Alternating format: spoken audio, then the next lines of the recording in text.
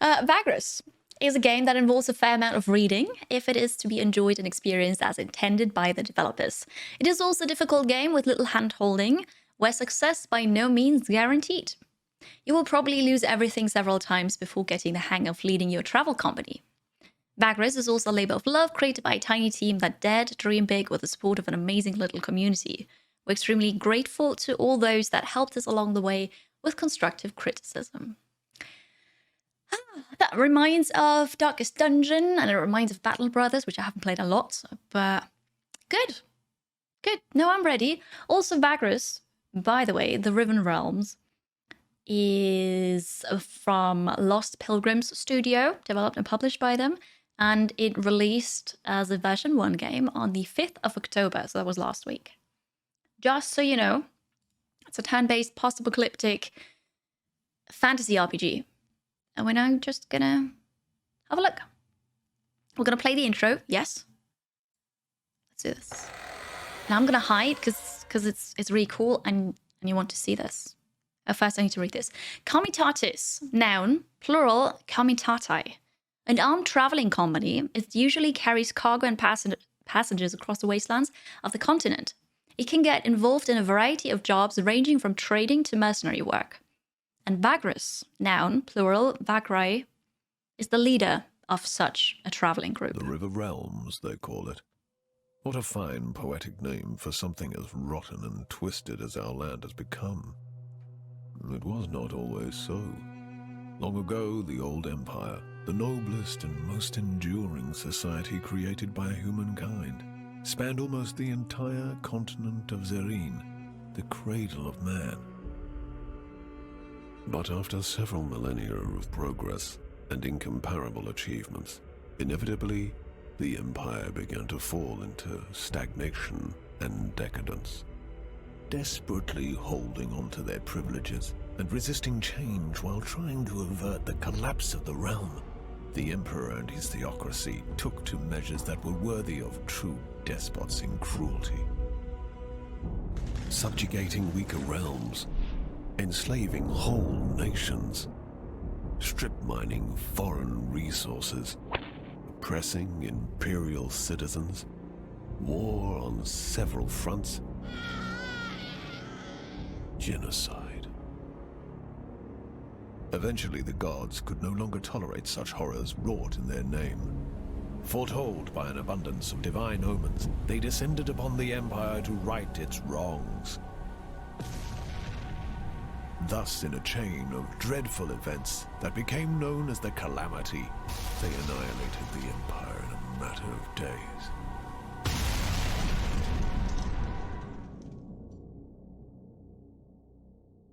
The gods then finally saw what they had done in their anger and confusion. It is said that so much grief and shame filled them that they were broken and they left this reality, never to return. The continent and its inhabitants seemed dead, but at length survivors began to crawl out of their hiding holes and faced a land that no longer welcomed them. Arcane anomalies, the fallout of the Calamity, now riddled the continent, and people realized that they had to share their new home with changed and twisted creatures. Terrible beings entered through the cracks in the tapestry of reality, arose to rule over the natives. In time, these new powers rebuilt the fallen empire in their own image, and the Riven Realms, now godless and vengeful, reincarnated from the ashes. The inhabitants of the land, such as I, now eke out a living under the crushing rule of the new empire. The continent itself constantly resists our every attempt at building a cozy home for ourselves. As travel is dangerous, many ventures specialize in transferring cargo and passengers over bleak and deadly leagues of land. Others try to take everything of value from said travelers, or attempt to find buried treasures among the ruins of the old empire. The leaders of the endeavors are, some say, the bravest men and women of the Riven Realms. Such a leader is called a Vagrus. A Vagrus, huh? Okay, so yeah, this is not going to be a happy game. It's also the classic response of the gods, right? Look what our underlings are doing. They're not behaving. Let's kill them. That might have not been a good idea. Let's just, pack up and leave. And then they go to the next world and do the same thing again, probably. So, great stuff. Yeah, but cool, right? I like the narrator. I like the atmosphere that it's creating already. Sorry. Here we go. Classic gods. Indeed, yes. Kids with an ant farm. Yeah, I suppose, yeah. Well, so let's have a look. Game mode, the Wasteland mode. This is the way Vagrus was intended to be played by the developers. The setting is a cruel, harsh, unforgiving place, and so the game will not pull any punches. Expect a steep difficulty curve and little to no handholding. Save often because you will probably run into dead ends and deaths from time to time. The game encourages to save scum. Or dissonance mode. This game mode is tailored more towards a narrative experience. Combat management and almost all other aspects of gameplay are less challenging. The result is a smoother difficulty at the cost of alignment, with a setting causing a certain dissonance. Achievements are turned off in this mode. Are you kidding me? I need my achievements. Wasteland. Nothing beside remains. Round the decay of that colossal wreck, boundless and bare, the lone and level sands that stretch far away. From Ozymandias by Percy Bysshe Shelley, 1880. I have no idea if this is lore, if that's true, but no, it's not early access. Full version came out. Ah, yes. A Vagrus. What a profession. Daring and savvy, always watching the horizon, always looking for an opportunity, and of course, for what is best for his comitatus, eh? And you are a Vagrus too, are you not? Of course I am. Many of your kind have I seen in my long life as a vagabond. Care to listen to a story about your exquisite occupation, good master? It is a tale of woe and terror, but it is also a tale that is true, as I have seen it with mine own eyes. I'm all for a tale. I like to listen to his voice. That's nice. All right, mystery. But yeah, no, this is not early access anymore. This is the full release, and there is more planned, so they're going to add more content, but basically this is the game, full version. The Mini Black Dragon says hi. Well, hi, Mini Black Dragon. Hello. No school today. That's nice. Have fun. Have fun hanging out. Everything not saved will be lost, and also everything saved will be lost, really. You know, it's turning off achievements, what's that? Definitely not. Little to no hand-holding means no tutorial. No, I actually saw that there's a tutorial for the world stage. I'm not sure about the rest, but I mean, it's a turn-based game. How difficult can it be? Hi, Bex. How are you today? Hello. Comitatus was in ancient times a Latin term for an armed escort or retinue. Cool. Cool. Hello, that cucumber. How are you? J Papa, welcome. Halloween, yes. All who wander are lost, maybe. So tell us the tale, old man. Wow. It'll at least help kill the time. Oh, and then we play Pilgrims of the Wasteland. Yeah, sure. Tell me the tale. Wise you are, good master. My tale is of a Vagrus, such as yourself, but one whose fate was cursed and wrought with ill fortune. It all happened a long time ago. 10 years, maybe more. I was but a passenger, travelling rough roads and forgotten ways with this comitatus, south along the feet of the great mountains of the west. He looks so grim. Okay, we're going to start the Pilgrims of the Wasteland campaign? Scenario? I don't know. It's going to be difficult. Oh, I might be sitting a bit too close to the fire. Yeah, it's probably very cold, you know. Very cold. Let's start this. So what are we doing? Scraphead. This comitatus I speak of, had fallen under hard times. Perhaps it was due to imperial harassment or unfortunate decisions, or simply bad luck. Hierophants, Saint of Rhodes, does not always smile on us mere mortals. But however it came to pass, their coin was drying up, and their opportunities seemed few and far between. One of the last chances their Vagrus saw was to travel to the remote town of Scrapheap and spend their remaining funds to stock up on cheap scrap metal. This metal could be sold for great profit over in the east and south. It wasn't a bad plan, truly, but it was not without risks either. No, that makes sense. That makes sense. I haven't played the demo. I don't know, but the Steam page says that this game is super difficult and it's very narrative driven, and you should play the free prologue in order to find out if you actually want this type of game. Did something happen? Usually I'm happy. Today I seem happy. It's a Monday. I like Mondays. No, nothing happened. But I had a good morning. But it's also cool that you noticed, because I didn't really notice. But no, nothing happened. I'm good. I'm good. Hold space or the left mouse button. Welcome to Pilgrims of the Wasteland, a standalone story of Vagrus, the Riven Realms. It serves as an introduction to the setting and also a tutorial to the game. It behooves you to read the tutorial text and follow the instructions to gain a better understanding of how the game works. The icon, the circle with that upside down teardrop icon, can be clicked in tutorial windows to show what the section is referring to via a pointer. Note that you have to be on the right UI screen for the pointer to appear.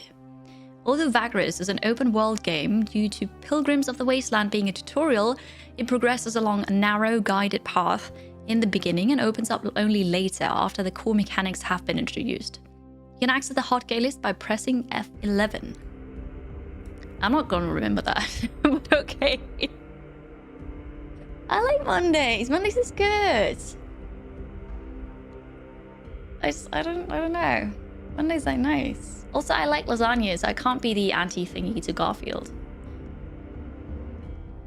I heroically defeated the bed dust monsters. That is true. I did that, yes. You don't find it that difficult, at least not as far as the prologue went. Okay, yeah, fair enough. We'll just see. Hi, waiter. How are you? On the campaign map, your Comitatus traveling company always occupies a node and moves between nodes through paths. Moving along paths costs movement points indicated next to each path. Yes, I see that. Every in-game day, you have a number of movement points to spend before you need to camp. I would assume that's up here. 9. Got it. To move, click on a nearby node and select Move from the radial menu. You can select a node that is further away. The MP cost of moving there will be calculated and the path highlighted. Okay, I need to move to Scrapheap. Cool.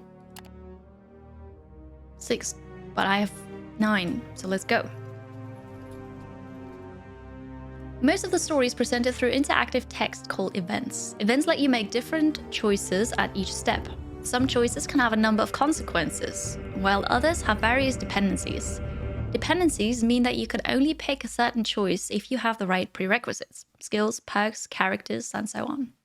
To select a choice, click on it, or use the 1 to 9 to select the one you like. Navigate this event to its end. Alright. Our first event. Look at the art style though, it's so detailed, it's really cool. Hear that hand? Skeleton hand? Super nice. Hi Elminster, hi. You want to see this game, right? I hope it's good. So far I like it, but then I haven't played yet. So we're playing the very narrow kind of tutorial scenario right now. I don't eat a whole tray of lasagna, no. I mean, we make it, but then not for one meal. Is this supposed to be a scary Halloween game? No, not at all. It's supposed to be a very challenging game, but it's got nothing to do with Halloween. Hi, Bolero. I'm great, thank you. How are you? Good to see you. Having gone ahead of the column with a handful of scouts, you watch from afar as your comitatus slowly trudges along broken terrain, making its way south ponderously among dormant geysers. All around you, the hills smolder lazily in the perpetual twilight. Are you alright? Javik's voice resonates with sympathy as he appears next to you on the ridge. You nod slowly, but do not look at him, your gaze lost in the distance where ash cloaks the horizon and the towering mountains to the south and west. You turn to your comms. Is that like from comitatus? The comrades? What? Okay. You turn to your comms and note his supportive smile. You and Javik have been traveling the realms together for years now. There's no person in the world you trust more than him, except perhaps yourself. I know you feel that your hands are tied, but like I said before, you made the right choice by leading us here. So then, what am I going to say? I don't know why we're here.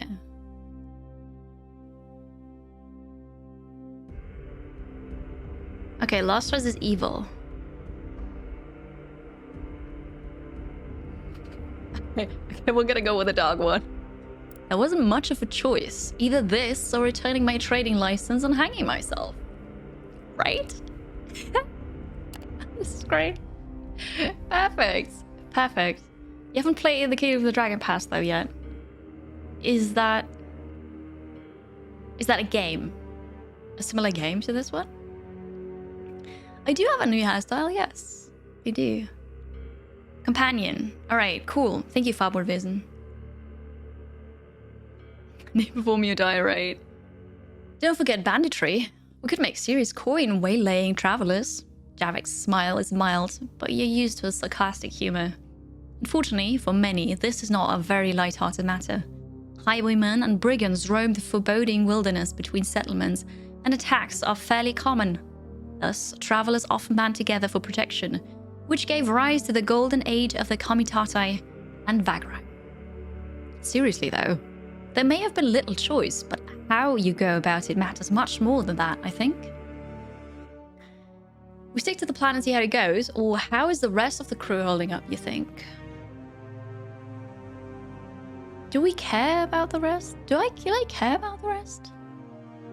Oh, I know, the tutorial's a bit railroady. I know they said that, but we kind of want to know how this game is played, right? So yeah. King of the Dragon, I haven't heard of that. So we stick to the plan and see how it goes. When text in an event is highlighted pale blue, it means that you have found a Codex entry. Clicking these opens the Codex and navigates you to the entry. Cool. The plan. You talked your traveling company into this a few weeks ago, but with each step towards the western mountains, more and more of them started to have doubts, such as the way of the road, perhaps. The plan involves a desperate attempt at squeezing a low-selling price for metal bits out of an old contact of yours in the town of Scrapheap, stocking up on said metal by spending your remaining coin, and bringing the cargo down south around the Molten Tongue to Devon via Avernum and Ash. There's a shortage of metal in Devon, and you know several buyers who would give a pretty price for your goods if you can only make it there before many others with a similar cargo do. Such contacts are the boon of the long decades spent on the road. Someone subbed. Thank you. Hey, Kiri. Have a nice week, Kiri Dance. Thank you. You too, Cousley. Have a nice week. Have a good Monday as well. Thank you very much for the 5 months already. Welcome back. Have fun with the emotes. Thank you, thank you. Tea for my voice. I actually had tea in the morning though. No, play as a loner, so screw the others, right? It's just gonna be me and you. Where was I? But even if Narbo, that villain, gave you an agreeable price in Scrapheap, the road is not without its perils. Sneaking through the gap between the dead forest and the Molten Tongue is inviting disaster, so it is not a path many Vagri would risk. And of course, if this fails, you are out of alternatives. Do you think Narbo will help us out? The old scavenger was never famous for his goodwill. Javik wonders. Okay, what's Scrapheap about? The Codex is a collection of entries you find throughout your travels. Entries contain information about the world and its inhabitants. When you have unread entries, the crystal on the cover of the closed codex emanates light. I don't even know where the closed codex is, but that's okay. Entries are displayed in list on the left. You can search entries and filter them by category using the buttons on the top. Unread entries are marked by a blue icon and appear on top, while already read entries have a golden icon. The text of the selected entry appears on the right. Information in the codex is supplementary. It is there for those who wish to learn more about the Riven Realms. We can close the codex and continue the journey. Good. You can open it again by clicking on the book in the bottom right corner. Okay. So there's lots of... oh gosh, there's lots of stuff to read. How much do we want to play the game, chat? And how much do you want me to read? Because I can do both. Hello, Kittylicious. Miss Bucci, good day. How's it going? Yeah. You? To me. Perfect, Elminster, thank you. See, that's a great thing about English, right? I meant you as in plural. But English is very arbitrary. There's that. Wondering, am I sure to read all the text aloud? It seems like too much text, and I may grow tired from reading before the stream ends. I might, but tell us a story. Read and read it all, and we'll see about that. So, all right. So we just opened the Scrapheap. I'm not going to read everything, but we're going to read bits and pieces, okay? Scrapheap is a town on the edge of the Imperial territory, just north of the Molten Tongue and south of Forest Shadow. Then there's a description and history, which is really cool. There's so much lore here. Okay, I'm gonna close this. What about the Molten Tongue? The Molten Tongue is the name of a region in western Xerin. It is a gigantic, constantly flowing lava river. That's pretty cool. I like that. What about Devon? It's the largest settlement of the otherwise scarcely populated upper central region of the Empire and its provincial capital. It's good enough, right? Avernum is a city, the regional capital of the Empire where the Molten Tongue meets the Smolderbone Flats. Super cool names. And Ash. Ash is a township between the Searing Plains and the Jagged Waste, aptly named after the permanent ash-covered plain that it was built next to. Okay, I need to read the description. The color of the ash-like silt here is grey, and this material covers most of Ash's streets and low stone buildings. Ash is as far as an Imperial road goes in the western provinces, and people claim it to be the last stop of civilization. These people have evidently never been to Ash, a hive of slaver scum and petty warlords barely contained by the small local garrison. Slaver pits and compounds with clay or stone walls surround the town, but there's no ports or proper wall here. The small Legion garrison is set up in an abandoned compound on the west side. It's so descriptive. I love it. This is super, super cool. The Dead Forest is a large woodland area which is counted as part of the Land of Shadows, situated between the Bronze Desert in the north and the Searing Plains in the south. Okay, what was the question again? What do I need to answer to? Oh gosh, okay. This is gonna be good. Hi the Not God, hello. It's gonna be one big reading session today. I think I need tea afterwards. Oh, Google Translate, but then it doesn't sound nice if you just have text-to-speech read it. No. Someone had a blast with world building. Oh, absolutely. Okay, so will Narbo help us out? So, one can only hope. If he's not willing, we must find a way to compel him. He has to help us out.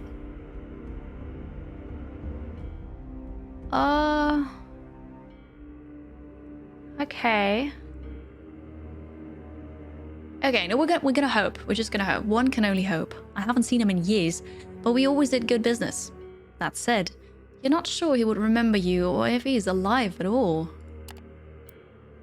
I'm sure such sleazy bastards as Narbo would remember all the business they've ever done, Vagrus. Javik rubs his chin absent-mindedly. You've seen this expression of his too often not to realize he's using his sorcerer's talent to read your mind. There's magic. There's magic. I mean, it's a fantasy game, right? Get out of my head! You know the rules. Sure, it's my head. It's just mine. Nobody else in there. I'm probably gonna read mostly everything, yeah, but that's okay. You know, it's my job. To be fair, reading is a bit different than just talking, but yes, I'm gonna do that.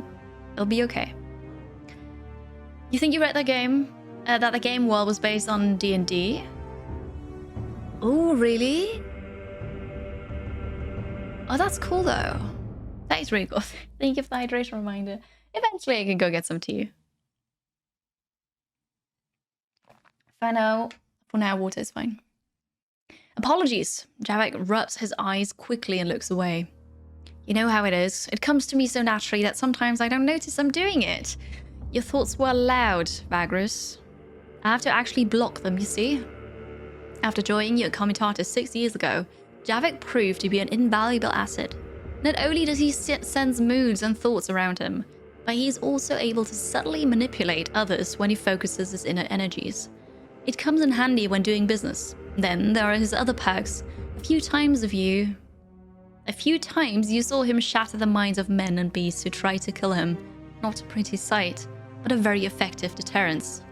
Yet, because he is not a trained sorcerer, at least not in the traditional sense, his abilities are sometimes difficult to control. You have become accustomed to his impromptu thought scans, while others find it less bearable to be around him. For this reason, he has kept his abilities a secret for many years overall, but you can't keep a secret such as this for long in those close-knit communities of Comitatus, especially not if you keep bursting minds and knowing things you shouldn't. So there are only a handful of your comms who put up with being near him for any length of time. But even so, he has not probed your mind in years. Certainly not on purpose, but neither by accident. Perhaps he's less in control now, which suggests he's more on edge about this whole trip than he lets on. Well, Dabrowski. Hi. Kiri dance, yay Kiri, story time Kiri dance. It is the story time, yes. Thank you very much for the 4 months. Welcome back. Hello. Happy Monday. Appreciate the support. Thank you. There's apparently lots to read in this game. I haven't really played yet, but that's okay. You know, we just have story time. That's good. Apology accepted. Yeah, sure. Apology accepted. You manage a faint smile. Let us return to the others and push on. There's still a day's travel ahead of us. Both of you head west to join the column. You go back to the Comitatus. As we were coming up to the gates of Scrapheap, this trash pile town of cutthroats and scavengers, we could see the vast mountain ranges of shattered Bivandar Thar looming ominously over the horizon, half shrouded in the gaseous vapors belched forth by the volcanoes in the far west. My companions prepared to do their business in town as fast as they could, not wishing to tarry in this notorious place. Wait a second, so the narrator was part of that group? Or was he the Vagrus? Do we know already? Have I missed this? Do we know? There is no character creation, so there are two scenarios, kind of, that you can play. The first one, what we're doing now, is basically the tutorial. It's very straightforward. It's very narrow, in the beginning at least, while everything is explained. And there is no character creation. If you play the other scenario, basically no tutorial, just you know how it works, or you don't want a tutorial, then there is character creation, and then you have this open world where you just do stuff, right? So in this one, right now, the scenario that we're playing, there's no character creation. Flashbacks when you used to play D&D and tabletop games with friends before the pandemic, right? He's a Vagrus like me. Thank you, Dav. Forgot that again. His name is Hold Space. I don't think it is. He was a guest. Okay, so he was a Vagrus. He's okay, good. Hello, Scrapheap. How are you? What's this? Oh, this is the Codex. Oh, you don't do here. This is the Codex. So when there's new stuff, this is glowing. I think it's glowing right now. But that's okay. Hello, Index Gnome. How are you? Can we... Guarding your camp effectively puts a strain on your guards. We'll continue onwards. At the foot of the ever-fuming mountains of the ancient dwarven kingdom lies Scrapheap, the town of scavengers. Debris and junk is piled into veritable hills, upon which the rickety homes of the decrepit inhabitants stand precariously. Ashling is everywhere, and the sun is almost always absent from the twilight skies. Deals are struck day and night over the precious metal scraps gathered in the ruins of nearby Dwenda Thar, while the Heap King oversees all from his dreaded tower. Shady eyes in soot-covered faces watch from under ash-laden awnings. Life is cheaper than iron here, some say. Track down Narbo. Oh, when a comitatus enters a settlement, you can select from a variety of options, each on its separate pane, revolving around resting, resupplying, and trading.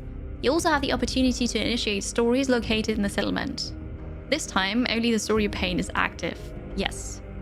So this is a story, I would assume, and then there's trading and resting and... I don't know what, and leaving again. So we're gonna track down Narbo. Can he be convinced to help you out? I don't know. I don't know. It is an adventure game. So, it's an RPG. It's a turn-based, post-apocalyptic fantasy RPG. I suppose you go on adventures, yes. But I wouldn't really call it an adventure game. It's glowing, I know it's glowing. You had a cold the last few days. I'm glad you're feeling better now. That's good. It looks like Morda. It doesn't look very inviting, doesn't it? Not very friendly. Hi, Paco. Good to see you, Pisserschlinge. Happy Monday. Hello. Arcagnello, welcome. You've gone from your own 80 hours of gameplay. Holy. Yeah, it's gonna be perfectly horrible, I suppose. I'm just playing the tutorial. We'll see. RPG stands for reading, right? It's the reading plot game, right?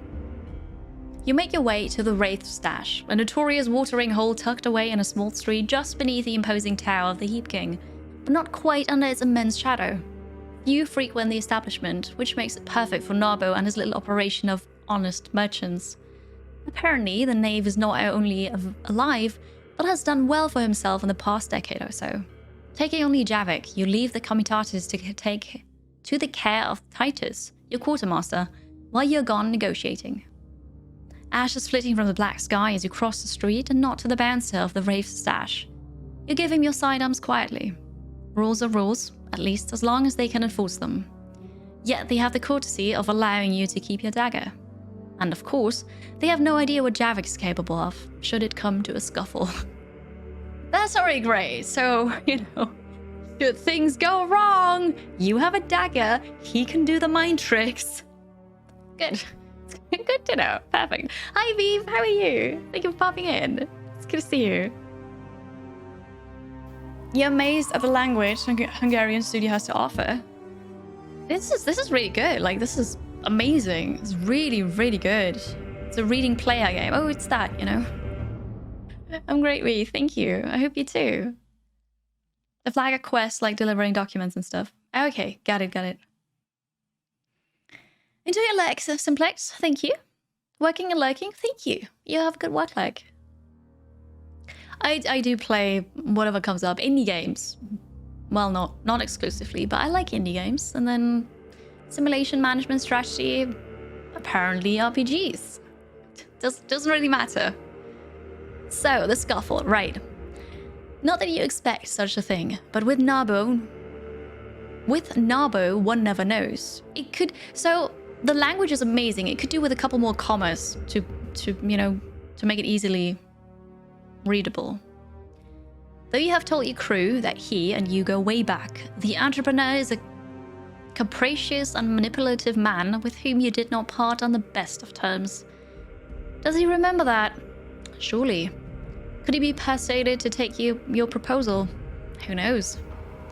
Your eyes slowly adjust to the dimness of the tavern's interior. Only a few candles and a lamp at the bar illuminate the common room. Shadowy faces turn toward you and observe you through the smoke. The bartender, a thick-set man in a dirty tunic, is chewing tobacco serenely. Above the bar hangs a skeleton of a large heap lizard on display. Narbo is sitting at a table in the back, his bodyguard half hidden in the darkness at the wall behind him. So, we're gonna make our way confidently over to Narbo. Let's go. This is apparently Narbo. This is apparently Narbo. Yeah, right? Pictures, right? The art style is incredible.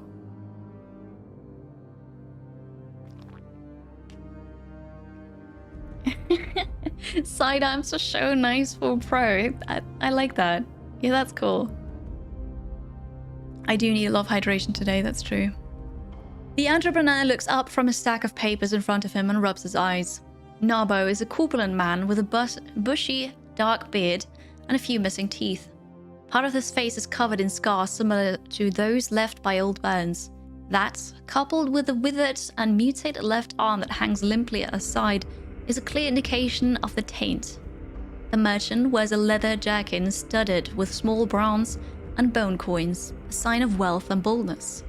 His bodyguard, a lithe man with tribal tattoos and an outfit made of leather, moves his hand calmly to a spear that leans against the wall. Narbo's small mouth falls open as a spark of recognition flares up in his eyes. No wonder it has been 10 years. I've got to swear, I don't like that. Games make me swear all the time. There's way too much reading for you. You love a book, but you don't want to have to interact with it. Have you not read those books as a kid where you've got the story and then just like here, you've got like 3 dialogue options or 3 options of what you do. And then for the first, you know, you continue reading at page 2. For the second, you continue reading at page 10 and so on. Do you not have this make your own story books? That's cool.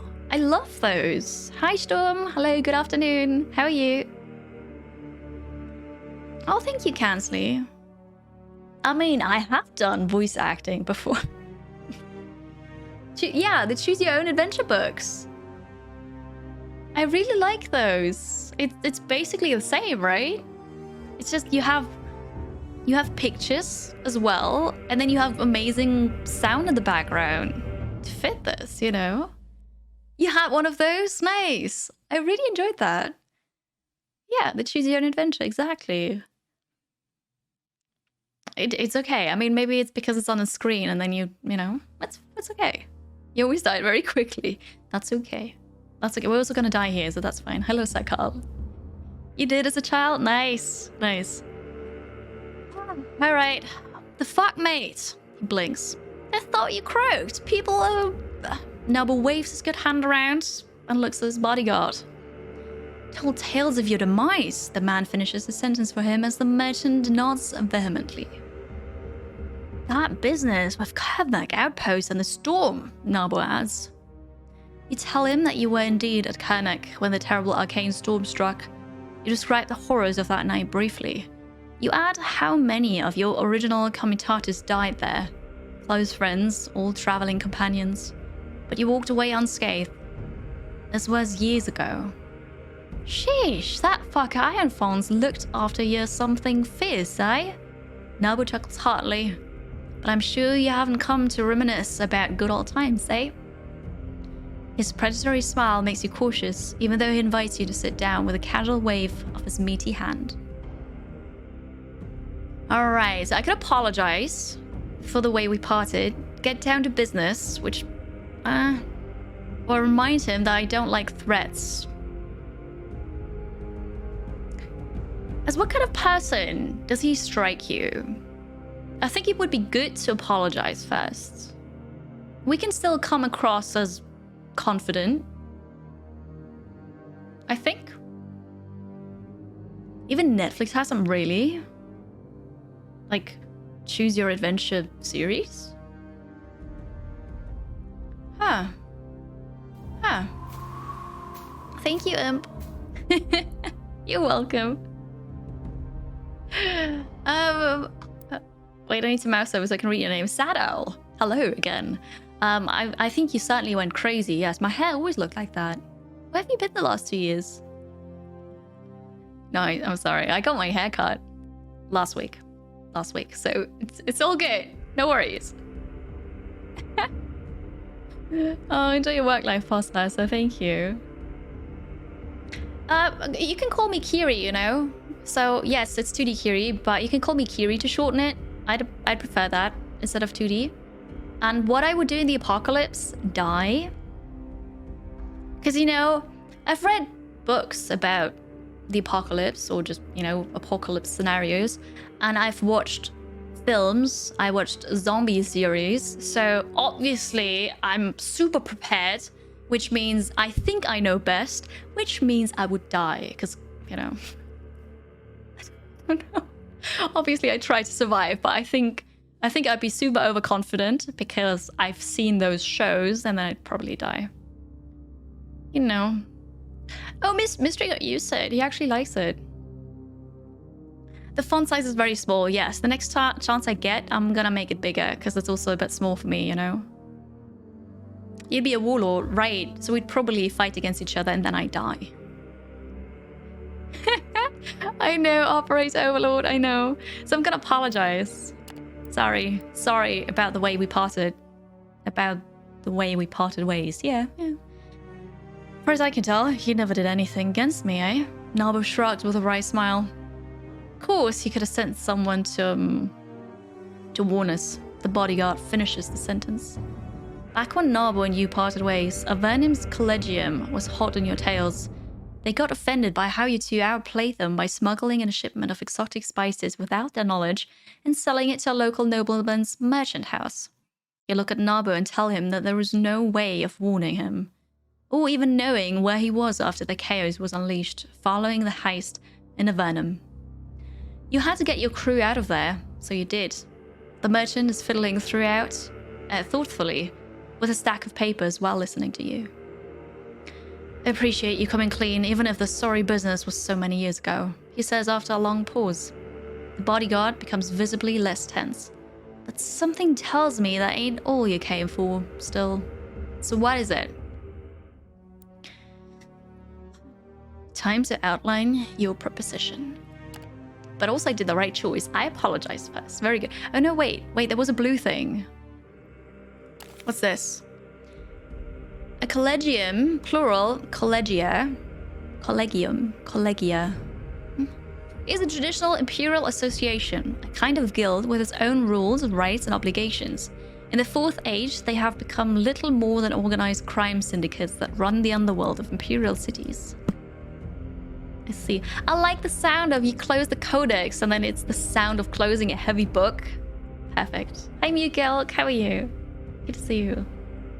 You always try to be the nicest person possible in these games. You always die early on in the game. Goes the same for Frostpunk, yeah. You can't be nice in Frostpunk and survive. It doesn't work that way. You have to be mean in order to survive. You know, for the greater good. You know it's rough. You explain to Narbo how you want him to give you a discount on the shipment of metal scraps, which you then would smuggle into Devon through contacts you have in the city's underworld. The profit on the shipment would be quite exquisite. You do not name your contact, but divulge enough of her that the plan looks solid. Buyers, you say, are lining up, expecting the shipment soon. Narbo sits in silence, eyes fixed on the table, as if listening to some noise from afar. He does not cut you off at any time during your proposition. At length, after you are done, he looks up and gives you a weak smile. That sounds like you haven't been thinking a long time about it, he says as he shifts in his chair. That's a correct plan, except for the part where I give you the discount for your asking and not much else. And I don't do that, mate. That would make me, An almoner, the bodyguard adds discreetly. That a word? Narbo looks up at him. When the man nods, he turns back to you. Aye, an almoner, see? I'm no almoner. You know you gotta do better than that. What you got for me? Okay, let's hope we just started with, like, the basics. And now we actually have something still to negotiate with. Not sure about that. The Kiri Syndicate controls the spice trade. Of course, yeah. Yeah. You have a cold? Oh no, Mugulk. Feel better soon. Get some tea, chicken soup, rest up. Hi, Tilgan Wrong, hello. Yeah, that's kind of what I said, right? I was talking about video games, you know? Tiny Happies, hello. Tell him that you will be in his debt. Oh wait, there's a tutorial thing. What are you about? Some choices have dependencies, meaning you can only pick a certain choice if you have the right prerequisites, perks, companions, resources, journal entries, and so on. Some choices involve tests that can be failed or succeeded with different consequences.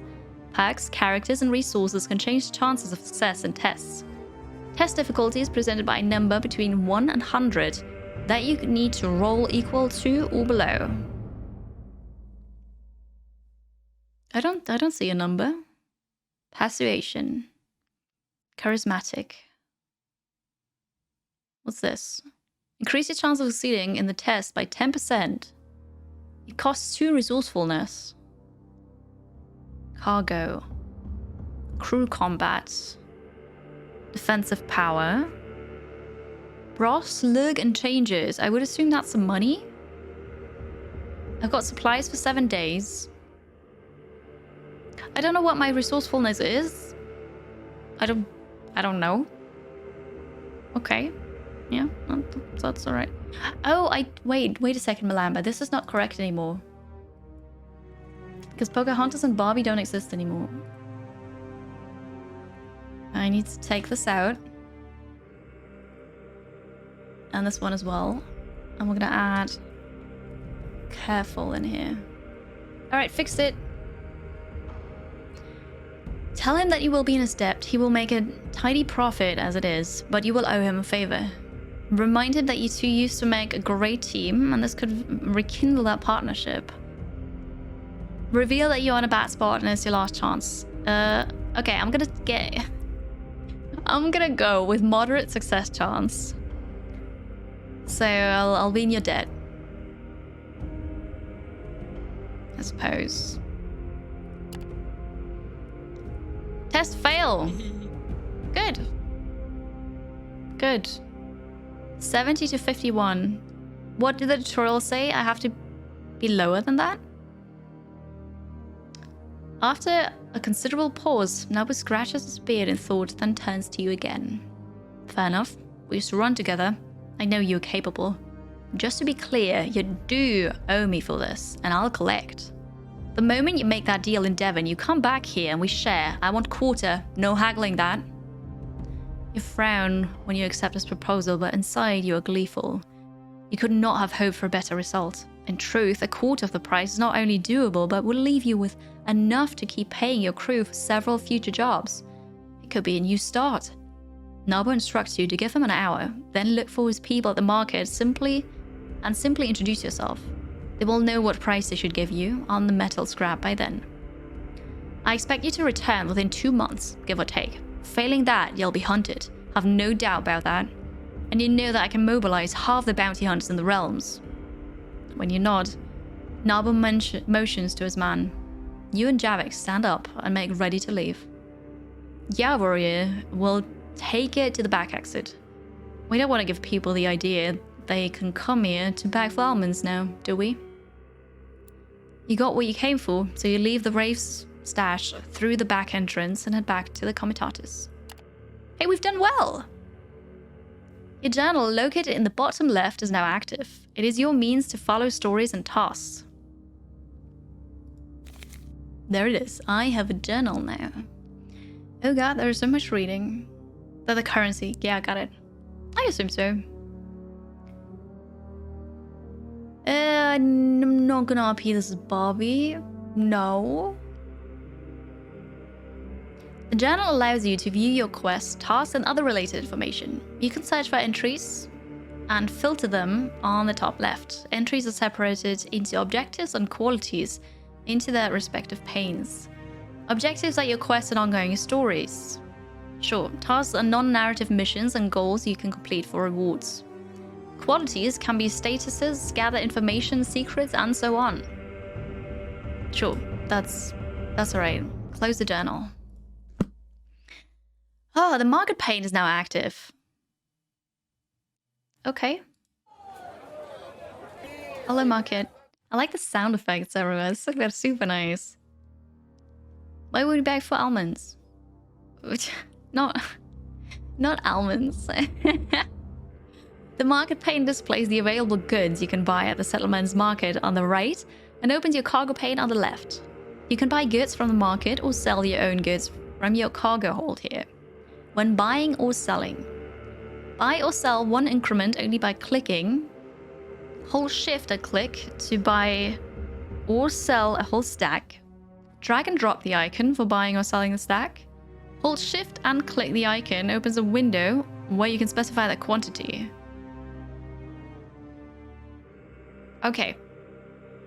Purchase 24 scrap metal. What is this? Is that food? Supplies. I love that we have this lizard as a horse. As a cart animal. Scrap metal. 24. I want to buy the whole thing. Max. Perfect. And additional supplies have at least 800. So that'd be 100. We're gonna buy the whole stack. Equipment that you can attach to the comitatus are sold on some markets or found throughout your travels. They provide bonuses and upgrades. You can switch between the market of goods and equipment using the buttons. Hi, 1 month already. How are you? Over the list of items on the market pane. Hello, Mickey. I'm great. I'm great. How are you today? Hello. Happy Monday. I hope you had a nice weekend. Thank you very much for the Prime Gaming for the 2 months. That's very nice of you. Thank you. And yeah, I'm doing great. I'm having a good Monday to start with. Very productive morning. And now I'm playing this new game. Now I'm reading this new game, I should say. But it's fun. It's fun. How are you? I can apparently outfit the beast, yeah. Switch to the equipment tab, yes. And purchase the awnings equipment from the market. Less consumption for workers and slaves. Linen awnings stretched over saddles and carts to block harmful weather effects and provide shade. That sounds great.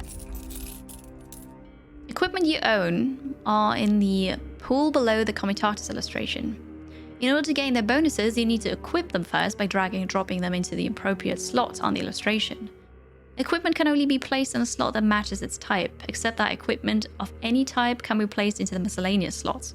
You can unequip equipment by dragging it back to the list. Okay. So now we've got this lizard thing with awnings. Super cool. Items. The third type of cargo do not take up cargo space and are not equipable. They are used and traded in certain events.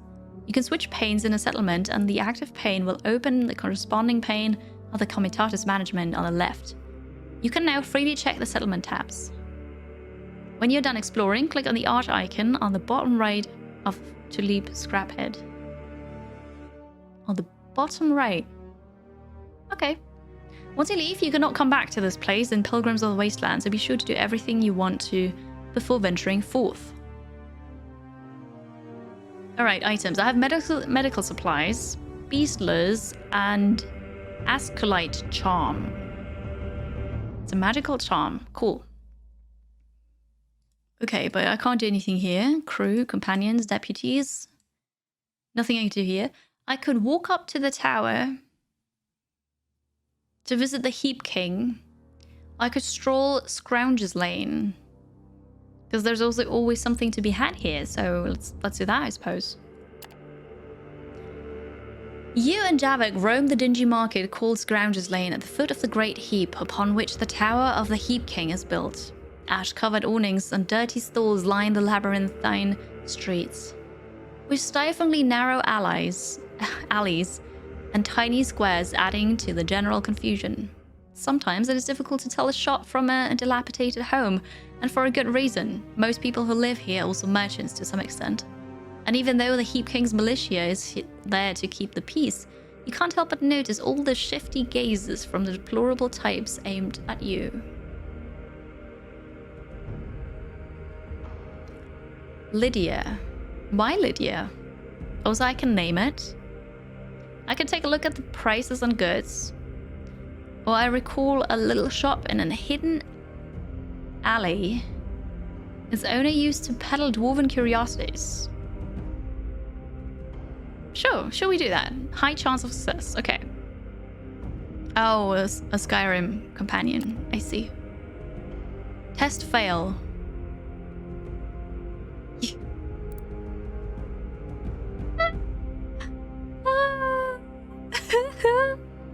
You cannot for the life of you find the small shop you visited years ago. It's probably gone. The shacks and shops shift here like the waves of the sea at high tide. I had a high chance of success, so this is great. Where's my streamer luck when I need it? Yeah, I'm gonna leave the market for today. It's been a long day. Goodbye. Let's just go. What's holy? I'm just gonna leave. The arch icon at the bottom right of Scrapheap. This is... What about the top right?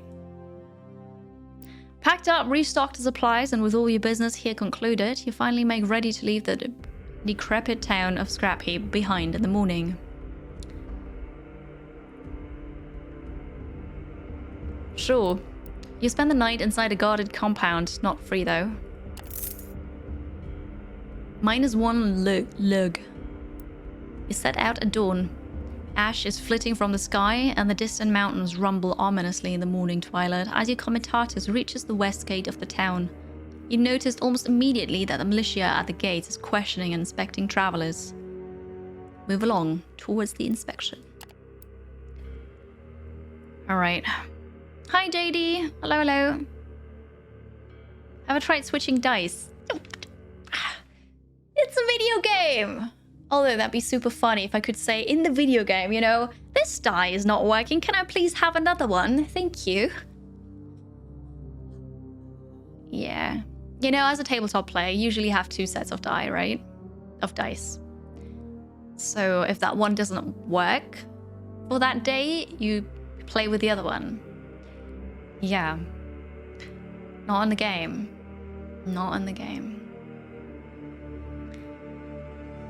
Have I succeeded in any tests so far? No.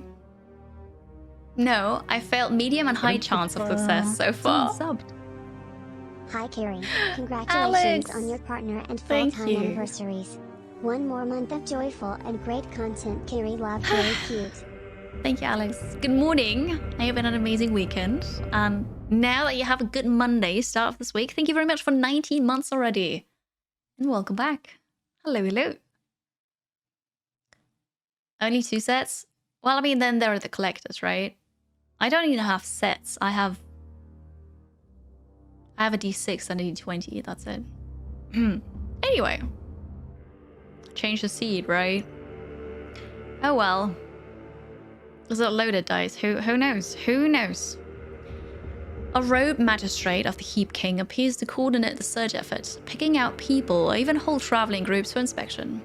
As your comitatus draws near, it takes only a passing glance from him to check you and your crew before he motions to the guards to let you through. You pass under the gates and out into the broken wastelands. The comitatus is well on its way to Scrapheap and is a mere dot on the horizon by the time Javak joins you at the front of the line. Just like I said, you made the right choice with this venture. Talk of how you may have saved us all is spreading like wildfire, he says with a faint smile. Of course, we do have to make it alive to Devon with the cargo. But it's a good start, don't you think?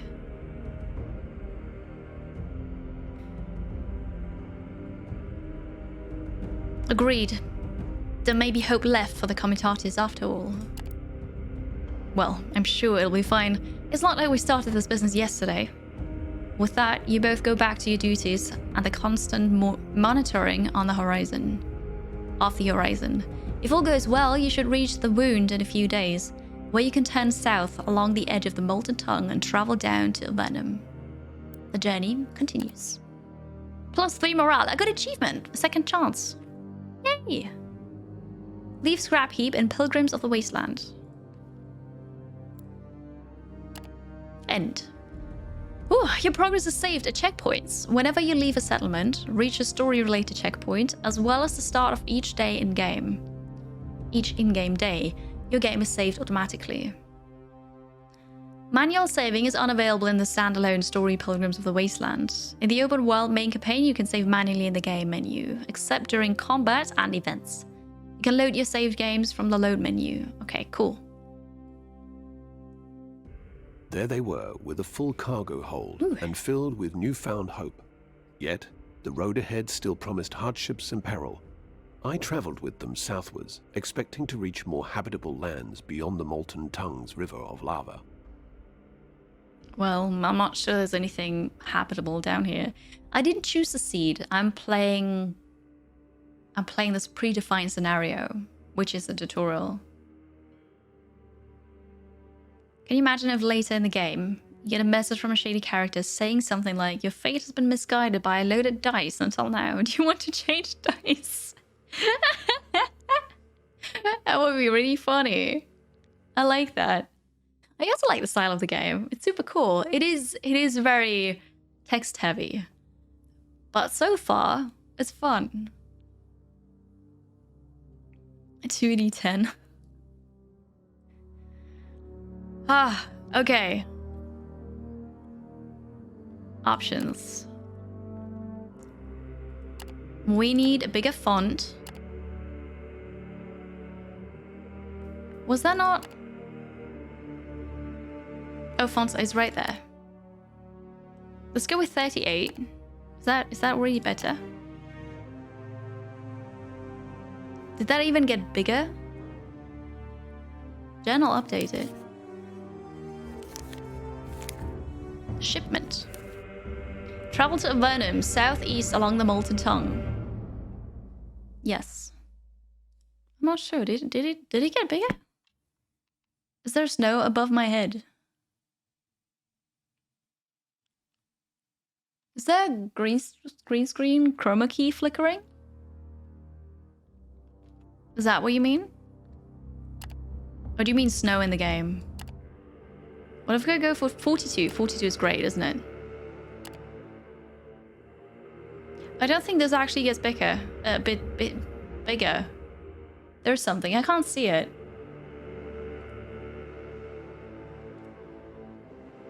Let me check this out. Oh wait, I need to go to the filter. Oh yeah, no, there is a bit. There's a bit of stuff here. Did I? No, I can't see the ghost. No, that's the wrong way.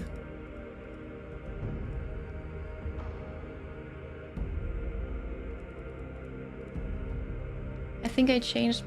Sorry, mic bump, probably incoming.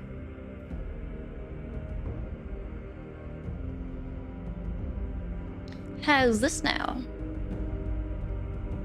I don't know why, but today my headset is pressing into my glasses. I'm not sure why. Hi, Alice. Hello. It's snow in the Kiri land. It's not snow. It's gone. Yeah, I changed the position of the lamp a bit yesterday. All right, we're good. Hello, Rings. Good morning. How's it going? Yeah, it might only be the text, so we'll just go with 42 now and see if that works. All right. I can go 9... I don't know, movement. The crew management UI is now active. Click on the sheet in the top left corner to open it. Ooh. Wait, I have slaves? I need that, of course. Maybe this is a 2DKiri game. I have slaves, guys. The crew management window allows you to manage your comitatus. Morale is the general mood of your comitatus. If it ever drops to 1, there's a chance that the comitatus dissolves and you lose the game. You can see the current effects of your morale below the rating. Oh, there. 7. It's keen. Good. Obedience indicates how satisfied your slaves are. Low obedience leads to theft, runaways, and worse. Be sure to guard your slaves with enough fighters and treat your slaves well, or punish them consistently to raise obedience. Okay. Alright. Nutrition! Shows how well fed your crew is. Low nutrition incurs penalties. Extra rations raise nutrition while starving your crew repeatedly lowers it. Okay, we're sustained. And then vigor indicates how tired the comitatus is. Low vigor results in penalties on tests. Okay, we are energetic though, never mind. I thought maybe that's why we failed so far, but no. And in a drastically slower comitatus, which can spell doom quite fast. You can see the current effects of your vigor below the rating. Okay, hold space, okay. Yeah, 2DKiri. 2DKiri is the thing, you know? I could get rid of the slaves, but then the slaves are working for me. I don't know what they're doing, but they're probably carrying the metal scrap that we bought, right? So I'm pretty sure we need them, right? I'm not sure what you mean, Lord Cucumber. The flames are here because of 2DKiri, and they're purple because purple is evil. It's like an aura. I'm not sure what you're interpreting in this, but it's not that. Upkeep is how much you owe your crew. You can pay them at the end of each day or keep collecting debt.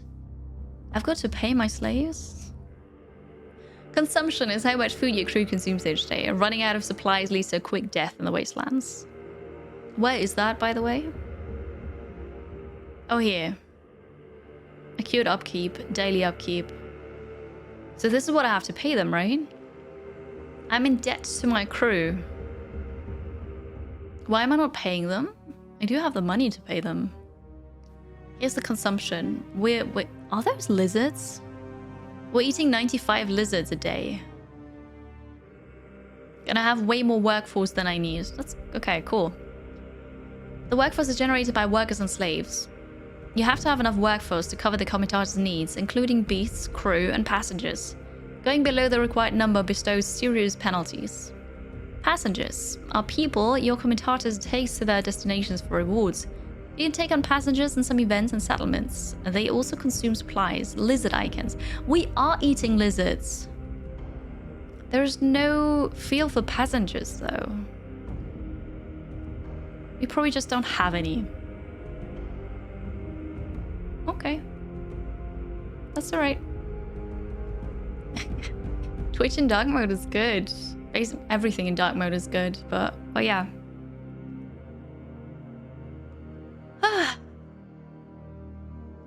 It annoys you when games invent money representing stuff that are basically gold, silver, copper, shuffles the color and renames it.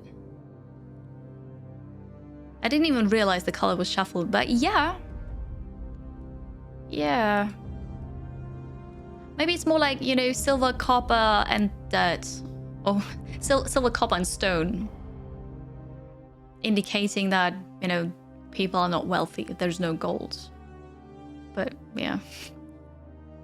I don't know. Here you can see the number of each crew and beast type you have in your comitatus. Consult the tooltip for each type to learn more about their role. Outriders are special because you need a fighter and a mount to be able to create an outrider by using the plus button. While outriders are excellent fighters, mounts without riders carry cargo. You can always dismount fighters using the minus button. Oh yeah, here's an outrider. I don't have any. I do have 2 mounts though. And I have beasts of burden. Add an outrider. Okay. Sure, I can do that. And closing the window. And then I suppose we're gonna continue onwards. And onwards again. You have run out of movement points and need to camp, ending the day. Being on the road all day, spending most of your movement points, lowers the vigor of your comitatus that you can replenish by camping. You can also camp earlier than running out of MPs, which helps raise vigor faster. Okay, this is the tent. At the end of each in-game day, the comitatus makes camp and settles down for the night. Supplies are consumed and the movement points are refreshed after camping. At each camp, you can decide to offer normal or double wages for the current day, independent of whether you pay them or not.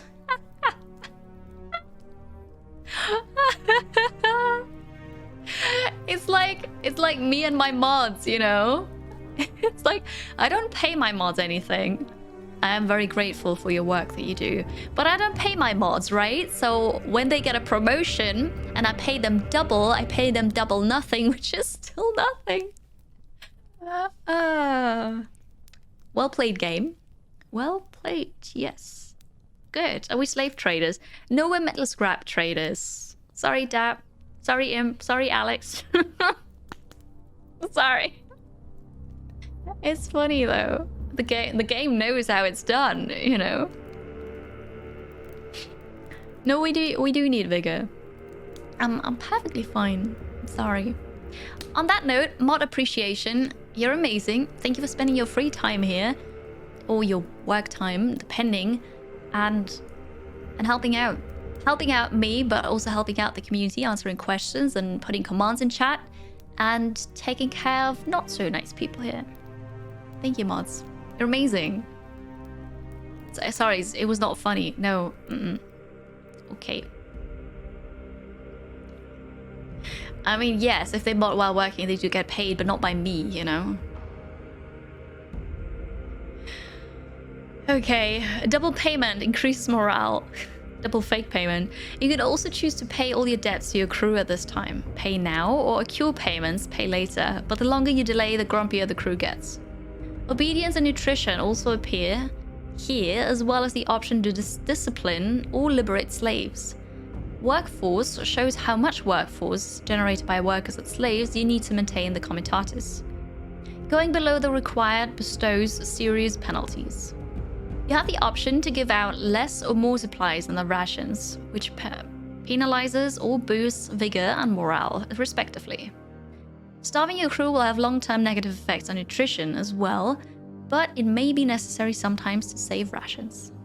All the lock icons allow you to save the current settings of the corresponding UI element so that it remains the same for the next camp. Okay. Oh wow, we're not done yet with the explanation. Nice, Hugo. I'm glad you appreciated that. I don't need to pay mods. I just release them from time to time out of the base, out of the pungeon, yeah. Yeah. True. Not right now, Dab, which is super nice. Under hunting and foraging, you can send your crew out into the wastelands. Also, this did not get bigger at all, by the way, because I changed the font size, right? But the tutorial text is just as small. Okay, base chances for those activities depend on your related perks, deputies, crew, and the region you are in. You can also see the expected yields below each activity. The cost of hunting and foraging is movement points or vigor, if I'm out of movement points. Hunting uses scouts and has a chance to get you a large number of supplies. Critical failure might kill scouts. Oh no. Foraging is more reliable but yields fewer supplies. It can use workers on slaves. You can add them to or remove them from the activity by clicking on the crew portraits. Hunting and foraging results appear after you end the day. Yeah, so I'm definitely not going to hunt then, because we've already established that I'm very, very unlucky in this. We need to forage. Yeah, okay. Yes, Sir Carl. Yeah. Unless moderators for like the super, super big streamers that have... what you did there. Time to pay my cult subscription. I don't know what you're talking about, Malambert, but thank you very much for the 117 bits. Thank you for the support. So there are super, super big streamers with thousands and thousands of viewers, and some of them pay their mods, yes. But smaller streamers can't afford it. I can't afford it. So it's just a People are nice. Have I tried being more lucky? I mean, usually I'm very lucky. Mystery plays this this mobile game on his phone where you have to open chests and flip cards and stuff. And if you're lucky, you get a really, really good reward. And most of the time, he lets me open those things because I'm luckier than he is. But here, not so much. That's okay though. The summary of what happened to your crew that day can be seen on the right. You could also talk to your companions using the speech bubble icons beneath their portraits. Companions heal naturally during camp. The chance of healing or worsening condition can be seen on the bar below the portrait. Using the button on the right allows to use the medical supplies for increased healing chances and effectiveness. Medical supplies are quite valuable and use them wisely. Healing results appear after you end the day. You must also set your defense orders for the night. A more lenient defense has a higher risk of a nighttime ambush and a negative effect on obedience. When you have set everything up, click the End Day button. Okay. I've acquired this for 1 day, but that's way more than this. Alright, I'm gonna pay you now. Because I have it. Okay. Obedience is submissive. That is okay. We don't need to change this. Rations. 100%, that's fine. Scouts to hunt. Workers to forage. You think that's gonna work out? -2 move. But that's the movement from this day still, right?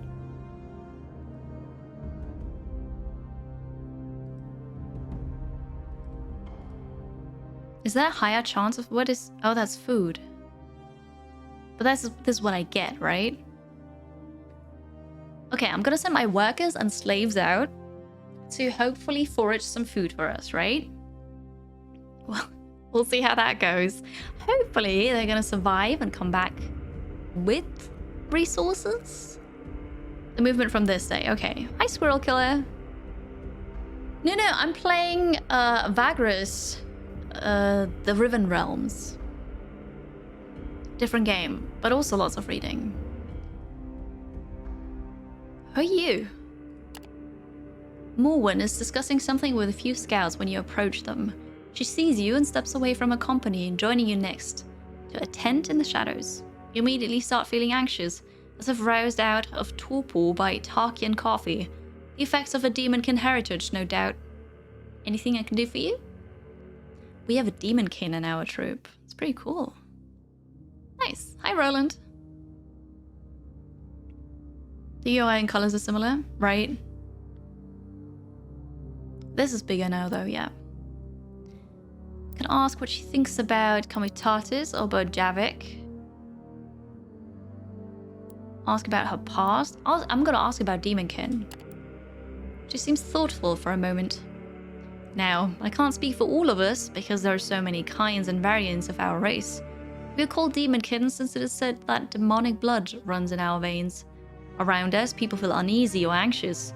Each of us has abilities that men of your empire do not possess. I can see in the dark. Cold gets to me slower, and my skin gets burnt less likely than that of humans. It's all very practical. Oh, and I have these. She points to her horns and bone spikes. Demonkin is a general name for the many changed beings that have demonic blood in their veins, but is specifically used in the context of Zarin. For those that are less than half demon, that is, those who have demonic ancestry and their grandparents are earlier. Cool. Yeah, that's alright. Okay, defense orders. If I post no guards, morale will be lowered. I can post guards, but then if I need 7 fighters, sure. No bonuses, no penalties. Sufficient armed. Okay, and I can't do the other. Oh, we're definitely gonna post guards. Sure. I think I've done everything. End the day. I failed foraging. I failed every single thing so far in this game. Oh, to test your luck on a daily basis, you had 2 identical keys, but only one of them could open your gym's locker room. You would bring both of them with me, try to open the lock, and every time, without fail, the first key that you've tried was the wrong one. Can't say anything, this is hilarious. Yeah. I know, nobody was harmed, nobody died. I got 1 supply. Well, look at that.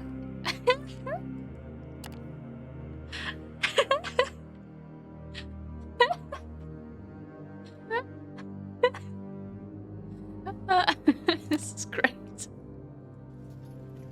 Let's go on. This is good. This is good. So, daily upkeep. I can pay you now. Save that. Save that. We're gonna. Oh, I can't do that right now because I don't have enough movement points, right? Yeah, you would have failed anyway. After a long day's march on the bleak skies and harassed by hot winds, the Comitatus finally settles down in a wide ravine. After taking care of camp chores and checking on all our comms, go to your tent and tuck in for the night. There are benefits to sleeping out in the wasteland. The silence is quite calming, tranquil even. Only the murmur of the distant fire-belching mountains, the whisper of the winds, and the occasional groans of your beasts can be heard. Except, something else is making a muffled noise you do not recognize. Your eyes flick open. Something is wrong. What in Tartarus is it now? You race to check it out. Something's happening. Maybe it's bad luck? Kiri going slowly mad. It is, Gambit. It is.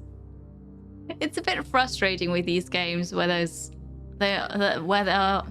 also don't need the fire anymore, where there are invisible roles involved, because it's nothing you can do, right? It's not about skill, it's just RNG. And I mean, so far I failed everything. It happens, but you know. Hello, Dabbing Dutch. It's actually not true. Nothing's on fire. No. Hi, Arstuck. Happy Monday. The game is good. It's a lot to read, and I'm playing the tutorial. I fail everything. Like every single RNG test that I had, I failed. But then it's nothing I can do. It's how it is. So, you know, a roll log. No. No, there isn't. But I failed. Yeah, I don't Dabbing Dutch. Certainly not. Leaving your tent and passing the sleeping beasts, you're just about to call to a guard when you stumble upon a large quadrupedal creature covered with fused bone protrusions. It is munching on supplies scattered across the ground, evidently from a torn open sack lying nearby. The creature is the Jakra, a wasteland scavenger that hunts in packs. Before you can utter a word, the monster charges you. And out of the shadows, Morwen leaps at it, tackling it aside and cutting its hide with her bone axe in a follow-up swing. You breathe out, realizing that she had probably just saved your life. Javik runs up to you just as the creature backs off and lets out a long howl. Let's move these accursed things, boss. Must have sneaked past the perimeter guards. They're trying to chase them off, he blurts out. As he does, you can hear yelling at the sounds of a battle from around camp. The wounded Chakra is joined by another one from behind a cargo pile, and the two of them start circling you. Javik steps beside Morwen as they get ready for the fight. Woo, fighting! Good, good. You can improve your rolls based on what you and your companions have for skills, actually. Yeah, but I mean, so far there's nothing that I could do to increase the skills. It's just bad luck. I know, yeah, he did say it was ill-fated crew. I mean, it's scripted, right? This is totally scripted, it's a tutorial, so maybe I'm supposed to fail this. I don't know. But it's alright. Companion combat is turn-based, where 1 to 6 enemies fight against your team of 1 to 6 companions.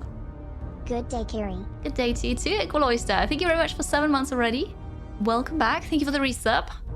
How are you? Hello. Have fun with emotes. You can use the skills of your companions to defeat your enemies, protect your companions, and set yourself up in advantageous positions on the combat board. Companion combat is made up of rounds. Each round, all the participants take turns to act.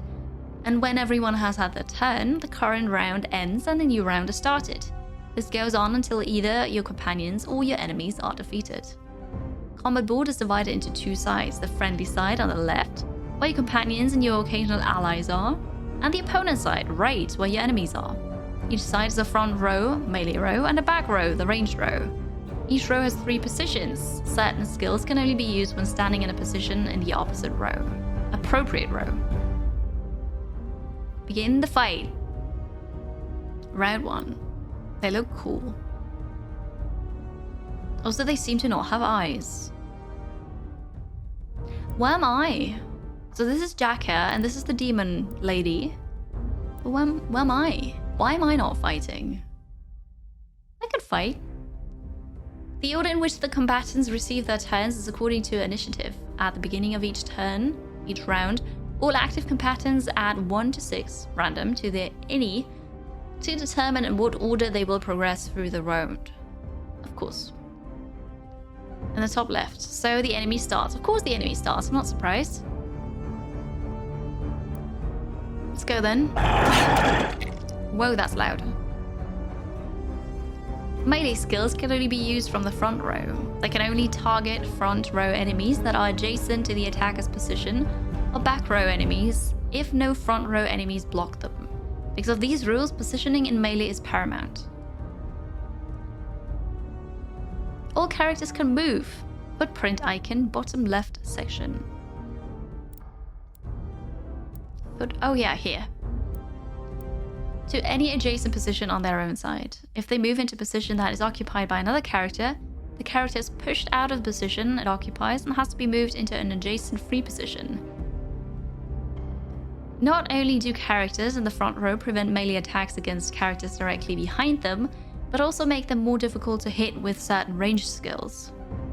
When you want to move, select the move icon and then target the position by clicking on it. Alright, I want you to move here.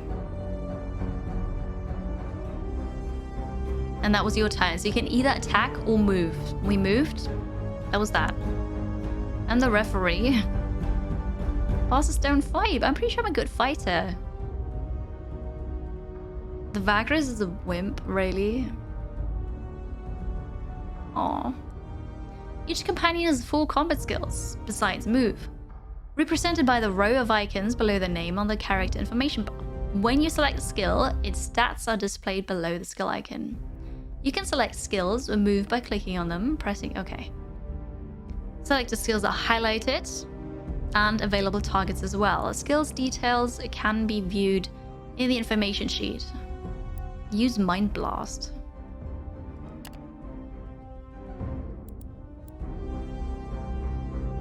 Select the available target. Is that not attack? Power 2, Vitality 8. Oh, that's your skills, right? This is great. I can't really see that because the tutorial... Oh, wait. Never mind. I can minimize the tutorial. Expected damage is 3 to 4. Right, there you go.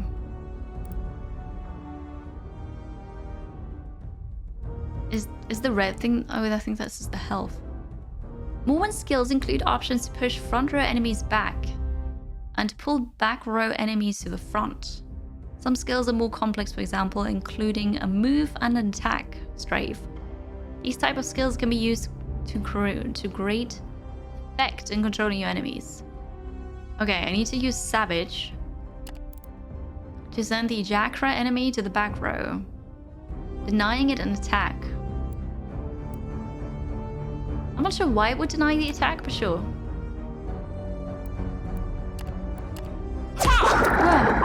Oh god, that's so loud, that scared me. Oh, Peter Baelish. Yeah. Yeah, they do look a bit similar. I can see that. Darkest Dungeon. Yes, I know the sounds right. It's a bit Darkest Dungeon, a bit Battle Brothers like. You can consult the combat log, the sheet at the mid-bottom, anytime to see what exactly occurred. The log is scrollable, but if you wish to see more of it, click it to open it fully. The character sheet can be opened by clicking its icon as the portrait. The full fit button at the character portrait allows you to pass your current turn. I can't... Oh, defeat your enemies, right? Oh, this is the character sheet button. Okay, cool. So I see...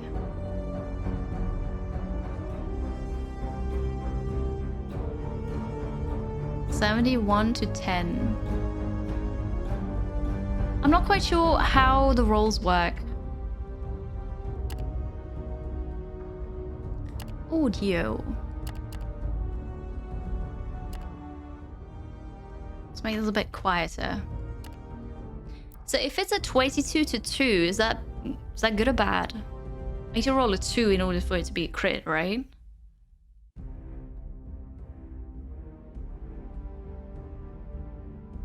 I'm not sure. A little finger impression. No, I can't do that. Battle Brothers, yeah. I played about 1 hour and that was it. So we need to win this fight. I have everything now. What's this? Receding swing. But that's melee, so we can't do that from behind. Hypnosis. Single target moves to where you command it. Premonition. Caster and a single ally receive a bonus for initiative, accuracy, evade, and block. That sounds amazing. Alright, we're buffed.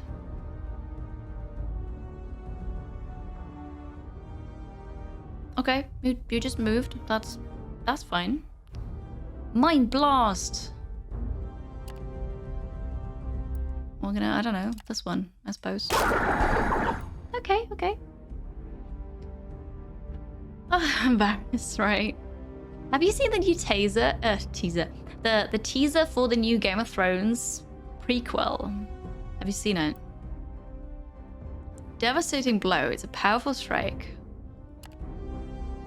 1 to 4 damage.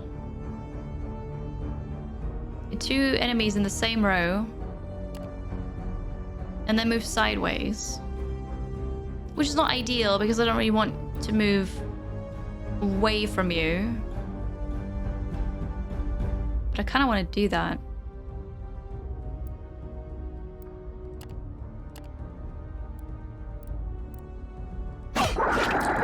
You evaded. Oh, come on. I moved that one away though, so that was good.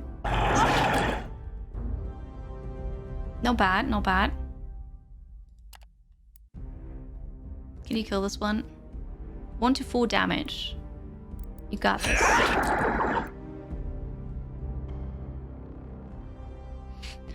Okay, you got this, right? Oh, that was... You're actually really strong here in the back. Look at you. Devastating Blow. 1 damage. It's only 1 damage. We're fine. We're fine. This is okay. I mean, we're not watching it later because I already watched it, but also it's copyrighted stuff, so I can't show that, unfortunately. But it's a good teaser. Hello, Phoenix. Hey, I'm great. Thank you. How are you? There's a recall coming. Yes, it's about the House of Dragons. The Targaryens. Graphics are nice, aren't they?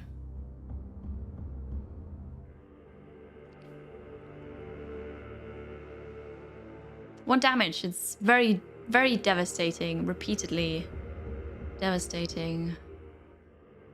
Ah, hi, dears Altalur. Good morning. How are you? The 2DKiri lie dead at your feet. Morwen wipes the foul-smelling blood from her axe blade as a guard arrives and talks to her. You okay, boss? Javik pats you on the shoulder. You nod, turning to Morwen as she approaches you. All hostiles are taken care of, she says. They got to some of the food, but we could take their meats and other parts to make up for it. Harvest the damn critters before going back to bed. Perhaps we will gain something from this in the end. Perk hunting required, but apparently I have that, so we're gonna harvest them. 2 ivory, 90 supplies, and 5 hides. Doesn't sound so bad. Let's go here. Your chart is now active. What does that mean? The chart is your tool in navigating the wastelands of Zerrin and planning your journeys. You can move around. Yes, okay. Any discovered settlement or point of interest can be marked by clicking on the icon and choosing flag icon in the bottom left box, which highlights them on the chart. You also have the option to navigate the Codex from the box. Mark Avernum. South of me.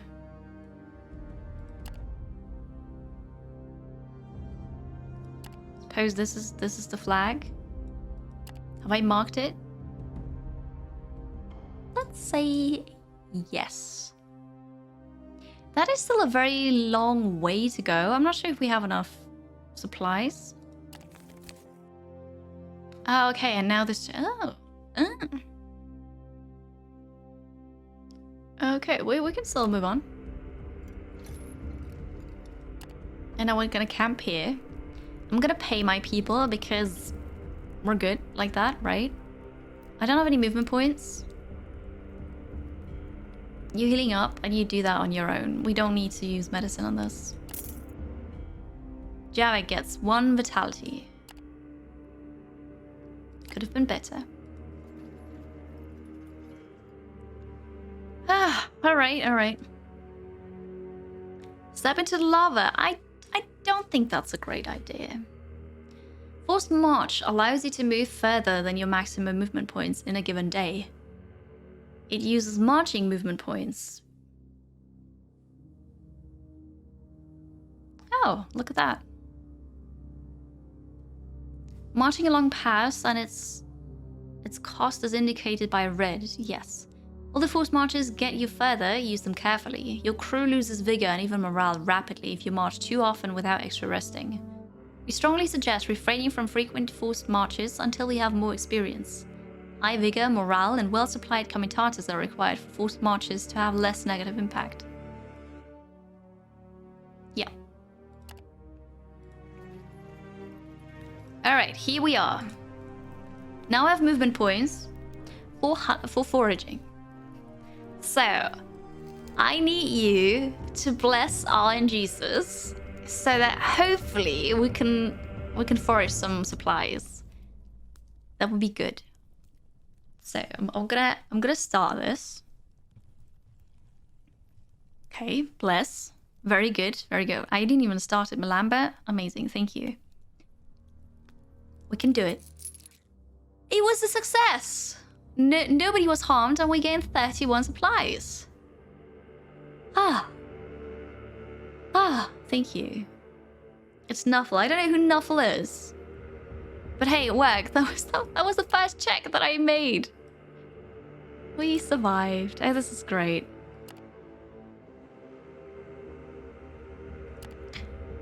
Let's just go over here. Oops. Woohoo. As the comitatus is scaling another stretch of black sand dunes, one of the outriders you had sent out to screen your left flank rides in on the line and heads immediately to you. You can see the man is in a panic right away from the way he hops off the saddle while decelerating and almost falls over. Before he reaches you, your guardsmen are already setting up a defensive perimeter to the east. You beckon to the beast drivers to halt the line. Vagrus, they're coming. I saw them walking over the dunes. The pilgrims are coming! A murmur of terror washes over the comitatus. Clearly your scout was referring to the last pilgrimage. This group of spectral horrors is known to appear out of nowhere and eradicate even large groups of travelers in a matter of minutes. Nobody quite knows what happens to those who encounter them up close, as nobody has lived to tell the tale. Some reckless people were reputedly able to take a peek at the otherworldly wayfarers, but during your many years as a Vagrus, you have never met any such person whose story was credible. You know all too well that if your outrider tells the truth, and you see no reason why he wouldn't, the only chance of survival is for all of you to run or to hide.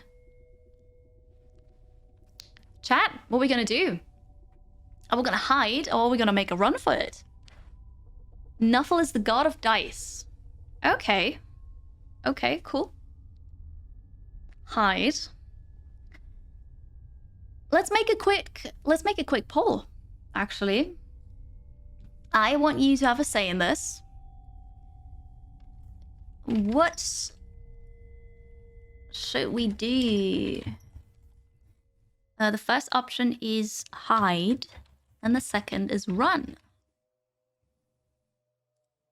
Okay, you have 1 minute to vote. The poll is above the chat. If you're on the phone, you can type /vote /1 for hide and /2 for run. Vote, and we see what we're gonna do. Pilgrims were good for trade. No, apparently not. Last pilgrimage is a magical phenomenon and one of the great mysteries of the Fourth Age. Originally a group of pilgrims walking in penance to the capital, they were turned into a host of wandering spectres that haunt the forsaken reaches of the Empire. We don't know what they look like. Well, I don't know. People leave. My hair is really annoying today. I don't know why. The march option. Right, no, that's true. We're gonna hide. Alright, 69% want to hide. We're gonna hide then. That's okay. I can't attack. That's not an option. Try to find a place where you can hide from last pilgrimage. Outriders you had sent westward report that there is a rocky area not far away. After heading west for a quarter of an hour in great haste, the Comitatus finds a stretch of badlands crisscrossed by shallow ravines. The jagged, tall rock formations here are half covered in the fine black sand of Arenas Negras. Already the scouts are busy setting up hiding places among the rocks and gullies. You're all behind cover in a matter of minutes. Everyone settles down, and they either pray to whatever gods they believe in, or prepare for a desperate last stand. But what about you? Perhaps there is a chance now to take a look at the last pilgrimage from up close. No, surely it would be insane to attempt such a thing, wouldn't it? As you're pondering this, the wind picks up from the northeast, carrying with it clouds of black dust, the perfect cover for spying. There is still time before the storm hits with the full brunt of its force. Happy Monday, Shad. Hi, how are you? I'm not sure if it was an FFZ bug. Sometimes you might need to refresh for a poll. It was only a minute, so it was really short. Take a peek. So creep out among the dunes under the cover of the storm and try to take a peek at them.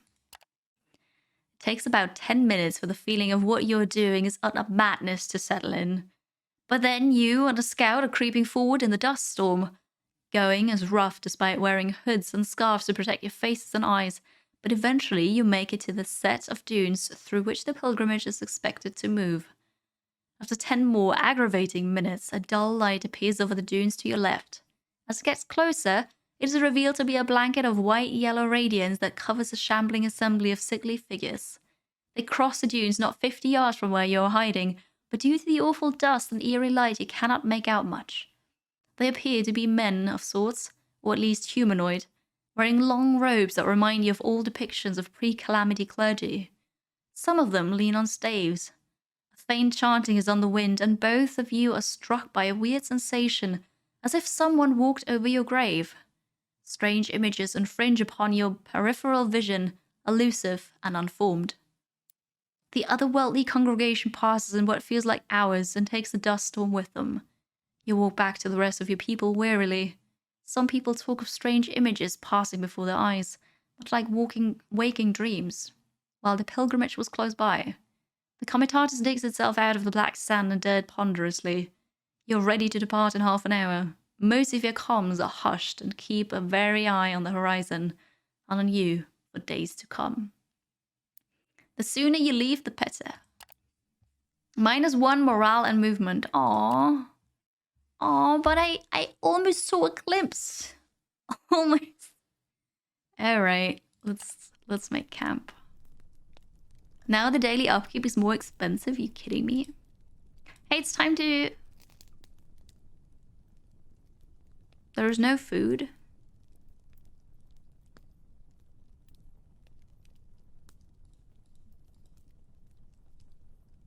There's no food to be had in this area.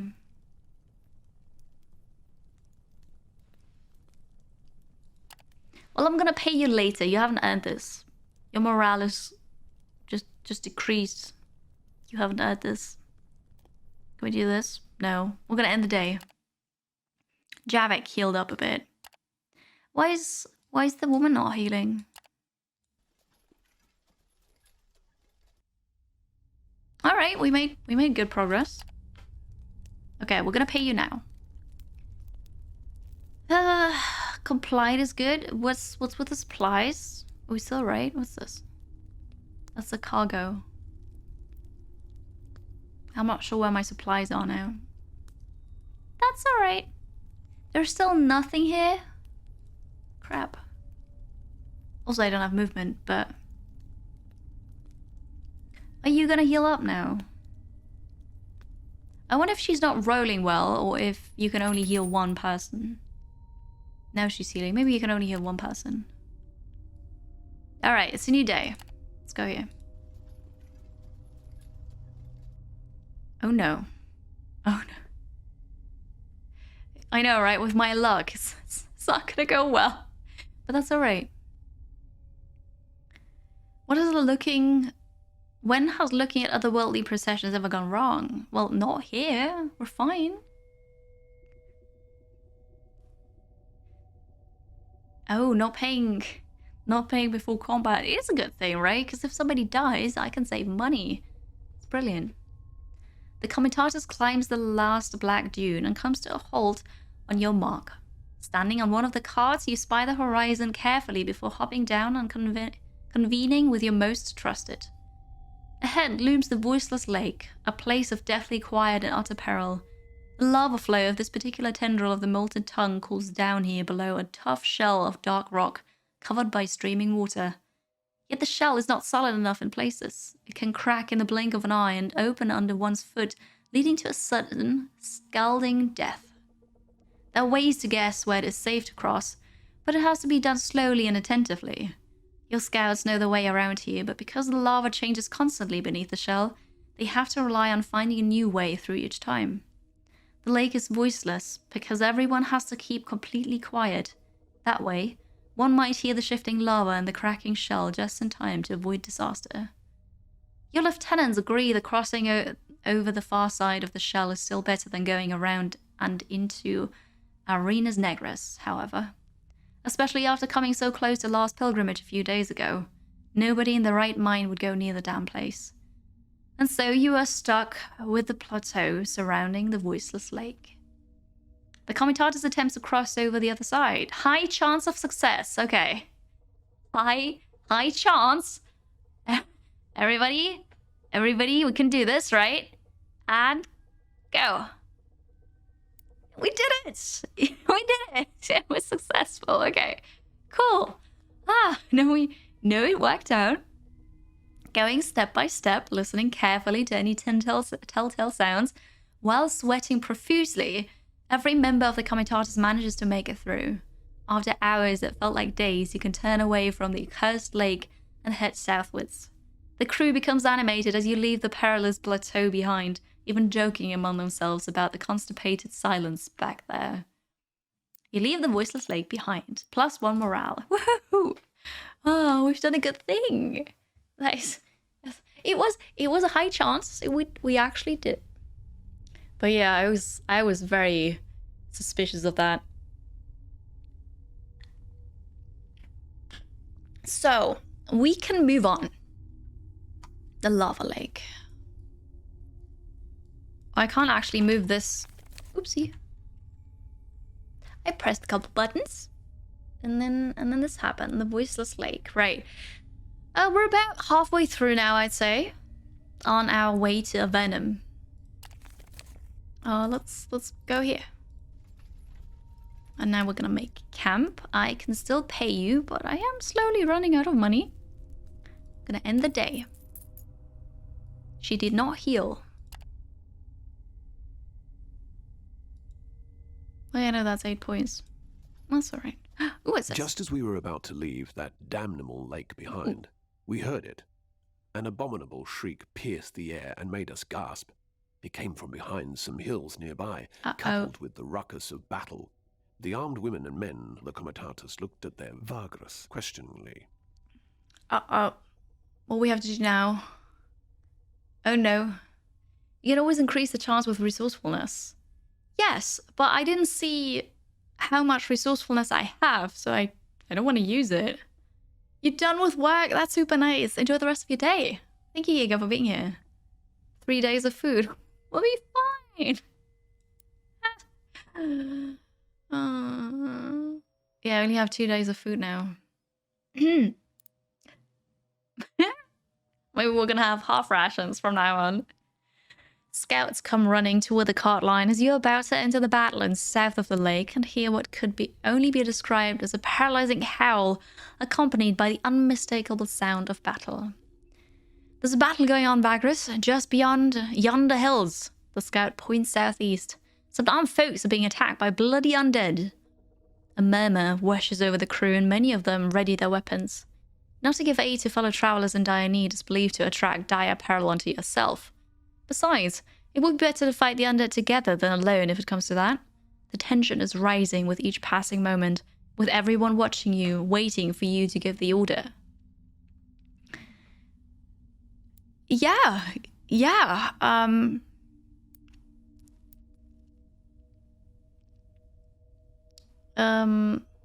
Alright, have the scout tell you what exactly they saw.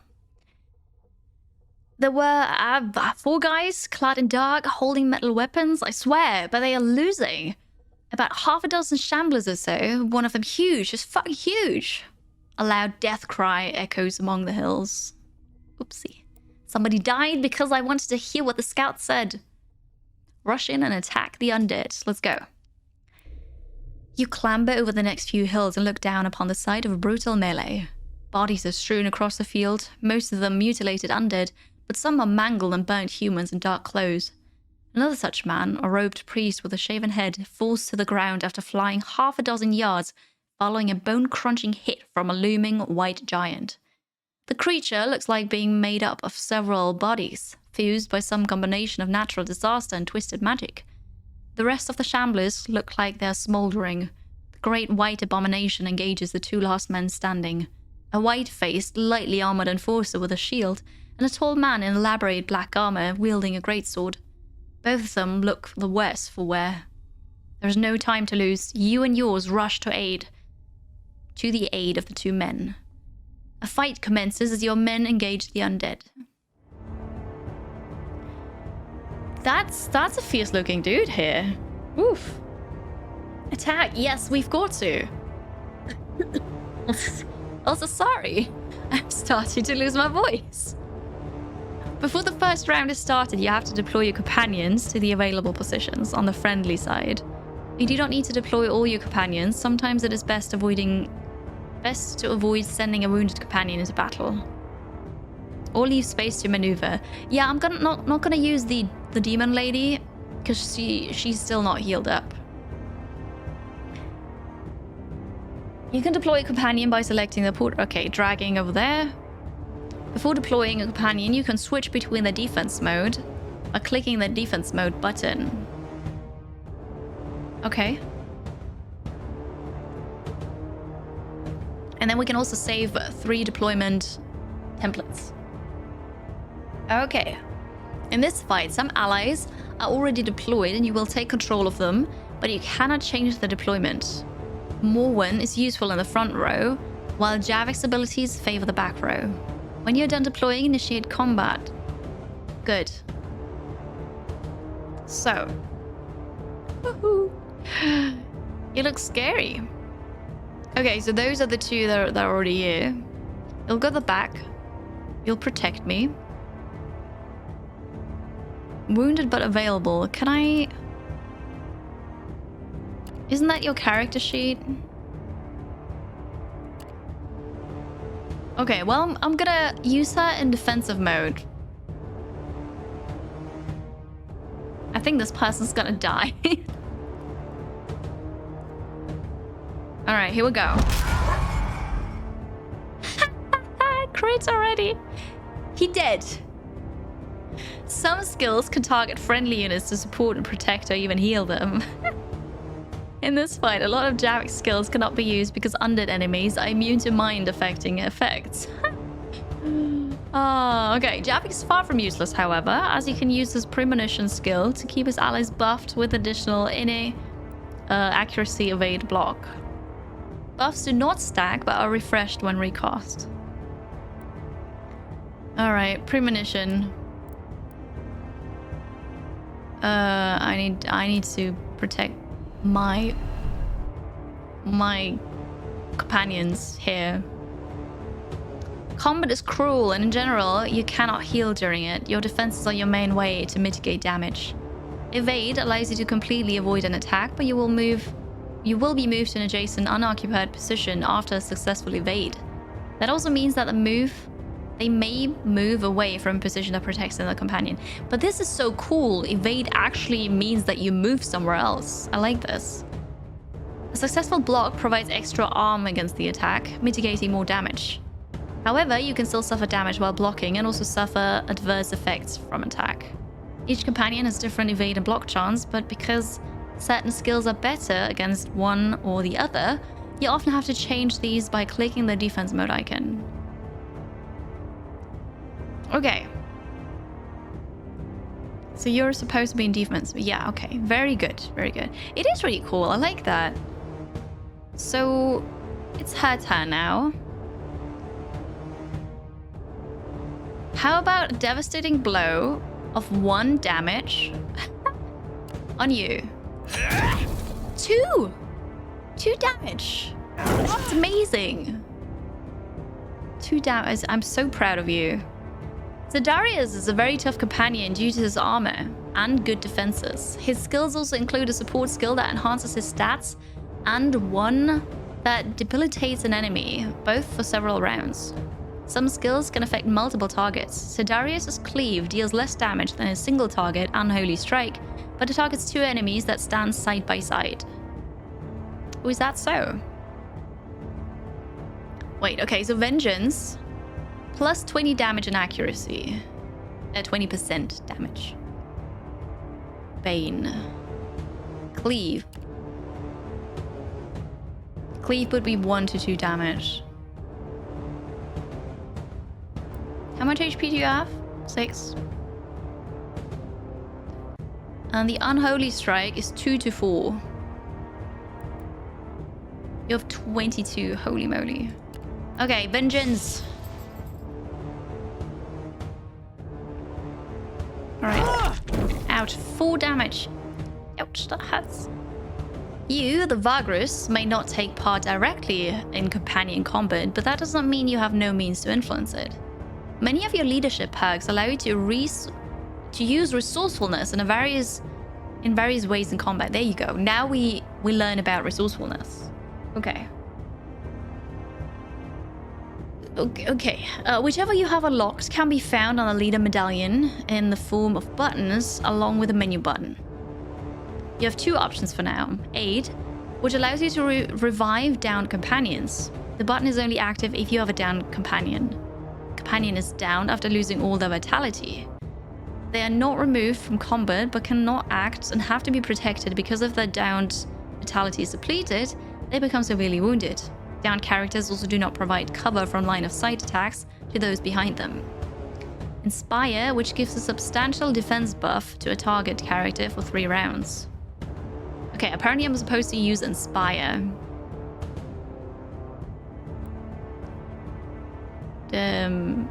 Inspire.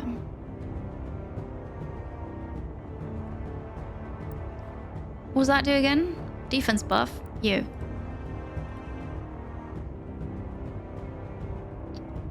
Alright, Javik. Premonition. On you. I gave that to you earlier, didn't I? That's alright. There's some weird thing going on in the battle music where it doesn't loop nicely. I don't like that sound. Shall we try another devastating blow? We killed it! Look at that! She's finally rolling well. Rolling effectively. We're gonna use cleave now. Block and miss. Good. Good. She's about to die as well. This is good. Oh god, what did you do? No.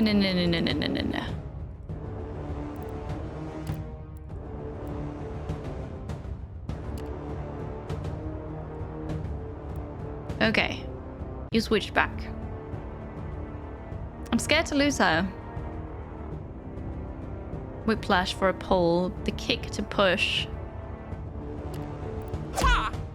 0 damage. It's okay. It's okay. Ah, unholy strike. I can do this. I can do this. Oh no. No. No. The companions. When can I use this again? The companions is down after. Oh, I already know that. Like I'm severely wounded. Yeah. I'm aware. It's not my turn. Wow. Oh, come on. Why'd you do that again?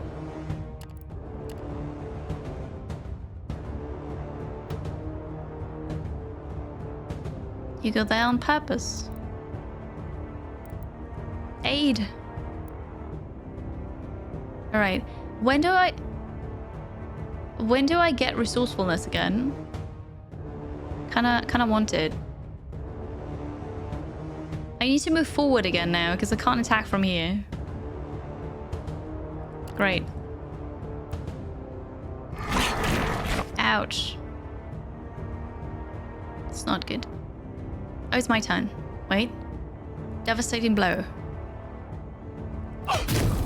Well, at least that's full damage. That's good. It's very good. It's her attack. Her thingy again. Kill it. Kill it with fire. Okay, there's only the big one left. Whew. Whew. Javik. What's this here? Immune to stun, immune to fear. BLC. I don't know what BLC is. But hey, premonition. We're good. Unholy strike. You can do this. 2 damage. 2. Oh, it's great. That's perfect. You know. And this is really not working. Are you sure? Yeah. Well, I thought I'd try it.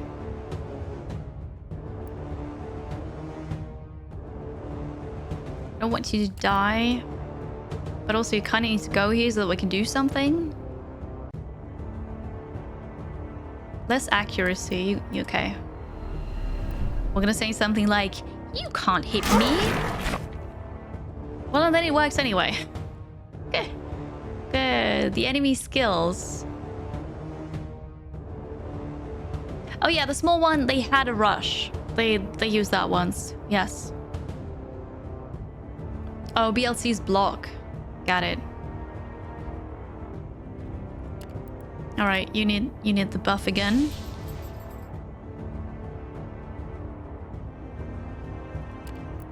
Ah, we can do this, right? I missed. That's great. With higher accuracy. I missed. Of course I did. Of course. Yeah.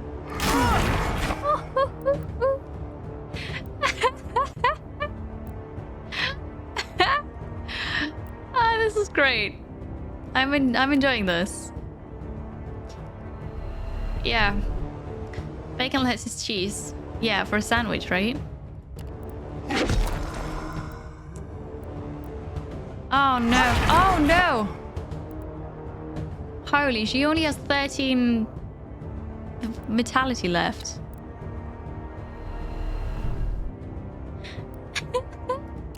She dead. Ah, oh, come on. Yeah, she did. What happens?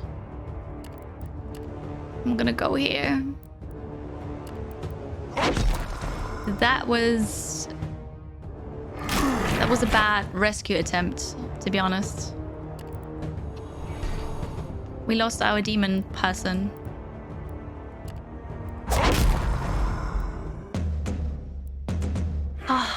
Is that really a victory, though?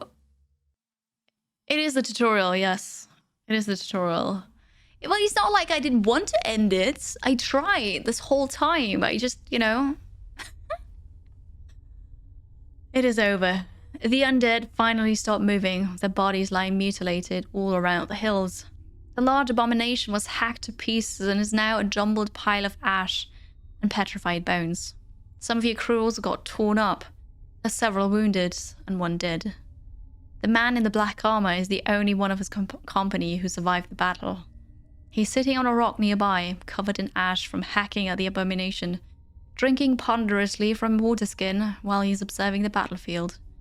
His grim gaze wanders from one slain companion to the other, as if wanting to make sure that all of them are dead. At length, his piercing gaze finds you, and a chill runs down your spine. There is no doubt in your mind that the man and you need to talk. You walk over to the black-armored man and address him. I lost a fighter. Well, I did lose a bit more than that, yes. A costly victory, but a victory nonetheless, right? Deadmon, yeah, it was a Deadmon, not a demon anymore. I would hope that we could get the monk as a replacement. You walk up to the man and offer him your hand. He looks you up and down in a fashion that suggests mild contempt. His great sword, forged of steel, lies across his lap. He does not take your hand. You seem to be the leader of this. The man is looking forward as he eyes the comitatus. Company of travelers. What is your business here? The bluntness of the question, coupled with the man's evident hostility and ungratefulness, leaves you speechless. Perhaps it is for the best. You notice that the man is bearing the symbol of Zergorod, which should make you cautious. It's a god of vengeance, anger, malevolence, and curses.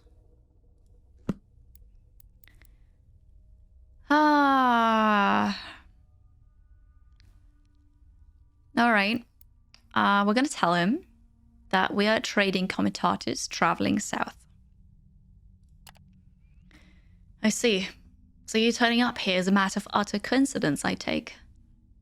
When you assure him it is, he narrows his eyes and pierces you with his gaze. There is a tense moment that seems to take forever. You are truthful, Vagrus. Commendable. The man rises from the rock. He towers over you now, and it dawns on you that the war gear he carries makes him either a very rich or very powerful person in the metal-starved world, or both. I am grateful for your assistance in the skirmish, late as it was, he says, turning to look at Javik, who appears at your side and bows his head to the man. Without acknowledging your friend or his greeting, the armored fellow turns to you again. My name is Sidarius. I'm a knight of Orders Negris Solis. By aiding me, Vagrus, you have aided Imperial law. You must have some questions of your own. Now is your chance to ask them. Orders Negris Solis, the Order of the Black Sun, is the first and foremost knightly order of the Empire and one of the religious orders called the Pillars of the Empire. Sure. Best not make him wait then. Never help out people in need. Yeah, because then, you know, my demon companion wouldn't have died. Zedarius stands before you, head cocked to the side, his blade resting on his shoulder, awaiting your questions. I'm gonna ask him about the Knightly Order. The Order of the Black Sun is one of the Fulcamus Imperium, as you know. We adherents of Saragorot and Azkul. We are the best of the best, and forces of the Empire hunting down criminals and traitors, guarding our great leaders and leading military operations. This hunt was also one such task we typically undertake. From the way he speaks of the Knightly Order, it is clear to you that Zedarius is utterly dedicated to it. Don't think he's going to join us. Ask what he's doing here. I and my companions came here in search of enemies of the Empire, to smoke them out of their hideout there in the wilds. It was supposed to be the last glorious battle, concluding a long investigation that took months. As you can see, it went down quite differently. It is now my assumption that we've been betrayed and a trap was set for us. The traitors we were supposed to apprehend lured us here along with these undead and hoped to see us all slaughtered.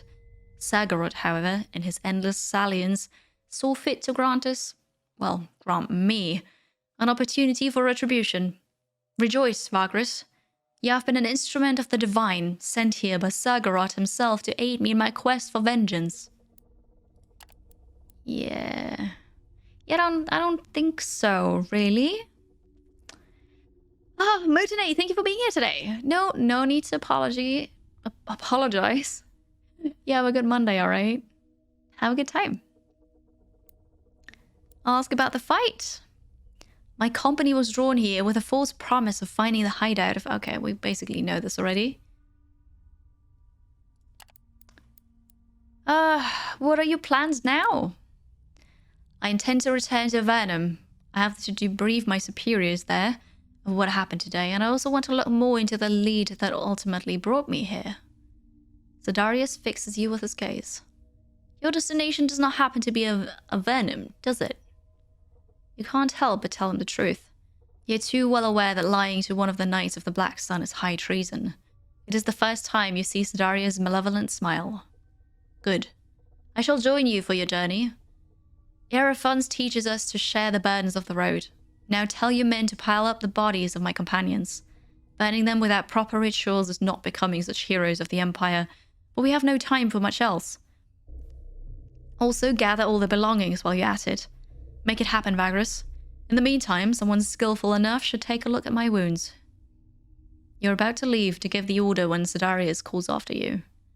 And just so everyone knows, the danger might still be looming over us. The traitors who I was supposed to find must be around here, keeping a distance. They surely would have finished me off had I managed to conquer all the undead by myself. I doubt they are going to make a move now that you're here, but who knows what that desperation will drive them to.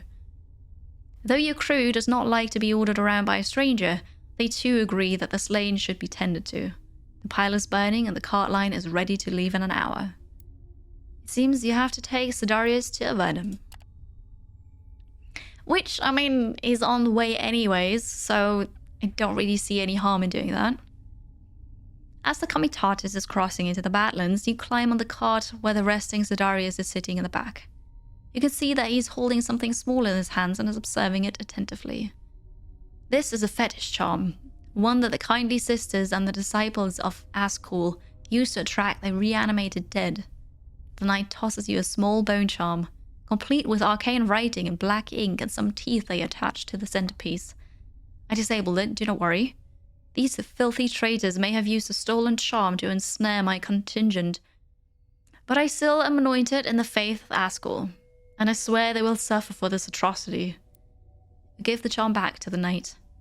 There is also the matter of the belongings of my fallen comrades.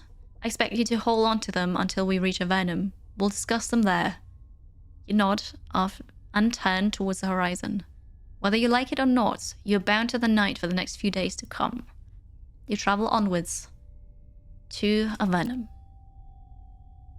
We got +1 Sargorodite arms. Whatever that is. The Dark Knight joined us after we rescued him from the clutches of the mindless undead horrors that slaughtered his companions.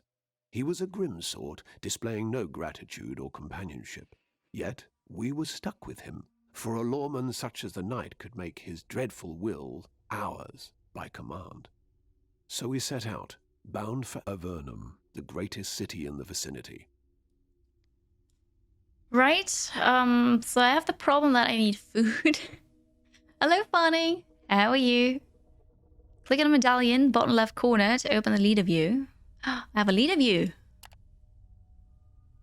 I am Tiberius Aburo, a wealthy trader, human trader.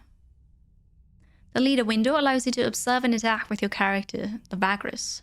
Your current insight is displayed at the top right. Insight is gained mainly through events and can be used to purchase perks and other improvements for the Vagrus and to your companions. Perks are abilities that have levels and are used in various situations. Initial and maximum perk levels, as well as available perks, are specific to each character. Attributes and professions are used in events. You can find more information below about each of these by clicking on their names. You can purchase any number of perks if your insight allows you by clicking on the empty nodes next to each perk representing its next level. When you want to finalize the changes you've made, use the confirm button. You can undo a change by using the revert button. We need to purchase prepare a leadership pack. You can use resourcefulness to place a companion to the front of the initiative order. Sure. But I have lots more inside. Well, we'll see. I ripped out the arms. I don't think I did. Hi, Signy Noah. How's it going? Hello, hello. You love the dancing snowman? Me too. It's so nice. It's the first time that my character appears. Yes. Yes, it is. I'm about 2.5 hours into the game. And this is still the tutorial. And I'm still learning new things. Yes, that's the first time I'm actually seeing this. Leadership perks are perks specific to the Vagrus. Each of them lets you use resourcefulness to boost your action in a certain way when unlocked. Consult with the description. Resourcefulness allows you to boost various actions. It replenishes each day. Okay, this is really good though, because then I can use it. Authority is the maximum number of deputies you can have at any given time. High authority also makes a companion less likely to abandon you in the open world campaign. You need no additional authority in Pilgrims of the Wasteland. Okay. Excuse me. Tooltip on insight. So, the max insight is 10,000. It's not bad.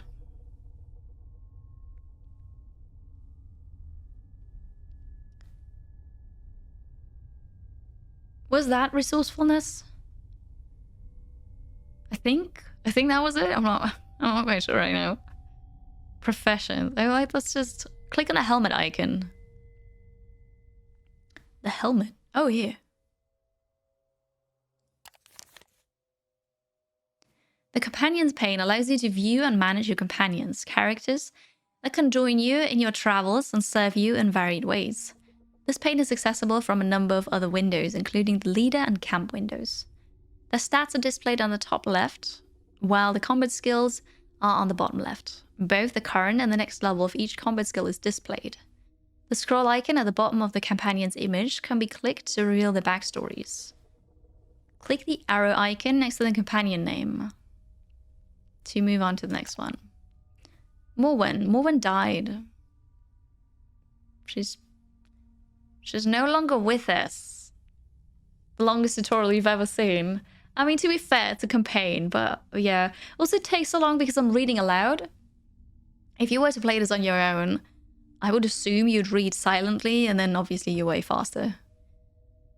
Similarly, the pendant icons can be clicked to reveal the available gear the companion can equip into one of the two slots and gain its benefits by dragging and dropping from the list. Gear can be okay. Gear is shared among all companions, but only one of them can wear a piece of gear at any given time. But only one of them can wear a piece of... Oh, yeah, and I understand. So if I have one sword, I can equip it on whatever companion I want to, but obviously only one person can have the sword. You can equip Morwen with luck talisman gear. But she died, game. She died.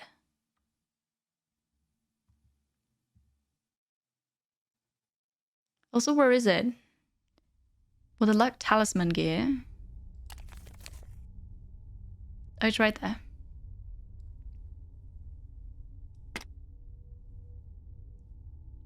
And then click on the laurels. Oh god, prowess. She's severely... Oh yeah, no, you're right. You're right. So she was downed. And then she lost her vitality again. And now she's severely wounded. But you're right, she's still alive. My bad. Yeah. This is the prowess window, where you can upgrade your companions. Prowess is the general power level of the companion, ranging from 1 to 9. Each unlocked level of the prowess gives the companion an amount of proficiency points that can be spent on upgrading the perks. Raising prowess costs insight from the leader. In the main campaign, the 3rd, 6th, and 9th level of prowess can only be unlocked after the companion's storyline progresses beyond a certain point. In Pilgrims of the Wasteland, companions can be upgraded to the 3rd prowess level. Perk descriptions and proficiency costs can be observed by clicking on the names. Deputy perks, combat traits, and combat skills are unique to companions. Combat traits give them passive bonuses in combat, while combat skills are what they use in battle. Each level of skill is represented by a perk. Upgrading works the same way as with the leaders. You can spend any amount of proficiency, then confirm changes with the confirm button.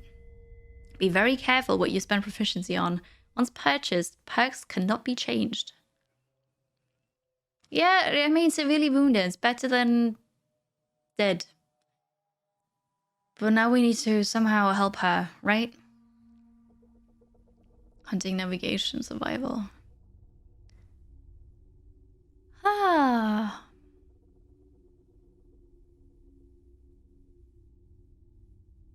I don't have requirements for this. Mighty. We can't do that either.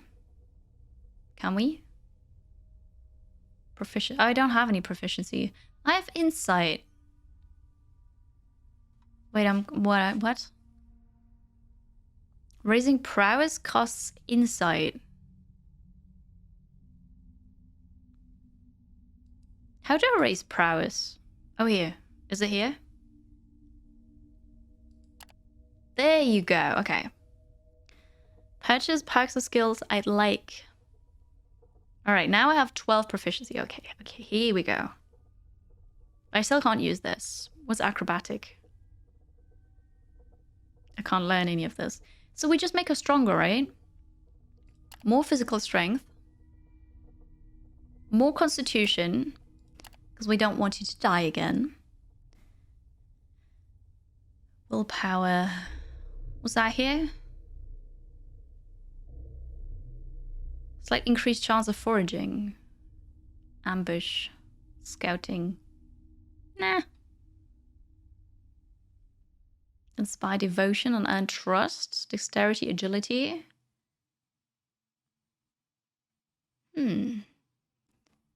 Intellect. Strong-minded. 3 points for this. Alright, I want you to be more mighty. And then I have still 2 points. I'm gonna put in herb lore. Oh wait, that's only 1.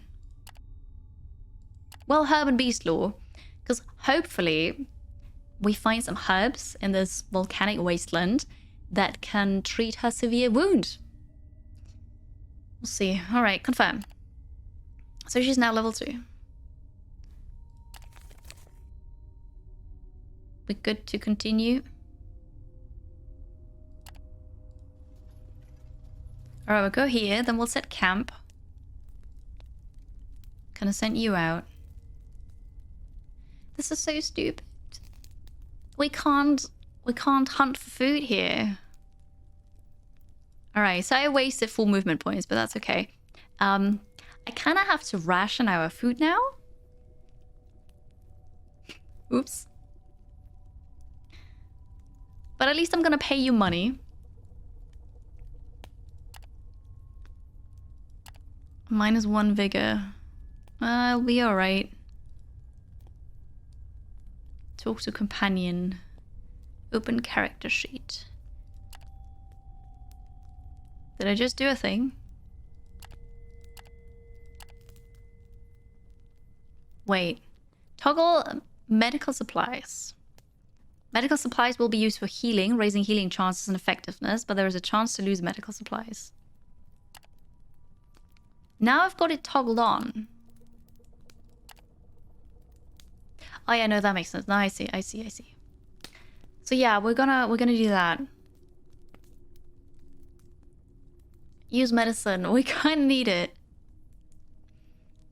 Oregon Trail. I don't know that one. The tutorial reanimates them. I'm pretty sure she's wounded though. Do we see that? Oh yeah, severely wounded for 20 days. -70% maximum vitality.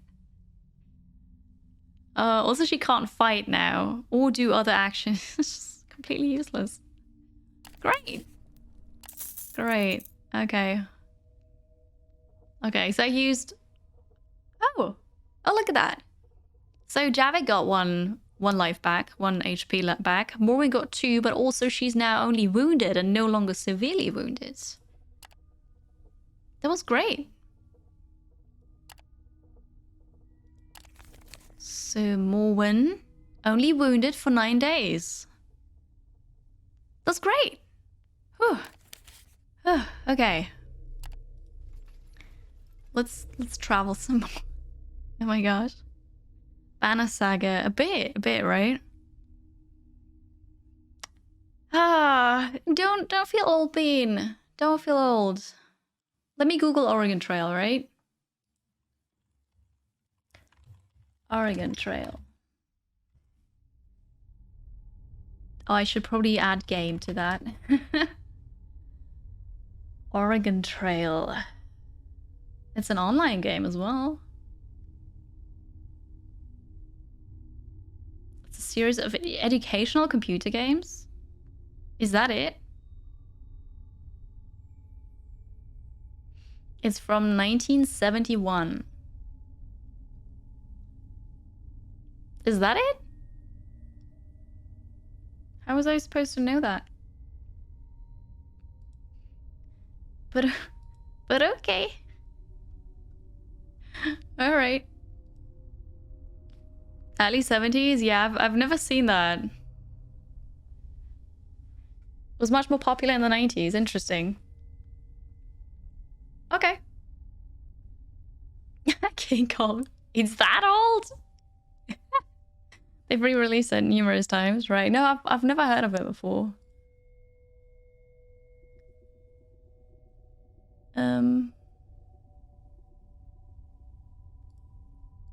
Okay. The whole Comitatus becomes agitated as a dust cloud appears in the east and starts to move towards you. You give orders to your crew to prepare for a dust storm. Such a thing is fairly common out here on the border of the Syrian plains, and you should have little trouble traversing it. Make the necessary arrangements and head south. After half an hour, the cloud is much closer and it is now certain that it will cross your path.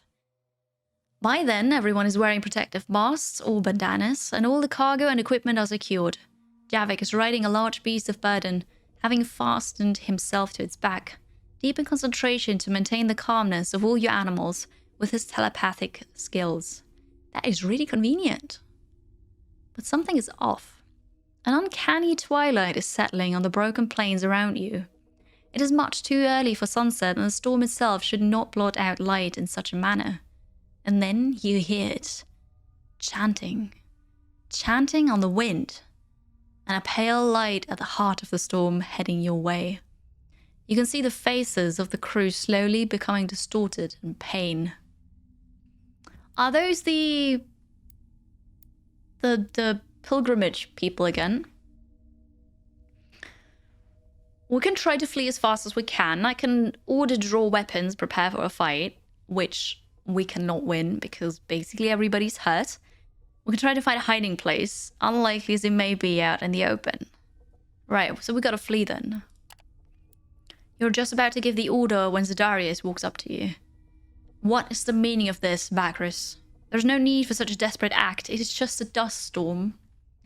You tell him quickly about your previous encounter with the last pilgrimage. Nonsense. The chances that the pilgrims would show up again are...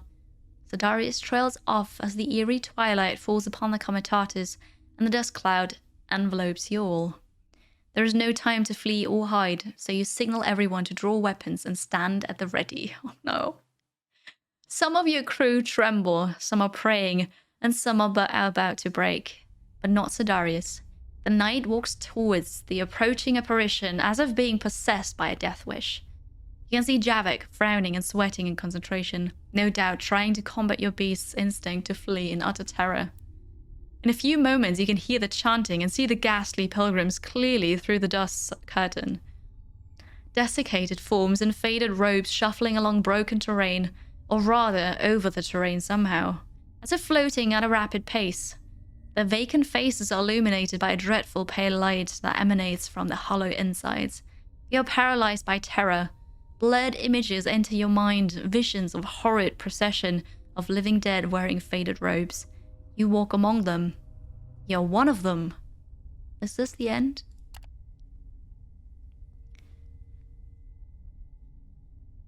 Hello, Demodius. How are you today? Hi. I wouldn't really call it an adventure game. It's a turn-based, post-apocalyptic fantasy RPG. You do go on adventures and do quests and stuff. It is open world in the other scenario. We're just playing the very scripted tutorial scenario, so this is different. But I wouldn't really call it adventure. Not like that. Hi, Nexio. Before they could reach you, the spectral pilgrims turn left and head south along a dried-out riverbed without any apparent reason. Takes your mind a few minutes to comprehend that an unusual mercy has just been granted to you and your crew. The last pilgrimage marches on, slowly disappearing into the cracked badlands beyond, taking the ghoulish twilight and the dust storm with them. Takes a good few moments for the crew and yourself to come to your senses. Did this truly happen? What was the reason, if any, for the spectral troop to change direction at the last second? How can it be explained that they appeared again after such a short time? Zedarius walks over to you looking confident, though you can see he is a bit shaken too. Sagarot is with us. This is an omen if I have ever seen one. My destiny for retribution against the enemies of the Empire must be the reason why these horrors let us be. You swallow. A nod. Yet you are not so certain why it happened the way it did. Rest assured, Vagrus. As long as you have me by your side, no harm will come to your comitatus. Remember that. Zedarius walks away, signaling the line to move along. +5 insight. Look at that. It's super nice. Hi, Modi Diggy. Hello. Good morning. That's really cool. So, was it like an a bit hidden way of telling me nothing bad can happen? We're not gonna die. We're not gonna lose anybody. All the events that are gonna happen are now just, because we're okay. Is that what it is?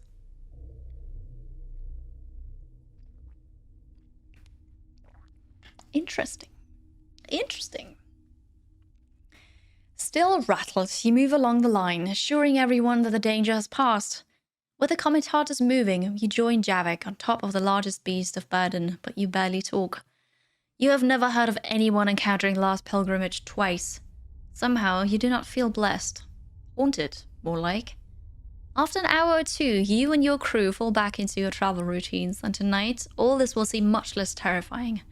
In fact, you should be grateful for avoiding certain death at the hands of these accursed things twice in a row. Hopefully, there won't be a third time. You move on towards Avernum. Wow. we're getting close. I can already see the name here. I have rations for 1 day. Uh-oh. Uh-oh. Shall we... I'm gonna use medical supplies again.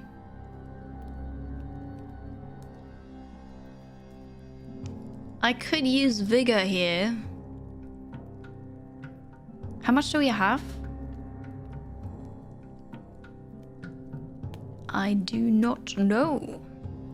But that's okay. I'm gonna use 1 vigor so we can get some supplies. 32. We were successful. Also, Morwen healed a bit. Nobody was hurt. All right, cool. Oops. Already right-clicking over the menu. I have this urge to just use this on this map and pan it around, but that doesn't work. The pictures do set the tone. Yes. No, I definitely agree. It's really well made. 8. Let's go here for now.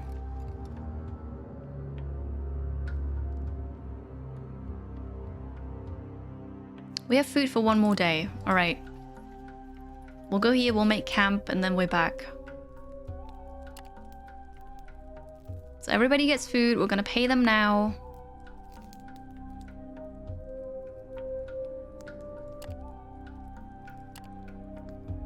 Oh, holy moly. We're just exhausted. Obedience. I don't want to do that either. I have to pay vigor for my guards. It's unfortunate. All right, let's go. Oh, we make it. The screen kind of does look like humankind of Civ kind of screen that you can pan around. Yeah, it looks like, I mean, Battle Brothers, that kind of thing. It looks like something I can move, but then there's the actual map and you can move that around. Vigor's top left about the march. No, that's just movement. Never mind, it is in there as well. Yeah, we're down to 2. The Comitatus climbs a broken ridge and everyone stops for a moment to take in the visage of Avernum, nestled atop and around a range of large hills on the horizon to the southwest. Chimneys of the city's many forges and smelters cast a dark shadow over it, while the lava fields beyond the settlements provide an intense reddish glow as a backdrop. Several crude roads meander among the hills here, probably leading to the mines and quarries you had passed during the last day or so. Time for us to part ways for a while, Vagrus. The voice of Sidarius makes you jump a little. For a large fellow wearing heavy armor, he managed to creep up on you without a sound. He's standing beside you, gazing at the horizon. I have to make my way into the city alone. My reasons are my own, but before I go, I have a proposition for you. His voice and stature tell you that there is not much point in arguing. You are well aware, of course, that my contingent was betrayed and ambushed out in the wastelands where we met. During our trek back here, I have come to the conclusion that whoever betrayed us had to be someone involved in the investigation I led in Avernum before setting out from the city. Even though I have some ideas where to start looking for traitors, the implications of this despicable betrayal are too severe to attempt to meet and head on. I require secrecy and guile. Most of my remaining allies in the city and I are too easy to track or recognize, and those responsible could easily make evidence disappear if I'm revealed to be alive. Someone else has to provide that guile for us. After a short pause, he looks you in the eye. What I mean is that you, your friend the mage, and the rest of your crew could be vital in finding the culprits and bringing them to justice. The Empire needs your help, Vagrus. Okay. What are we gonna do here? So, I think we're gonna help him because he's kind of a person that we can't say no to. There are different ways, though. We can agree to help him for the Empire, or for gaining powerful friends, or we agree to help him for a price. What do you think? What do you think we should do? The vigor number in that tooltip only gave the effect of vigor on the movement, like modifiers. Oh yeah, no, of course. But yeah, I mean it's down to 2 though, and morale is down at 4. But now we're back at the settlement, so hopefully I can get that up again somehow. Have a good time, Elminster. Thank you for being here today. Enjoy your Monday. Asking about the investigation. All right. I don't want to say much here. Suffice to say that I was summoned to the city by elements of authorities there. I was to take a leading part in a series of investigations into abolitionist activity. Yes, Vagrus, do not look so surprised. Slave lovers. Okay. Their despicable activities resulted in a whole group of these ingrates escaping their bonds and devolving into banditry, preying on good citizens of the Empire, on comitatai, on people like you and your crew. I and my Zogorodite contingent managed to catch quite a few of them with the aid of local authorities, but the liberated tribe itself was out of our reach until we found a lead that we followed north, to the area where we met. We were supposed to locate that hideout and deal with them in a permanent fashion. The rest is history. So... Okay, wait. So slave lovers in the sense of they like the slaves, they like the people, and they want to free the slaves, right? In that sense, not as in, you know, slaves are bad, right? Because we have slaves here. Hello, Nick. How's it going? This is one of my new merch designs. The other ones are on the way. I don't have them yet, unfortunately. We're not for liberating slaves, no, because we have slaves. They work for us, you know. There are monks, yeah. Yes, there are monks. All right, we're gonna help you. Someone subbed. I'm almost out of money. Turning the stream on and the first thing I hear is slave lovers Garrett. That was bad timing. I'm playing this game here, right? And I'm only talking about the game. Hi, Kyle. How are you? Thank you very much for 6 months of subscribing. Half a year, there is a new sub badge for you. And have fun with emotes. Thank you. Ha. So we're going to agree to help him for a price. Knowing smug spreads on Zadaria's noble yet cruel face. Yes, I was expecting as much from the likes of you. But fret not, Vagrus. I agree that loyalty and dedication to the Empire ought to be rewarded in some cases. You've already proven yourself useful, and I can assure you that the Order of the Black Sun shall not forget that. Neither your continued service. It may not be coin you get, but I think having the Order's support would be eternally more useful in your line of work around the Empire than any material riches. You tell him that such a pledge would be a sufficient payment. He nods in agreement. Now, let us part ways and follow my plan. So what is the plan? The plan for now is to make our ways into Avernum separately, so that you won't be associated with me at all. Rest assured that although they do not expect my return, the traitors would be informed at once had I turned up at the city gates. So I have to find an alternate way in. I will send for you once I'm settled in. Someone trustworthy shall appear and guide you to my... The next word makes them wince. Hideout. We'll talk about your tasks there. You'll ask him about the belongings of his former comrades. The knight frowns. That might complicate matters somewhat. He looks thoughtful. Take the holy symbols to the temple of Zagorod quietly. You can get rid of the weapons as you see fit, but I forbid selling them at the market. It will draw too much attention to you, and we do not want that for now. Zedarius pierces you with his gaze. I sincerely hope I can trust you with this, Vagrus. Woe betide you if you do not comply. With that, he takes his leave of you and waits as the signal to comitatus to move forward. The knight remains behind to find his way into the city on his own. A quarter of an hour later, Zedarius is only a speck on the horizon and you are rapidly approaching Avernum. The last stretch before the city awaits you. Zedarius was removed from your comitatus. I got an achievement. Press ganged. Reach Avernum. Dark omens. Whew. Ominous apparitions of an otherworldly covenant of spectres. A grim night out for vengeance. Time and coin running out slowly. Yet against all odds, we journeyed to the city of Avernum on the Smoulderbone Flats. a place bustling with travelers, merchants, and lowlifes. It was supposed to be a short stop on our way east, but we got more than we bargained for. Yeah, I've got to do things. I've got a quest now. So look at the map here. This gonna be mad. Yeah, so they've got a fulfillment center in the US and they've got one in Europe, and in Europe is Latvia. And also, due to COVID and the pandemic, they don't have all the resources that they need, so shipping might take a long time. That's why I already have the limited edition holiday merch on sale, because some items take a long time to ship. So the hoodie was here really quickly, but the shirts that I ordered, for example, they're still somewhere on the way. So yeah, Latvia. I love slaves because every one of them tastes different. You're not supposed to eat them though. We're not cannibals. Time for tea. I think I agree. Yes, it's been over 3 hours of me reading this game, playing a bit as well. I need to make some tea and also get some more water because I'm fresh out.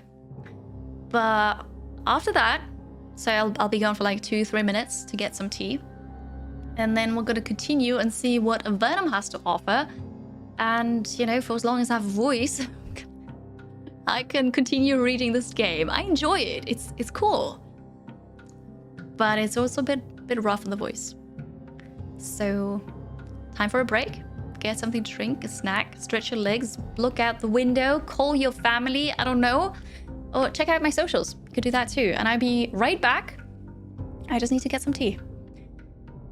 Is it really cannibalism if it's slaves? Yes, because it's still the same race, you know? Unless we have demon slaves and we are humans, then we're not going to go into detail. No. So, short break. Thank you for being here. I'll be right back.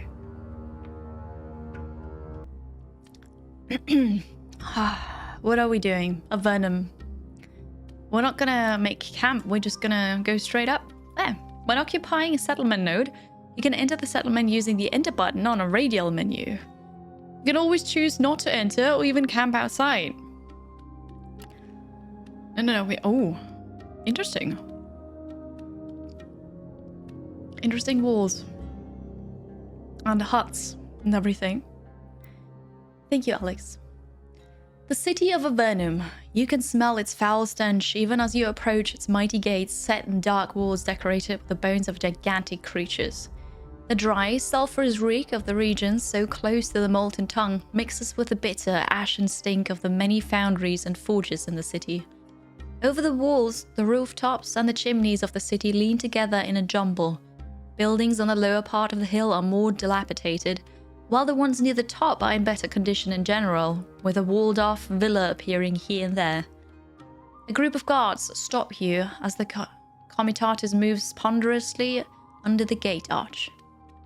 While your cargo and men are being checked, you can see several of the grim, black-clad legionnaires of the Avernus Legion standing guard beneath the gate towers, staring at you. Gate taxes 2 changes. The head guardsman says after getting the confirmation from his men that everything is in order. The slave next to him bows to you and holds up the open money box he carries chained to him. Pay the gate tax. What is it? It's the cheapest thing. Changes. Okay. Sure, we're gonna pay. Having passed through the city gate, you arrive at the cobbled plaza on the other side. You head towards the Mansio, the large inn for comitati. Without delay, to set yourself up there and have some rest after the arduous journey. In an hour, everything is settled. Your beasts are stabled, your cargo is unloaded into the warehouse, and most of your crew is resting already.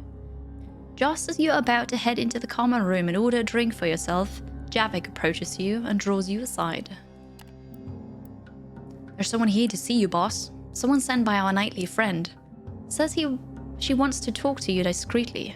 She's waiting behind the stables, Javik says in a hushed tone. It was foolish to think that you have rid yourself of Sidarius and his agenda even for a few hours, but you have little choice. Hear the messenger out. Of course we will. Hello, Retroban Animan. Good afternoon. Hope you have a great... Here we go. Hope you have a great Monday. The woman waiting for you in the shadows behind the stables of the Mancio is wearing a large hood and a long cape over a dark grey featureless tunic. As you approach, she throws the hood back, revealing the markings of someone in the service of Ascul, god of the underworld.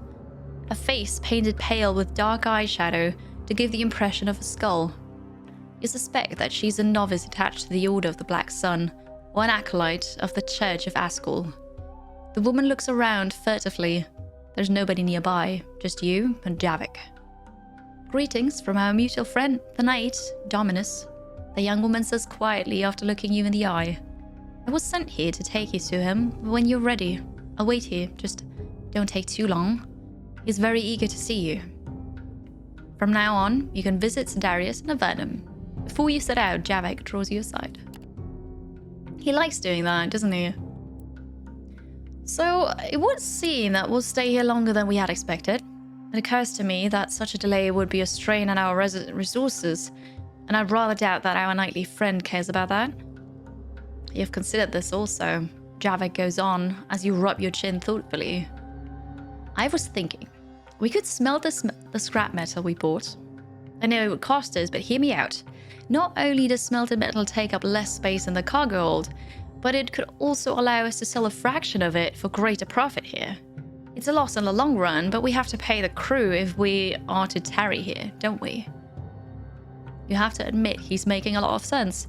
You could smelt down the metal and sell some of the bars for an injection of coins if need be. The two of you make ready to set out. The Mancio Pain is now active. Alright, what? I'm still learning about the game. I don't believe it. That's just so crazy. The work is done for today. Nice. Probably done tanning. Oh, okay. Are you gonna game with friends? Okay, that makes... Tanning? What? Game with friends in the evening. That sounds good. What are you gonna play? And this game is fun. This is Vagrus, the Riven Realms. And it's really cool. It's very atmospheric. Playing the tutorial scenario, I was still learning about the game after over 3 hours. Also, there is so much to read, but it's good. It's very enjoyable. I like it. You always go tanning with friends in October. I know, right? Don't we all do that? Ooh, Tribes of Midgard. Nice. All satisfactory. That's gonna be fun. This is the Mancio Pain. They are inns specialized for comitati. When you rest in the Mancio, the day ends and you'll get an end day scene similar to when you camp in the wilderness. You can see your own comitatus, crew pane on the left, and the Mancio stock on the right. You can hire or dismiss crew, as well as buy or sell beasts in the Mancio. Switch between crew and beast with the buttons at the top. The type of beast can also be changed here at the great cost, but this is locked in Pilgrims of Wasteland. Okay. Rumors can also be purchased here. These bits of information can unlock points of interest on your chart, tip you off on business opportunities, or give you hints and storylines. Purchased rumors can be found in your journal under the Rumors tab. Passengers can sometimes also be found in mansions. It is mansion, right? Oh god, I'm so... When taken to the destination, they reward you for your efforts, but often you have to reach the place within a time limit. The passenger's consumption and potential crew combat strength is also shown here. Exchange news allows you to tap into local sources about the settlement you are in, which could be information people might pay for in other places. At the same time, you also pass on the news you've gathered from elsewhere, providing a few coins. The list of settlement you carry news from can be found in your journal under News tab. Maybe I do have a bit of news. The News tab lists all the settlements you currently have news from. It's a blank page. Don't have any news. It was in Scrapheap, but apparently I don't know anything about it. Oh, that's true. We haven't learned about quests and cities yet. Yeah, about that. Maybe by the end of the stream, I've completed the tutorial. I'm not sure. Hello, Reginald Raccoon. Hi. It is story time. Yes, I'm just reading this game, really. How are you? After seeing the stream, we can play the game and skip the tutorial. Exactly, which is super nice, isn't it? Because I'm doing the tutorial for you, and then you can just immediately dive into the real game. However, there are achievements. I got two achievements already, I think. I take note of this on a piece of paper once I'm done with the tutorial. Avernum, the town I'm currently in, is an amazing place to have dwarves forge. Dwarves forge me equipment, okay. Including high quality armaments of iron and money along. Alright. It also buys resources at a very good price, making it a profitable place. That's cool.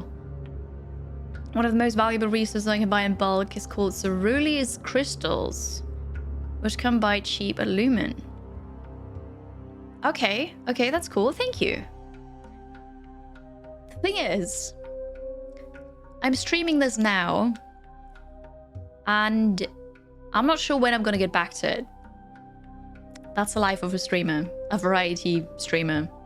So tomorrow we're already playing a different game. It's called Age of Darkness, The Final Stand. Not The Final Stand, Final Stand. Because that also came out last week. And then for Wednesday, I actually scheduled a day for, you know, I'm going to play either more Vagrus or either more Age of Darkness, depending on what I like more. But we'll see. Hence a piece of paper. Yeah, see, the thing is, I don't play games, really.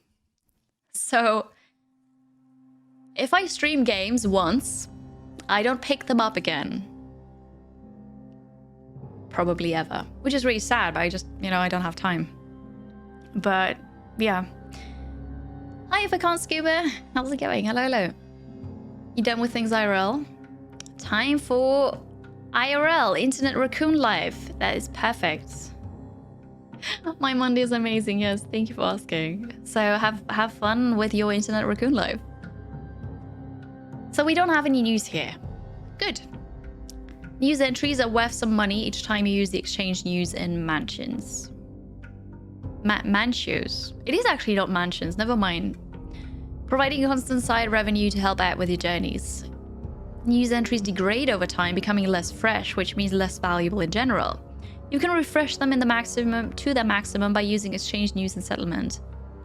Aww, I don't have any news. It's really sad. Okay. Here we are.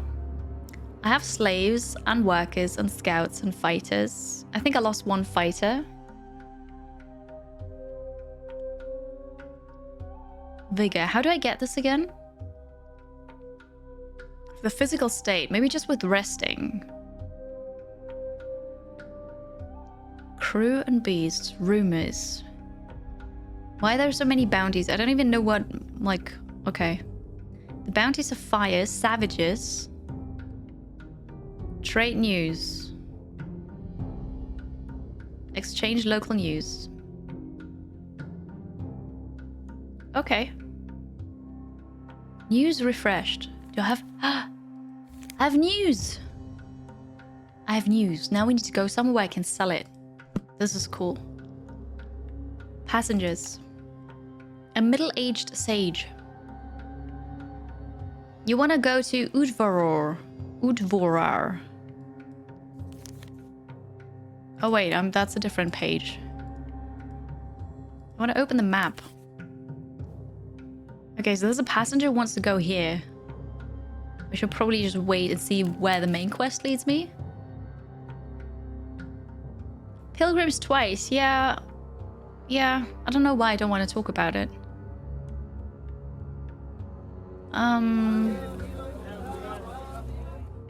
How does this work again? Supplies, equipment. Guard animal.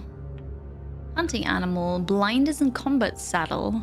Extra storage, good quality tools, mining equipment, protected harness, skewers, and standard armaments. A guard animal. A pack of Mokoro. Sniff out danger and alert me. Or hunting animals. What if I want... I can afford this. But then I can't get any supplies. I should probably not. I got hides. Wait, so I have these weapons. No, those are not all weapons. Supplies. Ivory. Didn't I get... Oh, here.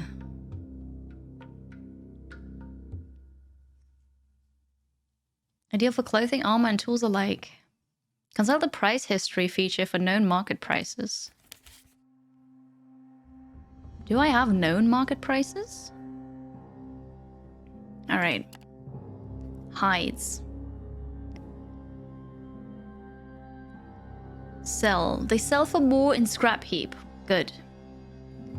Everything sells for more in Scrapheap. Ah, alright. So we're not going to sell it here. I do need to smelt metal though, apparently. Companions, crew. What's this again? Oh yeah, that's the Mancio. Stories. Stories. Let's see. Sell the scrap metal. I don't think I'm supposed to.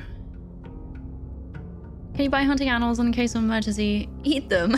I don't know. Why should I like to eat it? F and control for F on the map to search for names and places. That's cool. That's cool, but I found it. Go to the forging pit. Oh no, it's at the fighting pit. Seek out the foundries. Sadari's hideout. They're open for commissions. So they said if I forged the scrap metal into bars, metal bars, then I could get money right away. But also I'd lose some of it. Hound units. Hunting one's going to miscellaneous. Guard one's going to animals. Alright. They really help with hunting. Improve ambush. Yeah, that sounds good. But then I run out of money. I have money for 0 days. Let's go to the foundries.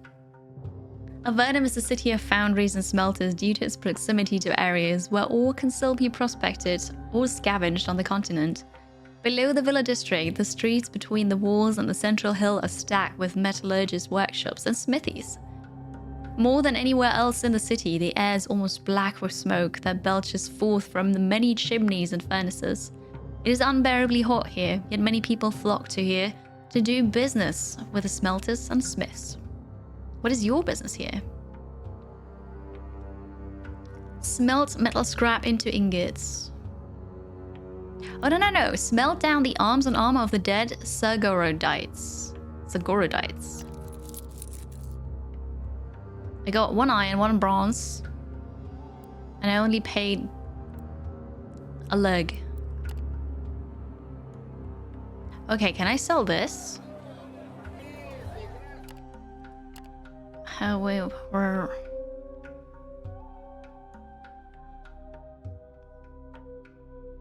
Bronze. Not bad. Not bad at all. Obviously, it sells for more in Scrapheap. Scrapheap. What is that even? Hello, Brashen. My day is great, yes. How's yours? How are you?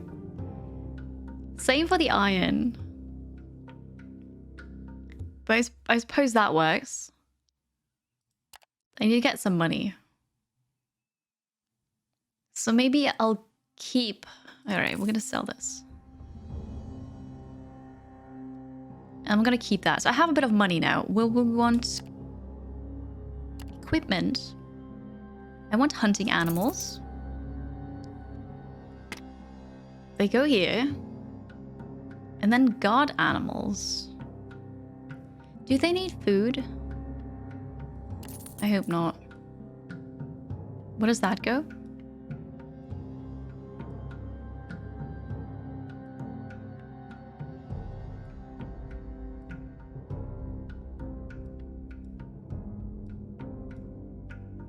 I don't know where it goes.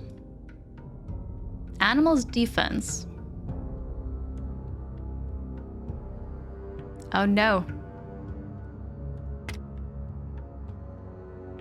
Miscellaneous. Oh no. I need a deputy. Sorcery. I need to assign a deputy. I don't have a deputy. Oh god, that was a waste of money. They go into the god animal slot. Oh, you're so helpful. Thank you. Ah, well, scrap. They only have scrap, right? They don't have forges or anything, I suppose. Deputized Twitch chat. Okay, okay. Menisk, you are now a deputy for the guard animals. Do something, okay? Please. Because I don't know what to do. Alright, I want 800 supplies. I only can afford 200. What? 250. Oh no. Really? Well, I'm out of money. Okay.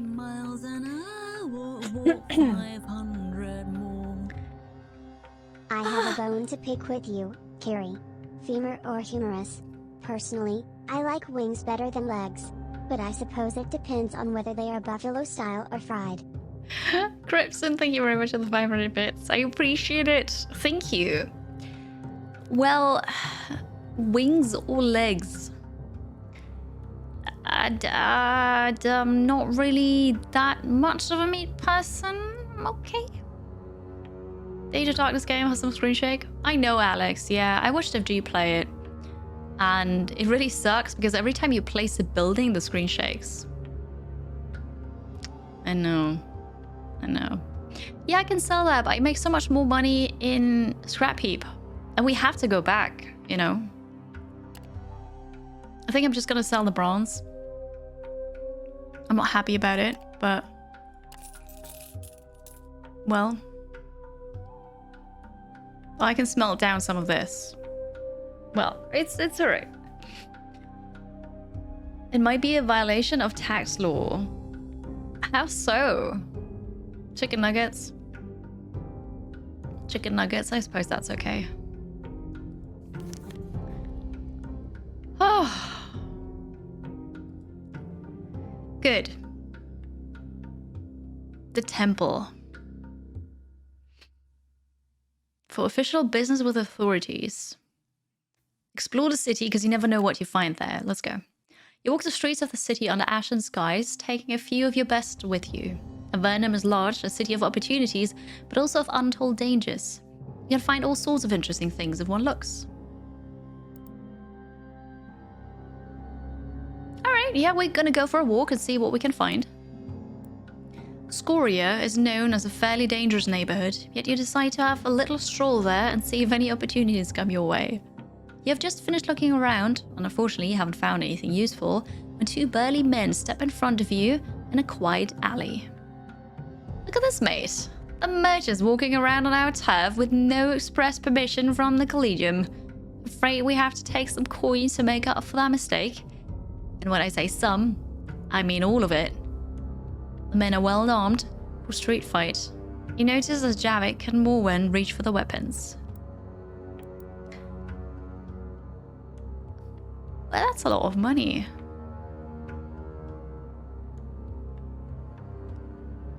We've got to fight them, right, chat? What do you think? Oh, I need to remove my tea bag. So, I am the worst tea maker there is.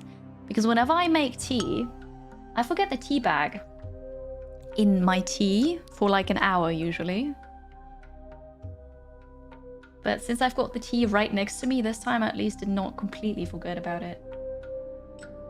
Alright, tea bag extracted. Yee, it was only like, what? 20 minutes? 20 minutes, it's okay. Punch them. Is the tea bitter enough for you? I don't care, really. It's tea. We better come out with more money. Well, Let's see you try. You step aside and let your companions deal with the ruffians. They look great. Oh, they're injured.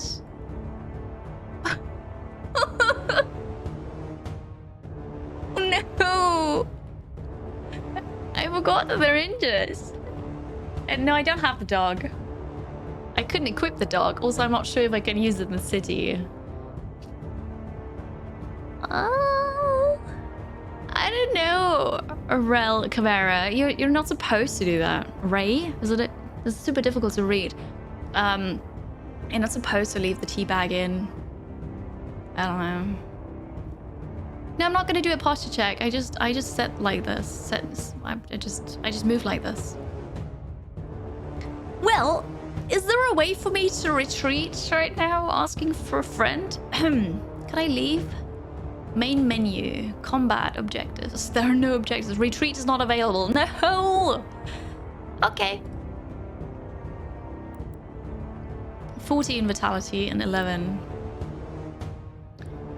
Well, at least I can start.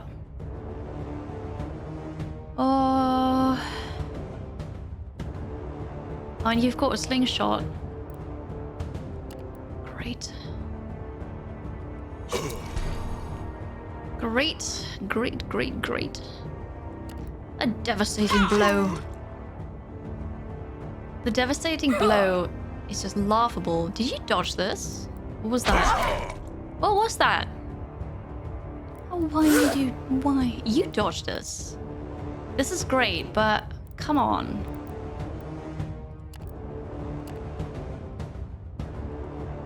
How does this work? You move here and you move here. All right, do your mind powers. 0 damage. Come on. Can you? How does that work? And then you go here. Why can I not move you again? Boost the defenses. Boost the initiative. I don't know why I can't make you move. Oh well. It's alright. Leave that tea bag in. The best part always is when you drink the last sip and the wet tea bag slaps in your face. You sure about that? Is that really the best part of drinking tea? Ha! Huh. She should be using the weapon as a crutch. I mean, she's alright. He's actually not doing so well. Also, I can see the sword through his body. It's kind of his body's a bit translucent. I'd equip both dog equipments. If I set 1, if your companions into the Venaturis deputy role. I couldn't click the deputy button though. I think because I'm in the tutorial, I can't do that yet. But it's alright. I know that I need deputies, but I couldn't click the button, you know? I can't move her to the front. I can... What the hell? I did not do this. Game, why you buggy? Don't do that to me, please. Oh, crit! Alright. You fail. Yes! Yes! Okay. I got this. I got this. You got this. Devastating blow. Please. I'm gonna start crying.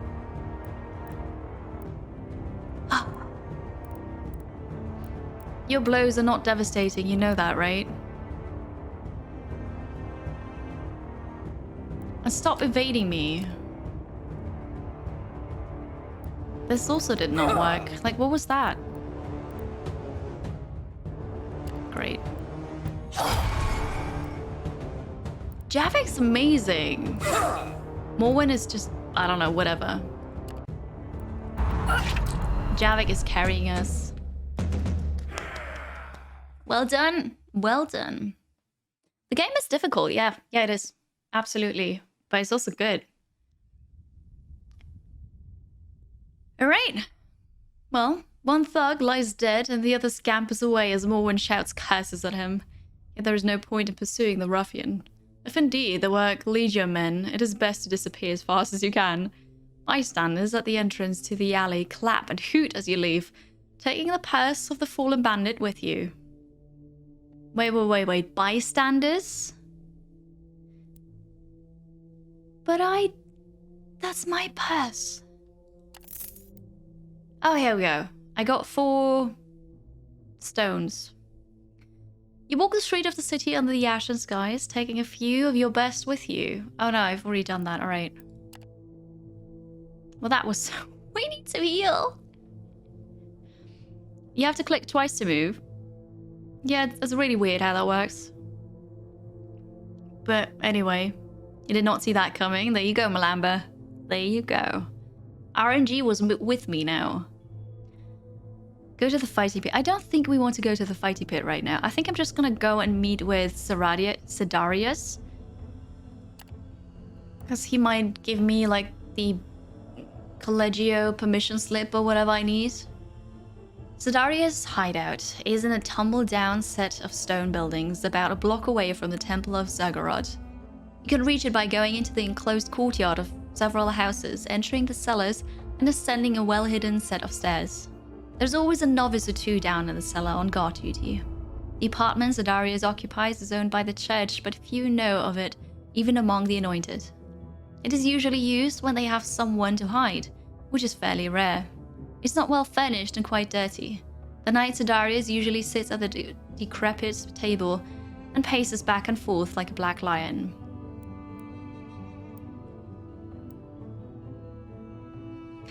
You know, from the game logic perspective, I should ask Sidarius to pay for my gate tax. The chance of success is very low, which means it's actually really high, right? Yeah. Thank you for being here today. Have a good evening. See you tomorrow. Bye, rumors? I already have rumors. No, actually, I don't. I have news. Also, I don't appreciate you backseating because you're a new viewer, right? And that's not very nice. It's not even a suggestion. It's just, you know, go do this. I don't take that. Report to Sidarius. Let us begin, Vagrus. There is no time to waste. You can almost hear Sidarius' teeth grinding as the two of you talk about the investigation. He's clearly on edge for being powerless while confined to this hideout of his. He begins explaining the situation after you sit down. When I arrived here on request of the Order to root out the abolitionists plaguing the region, we assumed that they were no more than well-organized gangs laying ambushes on travelers out in the wasteland. Perhaps some idealists and bored aristocrats in the city aid escaped slaves that joined their ranks, but nothing more. A nuisance. Now, I am absolutely sure that quite a lot of powerful people are involved in this whole mess, since they had the audacity and resources to set a trap for my contingent. That required coordination between the slaves and the slave lovers. Therefore, I conclude that the people my initial investigation involved had to have been in cahoots with the abolitionists. You need to find them and learn all you can about what they are hiding, because we are dealing with powerful people and need to apply subterfuge. There are 3 sources you have to investigate. These 3 targets were all close to the lead that guided us into the ambush up north. Who's your first target? Okay. There we go then. Hi, Brilliant Bits. How's it going today? Happy Monday. Our first suspect is Assistant Magistrate Galudius Darrow. He was the one assigned to my cohort when we took up the investigation in Avernum. He coordinated with the local law enforcement and served as a mouthpiece for the prefectures and his magistrates. I have no doubt that he has to be involved in some way. Getting to him would not be easy, but I figured something related to me and my contingent's fate would pique his interest. Therefore, go to the Slack Fort and report to officials that you have information about my fate. That will almost certainly get you an audience with Darrow. Tell him that you've come across signs of battle and the remains of Sargorodites up north. When he asks if there was a Knight of the Order among them, tell him no. You ask him what purpose this would serve other than alerting him and his fellow conspirators. Well, you do not have the powers of a priest of Sargorod at your disposal, but you do have the next best thing, he says with a predatory smile and looks at Javik. Your friend stirs and seems uncomfortable, but nods. I can read his mind. This topic will surely divert his thoughts on the matter, making the scan much easier. Who's the second target? No, not really, Snofford. Magister is a title. It's not a teacher. A teacher would be a Lehrer. So people who study to become teachers in school, they do get the Magister title. But they don't really have to be teachers, you know? So if you don't work in a school, you're not a teacher. But you can have the degree to work in a school, really, as a teacher, if that makes sense. So it's a title. Next, we have the Centurion, Vardis Pendius, a drunkard fallen from grace. The old soldier was key to the lead we got in our initial investigation. He had been tasked with leading a patrol in North Reaches, between Arenas Negras and the Molten Tongue. According to his report, they found tracks out in the rough terrain and followed them almost to the Voiceless Lake. There, they stumbled upon a sizable camp hidden in some ravines. They turned back because they were severely outnumbered, and Pendius knew that the camp was either outlaws or a liberated tribe. But when they were leaving, they got ambushed by those hostiles. Only 3 soldiers survived, but only Pendius made it back to Avernum, conveniently. Sidarius frowns. Pendius is now enjoying his leave of duty. I need you to get him stinking drunk and deftly question him about the matters. I am sure that his report is completely fake, but he may let slip who had him lie in the courts. He's a regular at the Rusty Pugio. What about the third target, then? Magisters or professors of Hogwarts? Not really.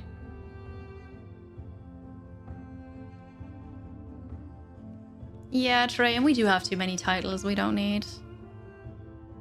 Does the game have permadeath for the characters? I would assume so, yeah. Nobody has died yet. I had someone be downed and then lose the last HP they had, so they were severely wounded. Actually, wait, maybe not. Maybe not, because if you're severely wounded, then you can't actually join combat anymore. But I would assume you can starve if you don't have food for a couple days. I don't know. Stinking drunk, yes. You know how when you consume a lot of alcohol, like, you know, you smell the alcohol in your breath, so stinking drunk? This game is a lot of text. Yeah, I'm not playing the game, I'm just reading the game, you know? Right, let's see if I can drink the tea already. If it's still too hot. The tea is called Throat Comfort.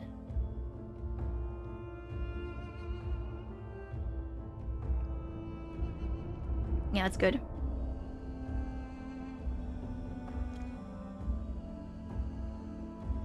But it's my second to last. I need more Throat Comfort tea. Story time. Yeah, today's about story time.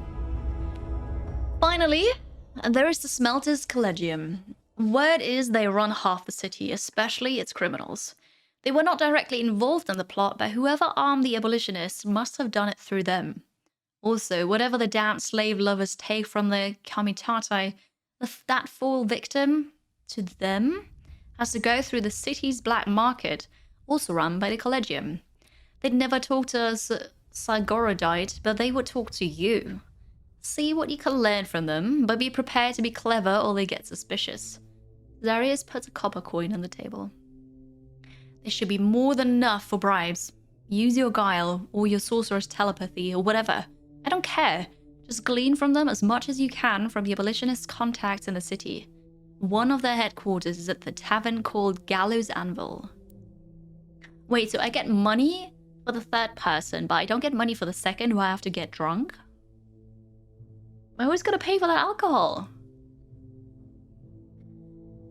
Is this more like choose your own adventure book style? Yes and no. So right now, I'm still playing the tutorial, the first scenario that is very, very scripted.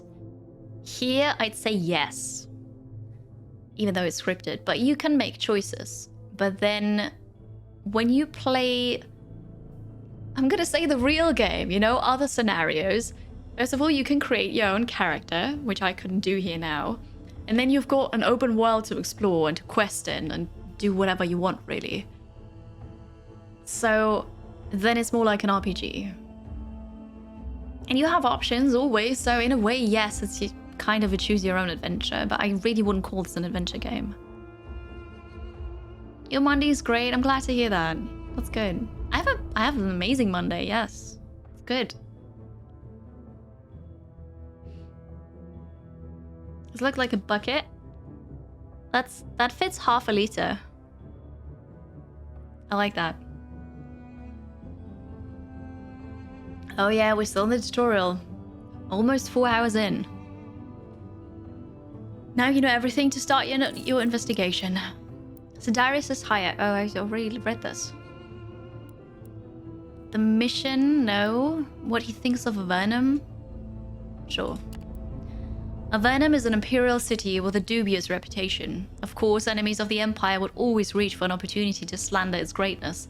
Yet, I must confess that after the ensnarement and slaughter of my contingent thanks to leads gleaned from supposedly trustworthy sources here in the city, I shall give more credit to rumors of corruption and treason here. Other than that, it's a busy place, with as many honest folk as vagabonds and miscreants, as I'm sure you've seen for yourself by now. Celestial Slayer, thank you very much for the Prime Gaming. Appreciate the support, thank you for spending it here, not letting it go to waste. And have fun. Thank you. Isn't life just really long tutorial after all? It kinda is, yes. Hello Nemo, how's your Monday? It's good to see you. Hi Tactful Cook, hello, hello. No need to look at the screen, right? I just read the whole thing, so you enjoy. You've never been a tea enjoyer? See, I only drink tea when I'm ill or not feeling well. I usually don't drink tea. Other than that. Alright, past. Asking about the Knights of the Black Sun. Sure. No, I already read that, right? I already asked you that. Okay. Leave the hideout. So he didn't give me anything useful, really. Where do I have to go? Investigate. Visit the sorcerer. They say a powerful sorcerer lives in the Villa district. The Tower of Incanus, the sorcerer, stands at the border of the hill, overlooking the streets and alleys. Alleys. I can't. I've read so much today, I don't know how to word anymore. Ally. Ally is the person. Alley. That's an alley. This is great. Okay. Alleys filled with foundries and forges on the northeast side of Avernum. Half engulfed in smog, the tower stands much taller than any building nearby. The soot-covered walls made of black stone are so smooth that it looks almost seamless. A line of gigantic fang-like spikes crown the flat top of the tower. I don't know, my English is leaving me. You walk up to the iron gate where a large eye carved out of obsidian comes alive and gives you a good stare before emitting a strange moan and becoming motionless again. The gates open slowly to reveal a spacious antechamber that you enter. The roof is supported by black, smooth stone pillars. Magical lights float sleepily around like fireflies. There are sofas and chairs here, enough to seat a dozen guests in great comfort. Somehow, the place feels odd. It is many times larger on the inside than it should be judging from the outside. The imposing figure of Incanus stands motionless in the center of the antechamber and greets you in a monotone voice. You can't figure out if he's bored or simply lacks emotions in general, but he's cautious, and very perceptive. You can only feel his piercing gaze from under the large hood of his crimson robes. There is something on your mind, Vagrus? Something you hope I'll provide a solution for? And you know that it'll have a price, he drawls. Oh. We could pay him to tell us stuff about the last pilgrimage. Do we want to know? Or he might be interested in one of my items. I don't have anything. Aww. Okay, never mind. I also don't have anything to identify. Well, I'm gonna pay him money. The sorcerer hesitates only a little bit before motioning with his long-fingered hand for you to sit down. You comply. Something tells me that you've had an encounter with this cavalcade of spirits. Tell me about it, he says after he pockets your coins and sits down himself. You carefully recite your chance meetings with the last pilgrimage. Every now and then, Incanus interrupts you to ask very specific questions about your experiences with the specters. He seems especially interested in your visions that triggered when the undead procession was near. Incanus stays silent and motionless for a long while after you've finished telling the story. At length, he stirs and asks you in a rasping voice, "What is it exactly that you'd like to know?" Stay a while and listen. Okay, all right. What is it? How did it came to be? What happens when they run into someone? Okay, is it possible that they're following me? Ah, that is the question, isn't it? Incanus scratches his scrawny beard with skeletal fingers. All information collected by the wise throughout the centuries, as well as anecdotal accounts, tell us that the appearance of the pilgrimage is completely random, and there has never been anyone recorded to encounter them twice, not even madmen who were looking for them. So when you told me about the 2 times you've met the pilgrims, I was skeptical. Yet I can see that you're telling the truth. The sorcerer clears his throat. There are 2 possibilities, I believe. One, it was indeed chance, our minuscule, that you happened upon them a second time. The second, the chances of a third encounter are negligible. 2, they were roaming a specific region, in this case, Arenas Negras, and because there is practically nobody in that region, they converged on the only living beings nearby, your comitatus. In any case, I'd avoid the desert of black sands and its border ranges. For a while, if I were you. Thank the gods for surviving 2 such chance meetings. You were not planning to visit that dreadful place anyways. True, I wasn't. Hi, Toadie. So this is a turn-based, post-apocalyptic fantasy RPG. It is very, very difficult, and there's lots of reading. It's a bit like Battle Brothers. It's, you know, it's atmospheric and turn-based and difficult like Darkest Dungeon. But the way it's played is more like Battle Brothers. Super worth the money, right? Don't go back there.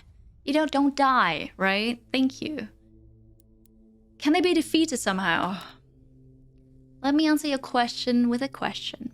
Incanus leans forward.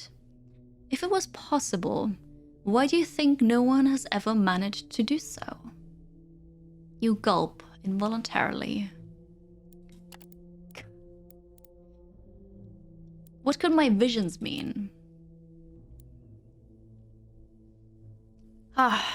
No account of an encounter with a pilgrimage that I can recall speaks of visions, only apparitions and eerie light.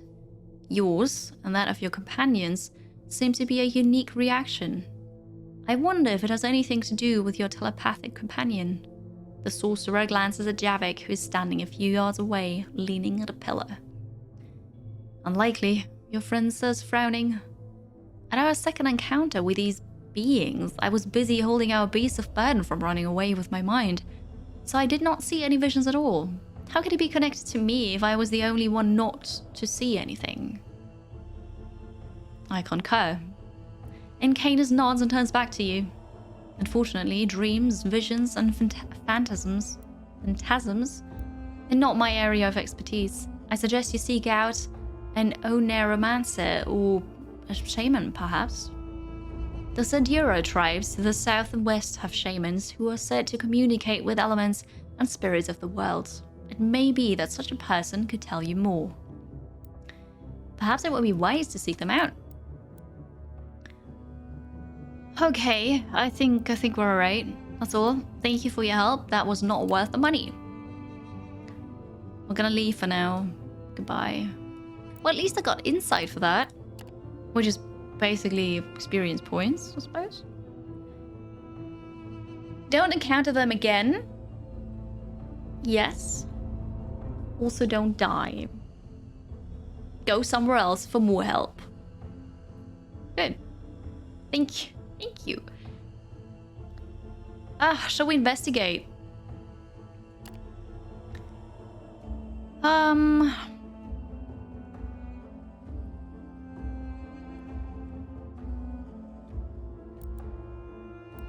Let's start with 3. Seek out the Smelter's Collegium and Gallows Anvil.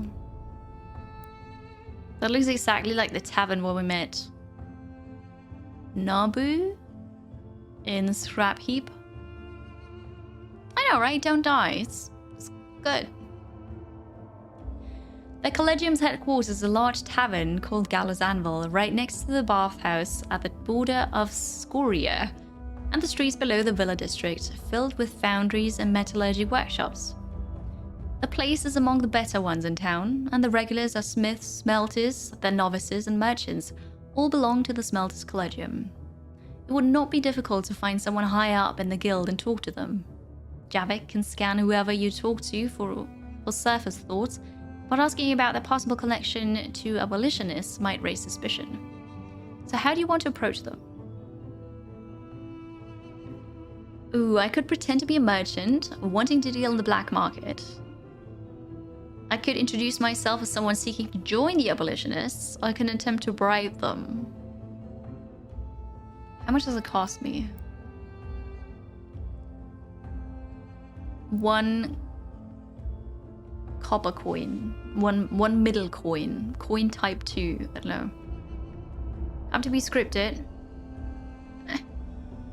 It has something to do with me playing the game and being really unlucky. Don't think any other player would meet them twice.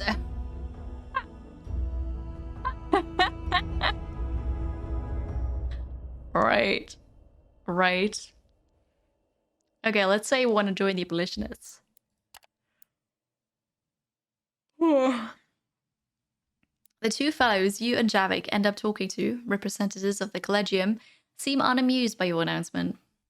And why should we care about that? We do not deal in slaves in general, but we do use them in our line of work.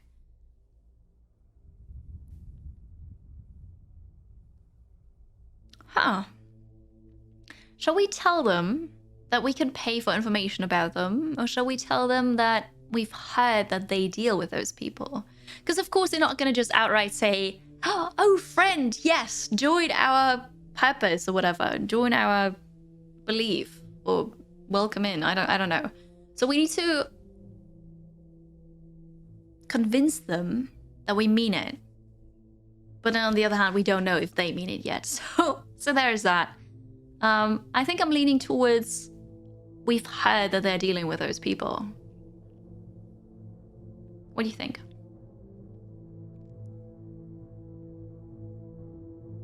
Probably. Let's say yes.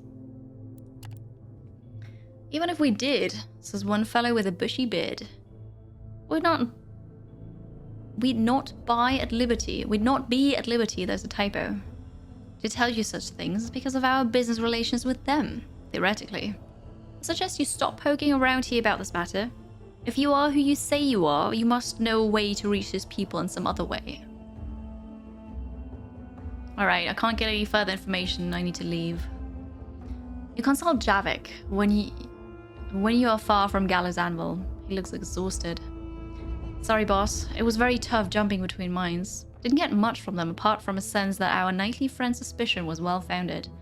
They surely have dealings with the abolitionists, but protect their identities far more vehemently than that of simple illegal business partners. I couldn't get much except a glimpse of the street with a long yellow building when one guy was thinking about contacting their associates. That will have to do, it seems.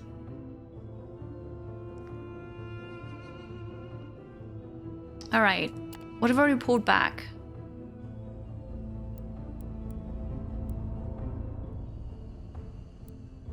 I can't report back yet, apparently. Okay, leave the hideout. Let's go.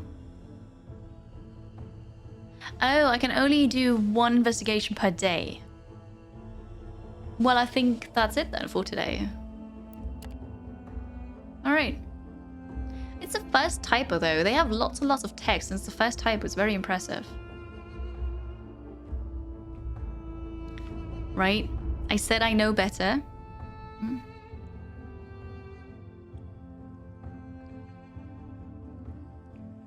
Oh, that cheese good. Shall we visit the temple? God might grant you boons or curse your enemies. I suppose I have to pay for that, right? Also, didn't we learn in the intro video that the gods are gone? They left this plane.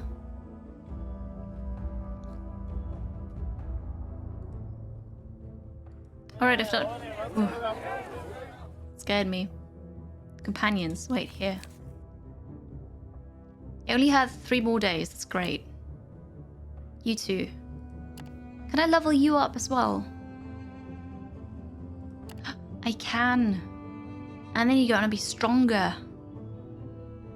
Character's willpower and determination. Is that gonna be good for your... What kind of attribute do you need for your skill?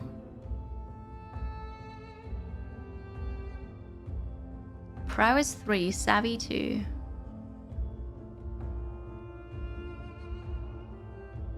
Is that prowess? Right, so we can't even do that. Never mind then. Savvy 2 and strong-minded. Good. Oh, what's this? Spell penetration. Resistance against your magical skills are lowered. Ooh. Ooh. Do we like this? Tough. Maybe more stamina for you.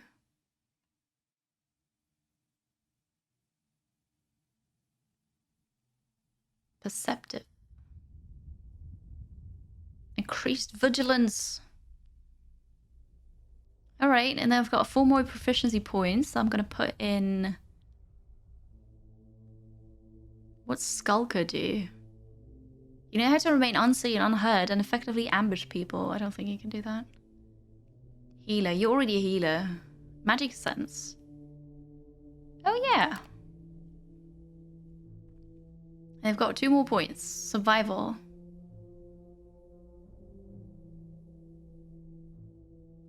I think you should know about religion and then about herb lore. Okay, that costs 5.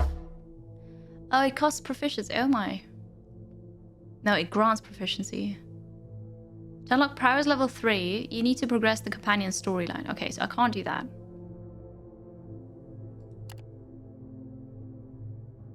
Yeah, I can't make anybody a deputy yet. The gods are gone, yes. Oh, the bat ones came back. I must have missed that. Spoiler! Hi, friendly white bat wolf. This is the tutorial story, yes. About 4 hours in. It's still the tutorial. Do I want you to give a quick rundown of the gods and orders? 3 each. I mean, you can if that's what you want. There are several novels in that game. But it's so cool. Like, it's completely full of lore, and it's also vivid, and it's very descriptive. It's really amazing. It's very impressive. Mystery's home. All right, we're gonna go and rest.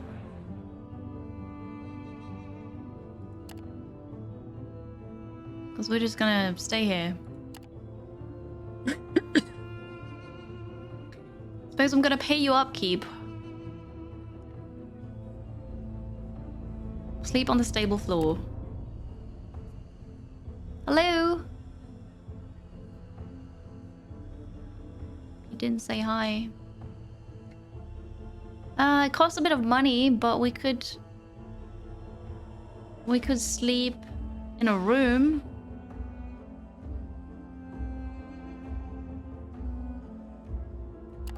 Okay, we're gonna get 50% rations. But then I'm gonna pay, so we get 1 morale, 1 vigor, and 1 nutrition, and I'm gonna pay a bit of money. Alright.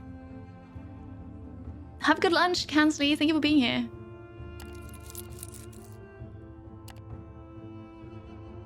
Okay, it's a new day. So what we do... Hi! So we go and investigate. So, find Centurion Vardis Pendius at the Rusty Pugio. Whatever that is, right? Hi, Lagrange. It's not so much complicated, it's just very, very difficult and so much to read. Story missions from my deputies? No. No, I haven't found any. There might not be any in the tutorial, to be honest. The Rusty No, there are, because it said that the tutorial caps the companion level at 3. So there must be some stories. The Rusty Pugio is a fairly clean establishment with primarily soldier and veteran regulars. Because of this, not many shady fellows visit the place. That does not mean, however, that the regulars are well behaved or sober. You can see a legionnaire passed out on the bench while a few auxiliary troopers are playing a dice game in the far corner, laughing and swearing foully. You ask the barman if Vardis Pendius is here, and he points you to a swarthy, short, pot-bellied man in his 40s, wearing the dirty armor and uniform of a centurion. His helmet rests next to him on the bar. He is drinking alone.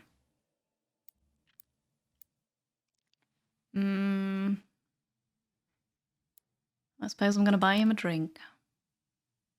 Oh, that is... Wait. That I didn't have to pay anything for that drink. It's a free drink. I'm buying you a free drink. Yes, great. Okay. I have the feeling that on Wednesday, the decision of the game will be something like screen shakes or lots of reading. Yeah, we'll see. We'll see. I mean, maybe I'm gonna play something else entirely, but... It is a bit like D&D, yeah. No, you're absolutely right. Vardis Pendius eyes the drink suspiciously, but his alcoholism gets the better of him, and, giving you a friendly smile, he takes it. What do I owe this gift, friend? Fellow shoulder? You don't look like that to me. He slurs his words as he eyes you up and down. The two of you start to chat, with Javik sitting at the table in line of sight. You know you have to bring the conversation to the patrol he went on near the Molten Tongue, so that your friend can read his corresponding thoughts. Yet Pendia seems a little too sober not to be wary. Alright, now if I continue to buy him drinks, I need to pay stuff. Suppose I can pay stuff. Continue to buy him drinks until he's drunk enough to outsmart. Okay. It was a success! Oh, lucky me. Well, the first drink was free, now I had to pay. Pendius has formidable resilience when it comes to booze, yet you managed to get him blind, stinking drunk. Blind, stinking drunk. That's like, you know, there's drunk, there is stinking drunk, and then there's blind, stinking drunk. It's even worse. Lovely. You also guide the conversation to his notorious patrol to the north that only he survived. Not even his intoxication can hide his fear when he talks about the recon mission. Not where... What do you think it was? That poor boy served not this. He laments. He could swear there are tears in his eyes. He mumbles about the whole affair not being what it seemed. Soon afterwards, you excuse yourself, but by then, Pendius is non-coherent anyways. You and Javik leave the Rusty Pugio. Hi, Valentin. Thank you. Thank you. The blind part comes significantly faster if you buy the cheapest alcohol possible. I know, right? Alright. You can't wait to listen to the video of this. To see what game mechanics you missed in the tutorial. Right, so we had combat already. Traversing the world map. I suppose now we're doing questing. Trading. But yeah. You go back to the Mancio, where Javik tells you he was mostly successful in reading the drunkard's thoughts on the patrol. He's clearly paranoid about the whole matter. He recalls his comrades killed, but not out there in the waste, but in some kind of death trap in a large room. All young recruits. I think they publicly set up his patrol only to kill off everyone but him, and told him to pretend they got slaughtered by abolitionists in the north. Basically, they created a fake story to make our nightly associate and his cohort think they are going to find a camp there. It boggles my mind how far they went to protect something. He keeps thinking about Scoria, the district here in town. Maybe the massacre was done here. I've been to Scoria already, that's where we saw the bandits. But yeah, have a good one, Aztec. Thank you for being here. Enjoy the rest of your day. No, tomorrow's gonna be less text heavy. But to be honest, it's okay because, you know, you seem to enjoy it, and I mean, I can do that for a day.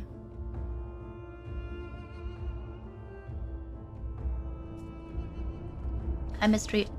I'm reading the game. I'm not playing it. I'm reading the game. How was work? Alright. But can my voice? My voice can, although it's already very strained. But I have throat comfort tea, so I'm okay for today. You're done with this part of the investigation. And I can't do the other one because only one per day. So we need to stay here for another day. Let's go to the temple today. The temple complex of Sargarot in Avernum is quite small compared to most imperial cities, but it's still a menacing sight to behold. Built of dark stone, clearly not from around this place, the buildings are covered with spikes and blades that reach towards the ashen skies. Furious-looking gargoyles, as well as sculptures of Sargarot in the form of a powerful warrior in spiked armor, riddle the frontispiece. Is that a word? Frontispiece? Inside, darkness covers all and only red candles provide some meager light. Novices chant in shadowed alcoves, the grumbling voices adding up to a constant angry prayer. A priest steps out of the pitch dark and stops you. His painted face and black attire gives you the shivers. What is it, you ask of Sargarot, the Raging One, Lord of Vengeance and Master of Curses? A modest contribution to the church, and you shall receive the power of retribution. Hi, Mystery. I'm home too. You have to question if Mystery is really here, or is it the tea making me hallucinate? Mystery, could you sneeze, please? Mystery, could you sneeze, please? Or say something. Thank you.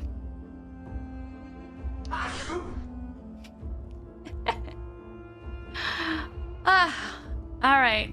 That's okay. I'm hallucinating because of herbal tea. Of course. Of course. Thank you for stabbing me in the back.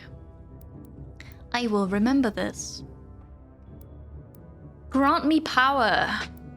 Grant me power in return for sacrifice. Ah, you've cold hands. Ah. I love this. You're off to eat dinner. Enjoy dinner, Malamba. Thank you for being here. It seems mysterious, very much so.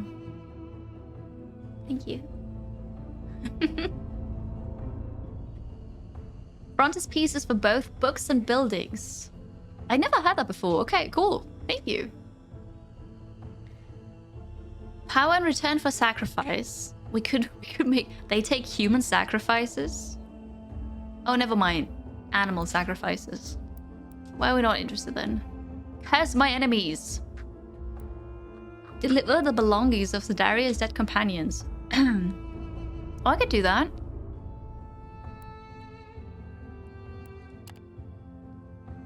Would you give them all the looted weapons and armor, or only the holy symbols and personal belongings? The holy symbols, because I sold the rest. I smelted and sold the rest, so only the holy symbols. Okay. Oh, yeah, it should be Phronomo.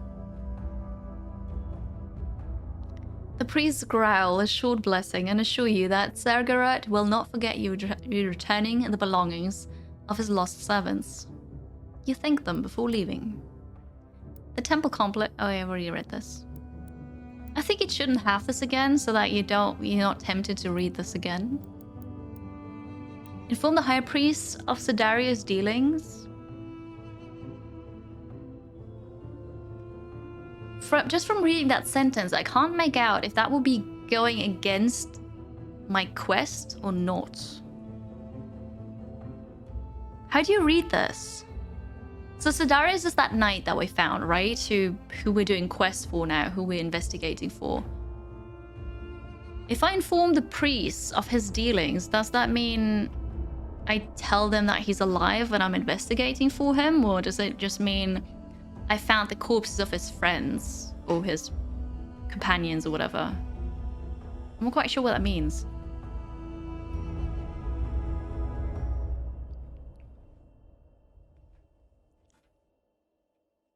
I can save, right? I'm just gonna save and try it. I cannot save during events and or combat.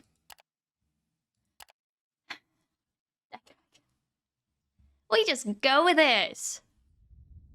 Better to keep quiet. Probably. Okay. You know, you have a good point. You have a good point. It's just if I forgot because of all the choices you had before. For people who have little RAM memory up in the brain like you, is that so? Yeah, I don't know. All right, we're gonna leave the temple, and well, we're gonna sleep, I suppose.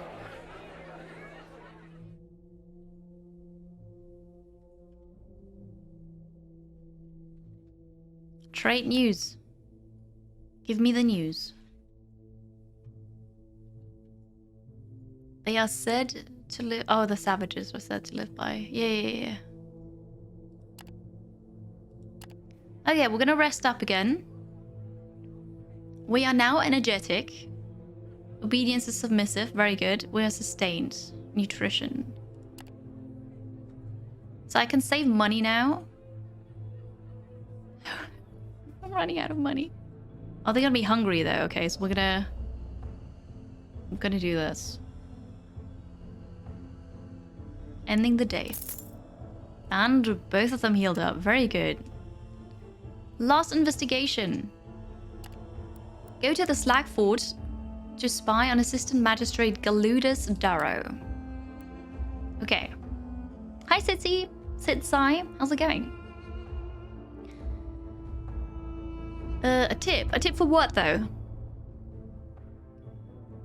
Some games advertise with 8 hours of gameplay. This game can advertise without much tutorial, it seems like. Yeah, but it's a scenario, right? It's a tutorial scenario that just explains what's going on. It is a reading RPG. Yeah. So it's a turn-based, post-apocalyptic fantasy RPG that is very, very difficult, and also has lots of reading. There is a free prologue though, so you can check it out, see if you like it. To your mild amusement, the plan Sidarius came up with to lure in the assistant magistrate works. Upon arriving to the Slag Fort, you tell one of the clerk slaves in service of the courts that you have news about some Zergarot fallows you think were killed in the north.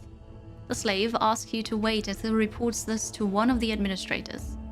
Before you could sit down with said bureaucrat, a clerk arrives to tell you that Assistant Magistrate Darrow will personally listen to your account. You are escorted to the offices on the top floor of the courts. You are told to knock and enter. Javik looks at you knowingly as you stand before the office door. Morwen is picking her nails. You knock and enter.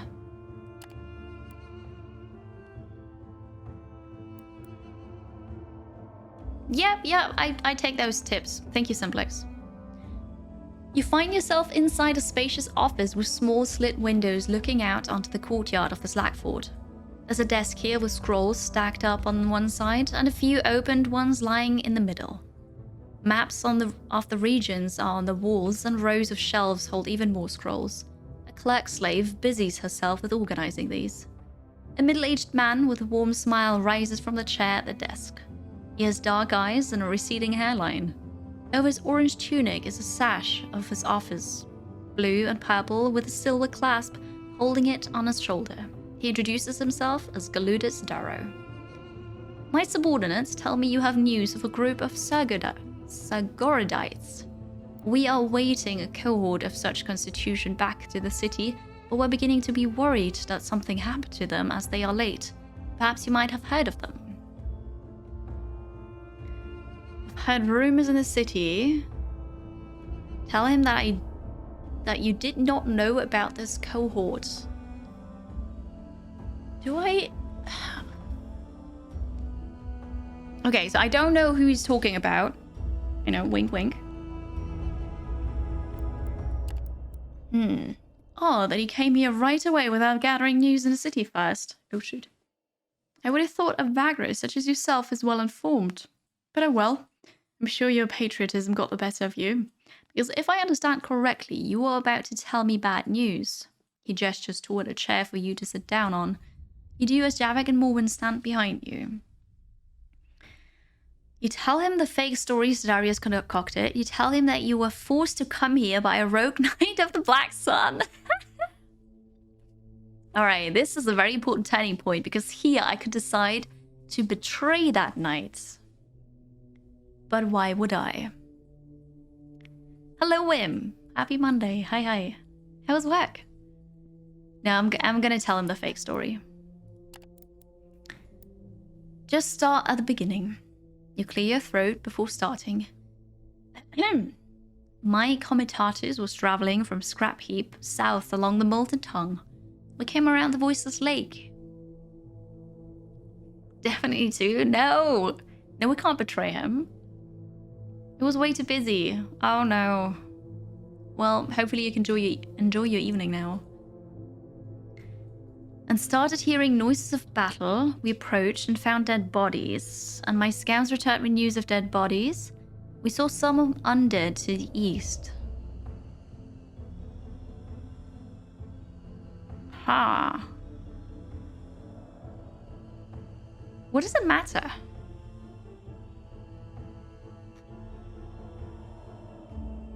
So we came around the Voiceless Lake.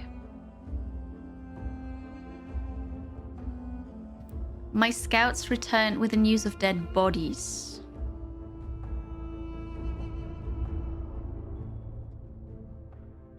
No, let's stick with the a half truth at least, and we're going to talk about the undead. So we came around the Voiceless Lake, and we saw some undead to the east, shambling back and forth. We got rid of them right away, only to find bodies nearby. Go on, says Darrow, scratching his chin thoughtfully. We checked the bodies. There was a lot of undead, mostly the smoldering variant. It was clear that there was a great battle there. The other bodies all belonged to the same group. They were all Sagoridites and their armed followers, a handful of them badly mutilated by the undead. We checked and found no survivors. We took no belongings of the dead.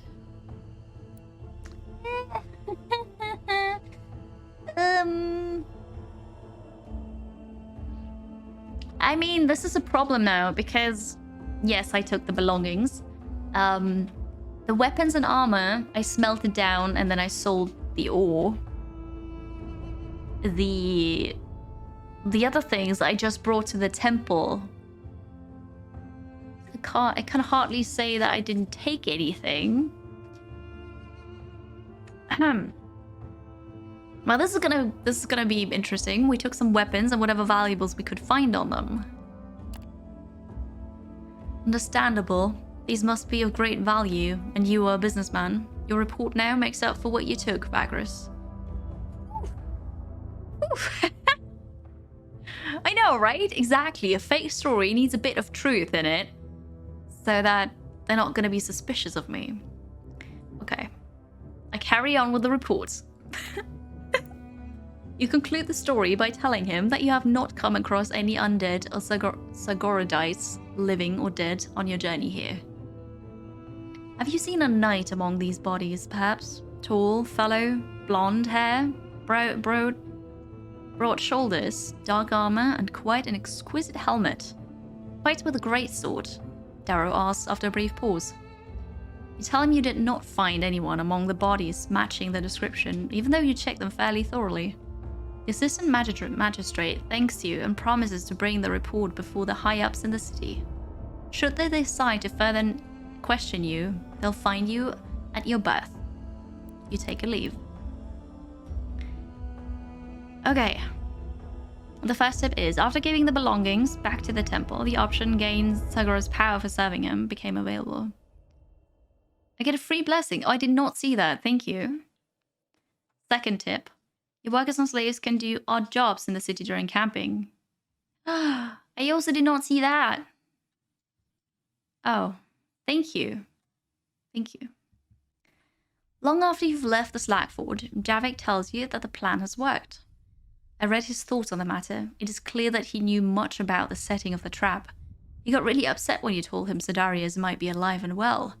He thought about his career and the prefect, but also to report this to someone called Hanvius as soon as he can. You return to the Mancio. Let's go to the hideout. Report my findings. Story is an alignment. Yeah, no, I don't know this. Here we go.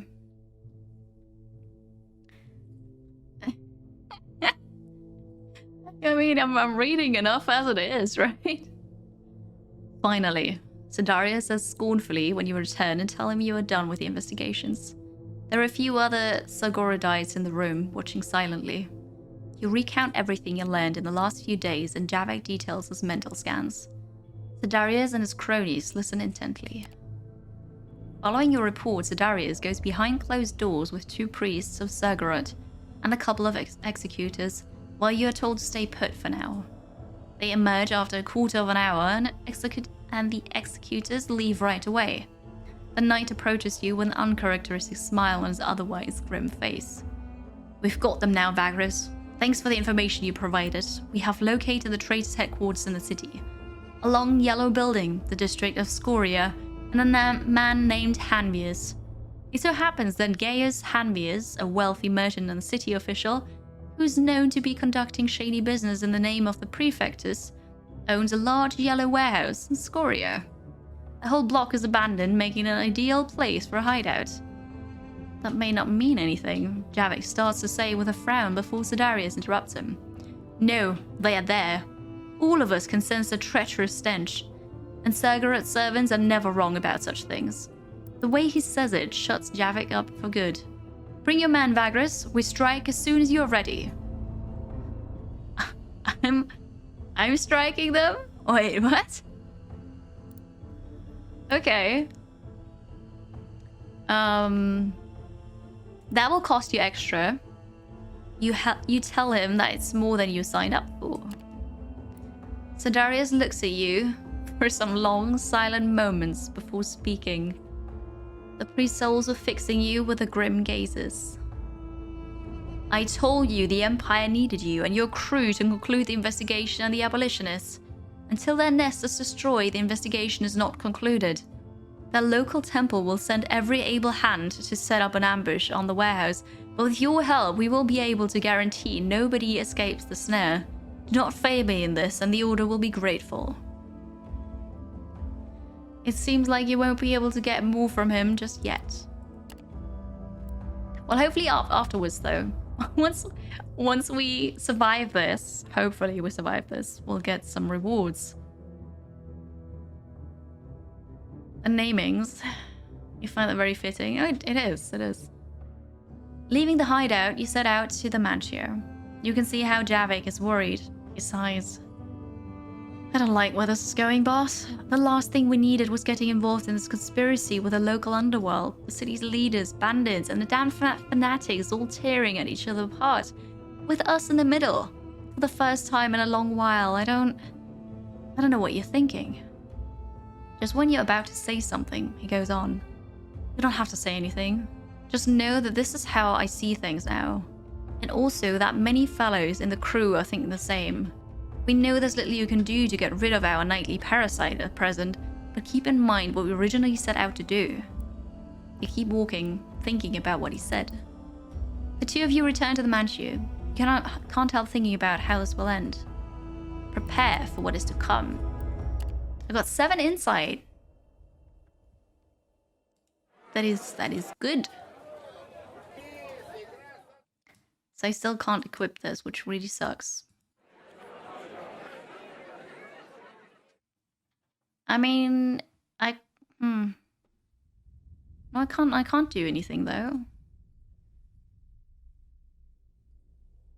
I could sell a slave, but that's just mean. Hi, Drago Prime. Hello. Don't ever apologize about life being busy and you not being able to make it. That's okay. I hope life was good busy though. Someone subbed. Hello. It's Hello. Lady Kiri. Just Hi. got home from work. Hope you're well, Kiri. Love, Kiri. Cool, Kiri. Dance, Kiri. Shrug. So it's great when you can make the stream, Drago, but also life is important. And whenever you have time to hop in here and say hi, you know, you're welcome to do so. I hope you're good. And Spartman, thank you very, very much for 9 months. Thank you for the resub. Welcome back. And I'm great. I'm great. How are you? How was work?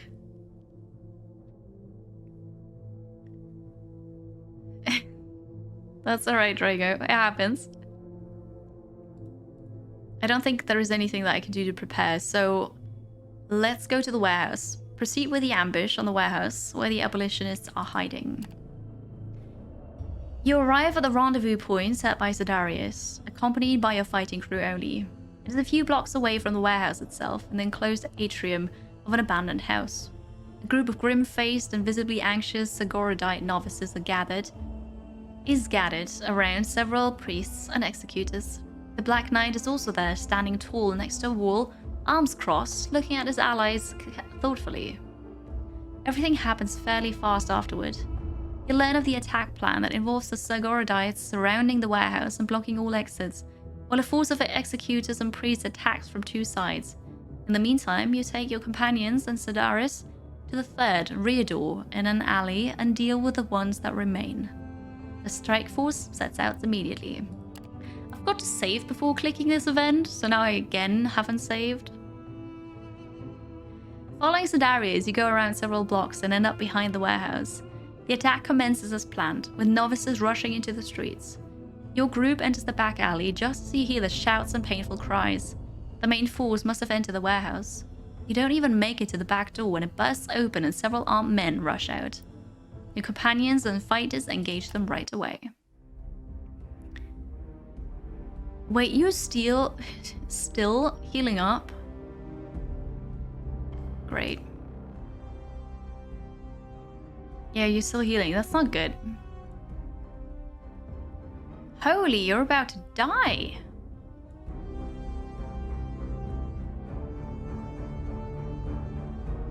You've got to hide here. Alright, begin the fight. I've got this, right?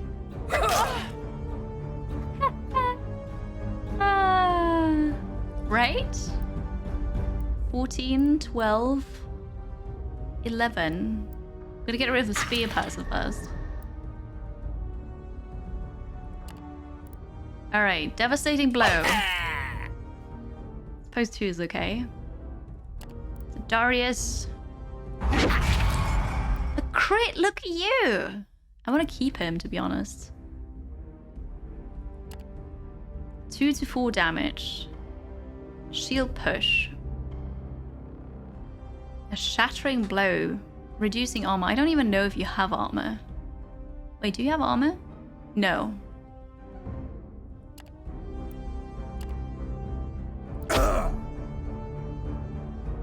No damage. Well, that was a bit of a waste. Okay. That's alright. Can you stop doing that to her? She's about to die. The devastating blow is so not devastating. It's pitiful, really.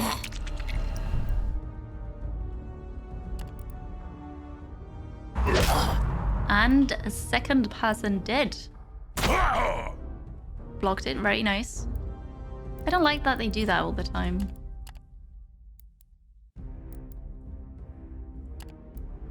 You go here. Oh, maybe it doesn't work because there's no free tile. But they're supposed to swap, right? So you go here and then you go here.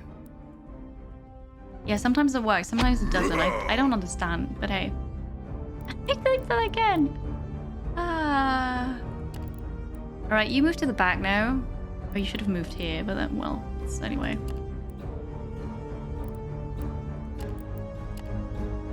You need to move here. So Darius, do the thing.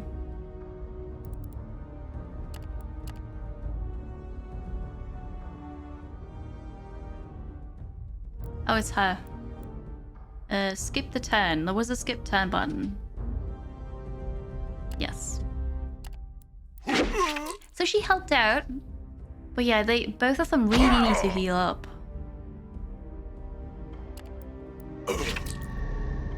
Very good. We almost have you.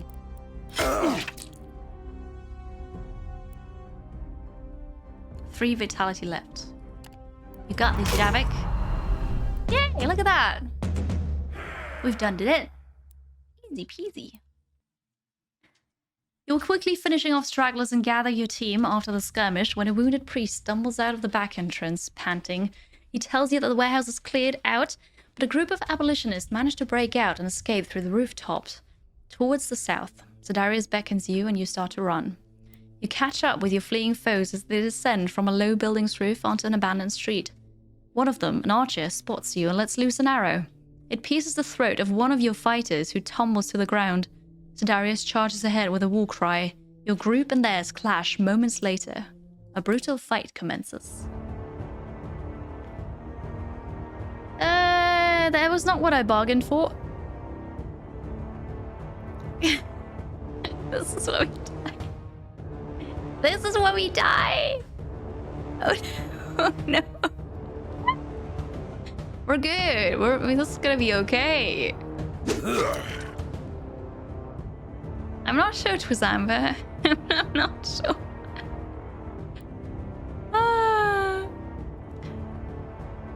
Yeah, that's about it. Infinity. It was click once where you want the person to move, and then click twice where you want the other person to move.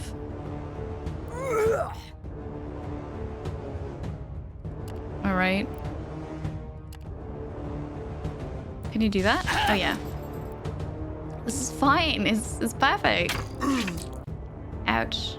The combat music is really weird.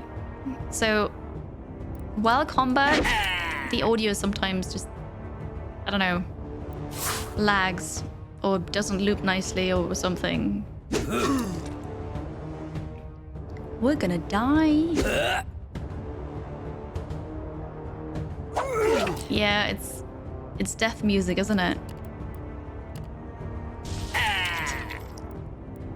Could I please crit or something? I only killed one of them now.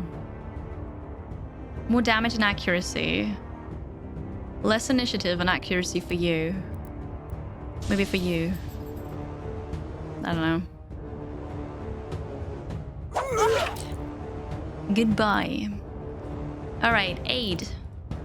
Come back. And then we're gonna do premonition. On you. We're gonna buff. Oh, come on. Stop doing that. 5 only. 5 damage. Come on. It's not gonna be good. What's this? A pull. Savage kick. Strafe is not gonna do much. Alright. 2 damage for the devastating blow.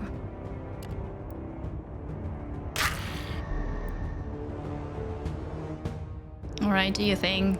Well, I blocked at least. 1 damage though. Ouch. Oh no, you too. You too. I'll help you. Okay, but now I'm out of resourcefulness. So... 5! 5, that was really good. Alright, another one down. Oh god, this is gonna be close. This is gonna be so close. You can do it. Yes. Alright, last one standing. You've got 2, you've got 4. You're not gonna do anything. Nope. Forfeit. You've got 14. Evade! Holy. Okay. You know, it'll be alright. It'll be alright. 5 damage. Who are you gonna kill? 4. Ah, he's down again. He would have dealt so much damage though. I'm not sure. She can still get rid of me. Because once we're all down, you know. Okay, crit, come on. It did it! It did it! But we're wounded. Oof. Though clearly wounded, the archer manages to get away. No! Oh, come on. Her men sacrificed themselves to save her. There's no point in trying to catch her as your own companions are fairly badly bruised themselves. You trudge back to the warehouse, now secured by the Sagoridites. The streets are a grim sight. Bodies or parts of them lie everywhere. Mostly abolitionists, but quite a lot of novices too. An executor reports to Zedarius. Apparently, all but a handful of the enemy was slain. While they lost a priest, 2 executors, and a dozen novices, in spite of it, it's clearly visible that they are elated by the bloodshed. They have also taken a prisoner who is being questioned, as testified by the painful cries coming from the warehouse. Zedarius tells you to wait here while he personally interrogates the captive. I'm just gonna say nothing. The painful cries and sobs escalate shortly after Zedarius enters the warehouse, only turning to dead silence after a couple of minutes. The knight returns a moment later. Something tells you he got what he wanted. Sagorot is with us, Vagrus. We have struck a major blow to the enemy. Judging from the contraband in this building, these abolitionists have been smuggling goods they took from the Calamity and other travelers for years now. The tunnel they dug under the wall that connects to the warehouse confirms this, Black Knight says, bristling. Our prisoner was kind enough to tell on his friends, though. There are 3 camps hidden in Arena's Vorax, where they direct their attacks from. Each no more than several days of travel from Avernum to the south and east. Our next move is to strike at these camps now that their operation in the city is eliminated. Their supporters and allies will lay low for quite a while after today's show of force, he pauses, looking at you with a piercing gaze. I have decided that we'll join your comitatus and you'll help us seek these camps in the wasteland. I mean, I can try to say no, but it's not gonna work out, right? Hello, Miracle Girls. Ma shakes patience. How's it going? Hello, hello. We did win, yes, but that was... Oof. No way. I've done all you asked. It was supposed to end here. It was indeed, but Sagorot must have foreseen this. That we'll need a comitatus to find and destroy the enemies of the Empire and put you in our way. The knight's eyes glow with an otherworldly light as he speaks. To underline his point, several Sagoridites move closer to you and your companions. All of a sudden, the alley feels very crowded. You do not wish to defy the will of Sagorot, do you, Vagrus? Should you do so, a terrible curse will be placed on you and your crew. This gears will not be lifted until I say so. Consider your comitatus commandeered until this business is finished. From this point onwards, you and your crew are also always accompanied by Sagoridites. Javik says nothing, but you can almost feel his ire. Is it directed at you? For better or worse, your fate seems tied to that of the abolitionists. Before you leave the site of the brutal fight, Zedarius turns to you. So that you know how valuable your aid is to the Empire and its tireless servants, I want you to know this. I hereby vow on the name of Sagorot that should you aid me in eliminating the threat of these abolitionists and help me capture their leader, I shall set you free from your services and see to it that you'll be most handsomely rewarded. The knight has a constipated look, like someone who has really a hard time admitting something. He clears his throat. Now, I hope that this suffices. Go and see to your business here quickly. We set out as soon as you're able. You take your leave and trudge back to the mansion with your companions, bruised and bone-tired. A platoon of Surgorod executors already guard the inn by the time you get there, packed and ready to leave Avernum with you. You're turning for the night. Surgorodites joins the commentators. Okay, can we do this? We can get money from here. Very good. I'm gonna have to pay them later because I don't have the money for this. And also, can we use medicine, please? Healed to hurt. I hope that's better than wounded. Also, we lost 1 vigor. We failed a job. We failed a high success job. We're so good. We're so good. Ah. Well, I'm glad I do, Shakes Patience. Ah, there is that. Okay, perfect. Just in time for me to end the stream. It's unavailable in the standalone story. Each time a checkpoint or when leaving a settlement. Every new in-game. Okay, every new day. So I have saved, which is good.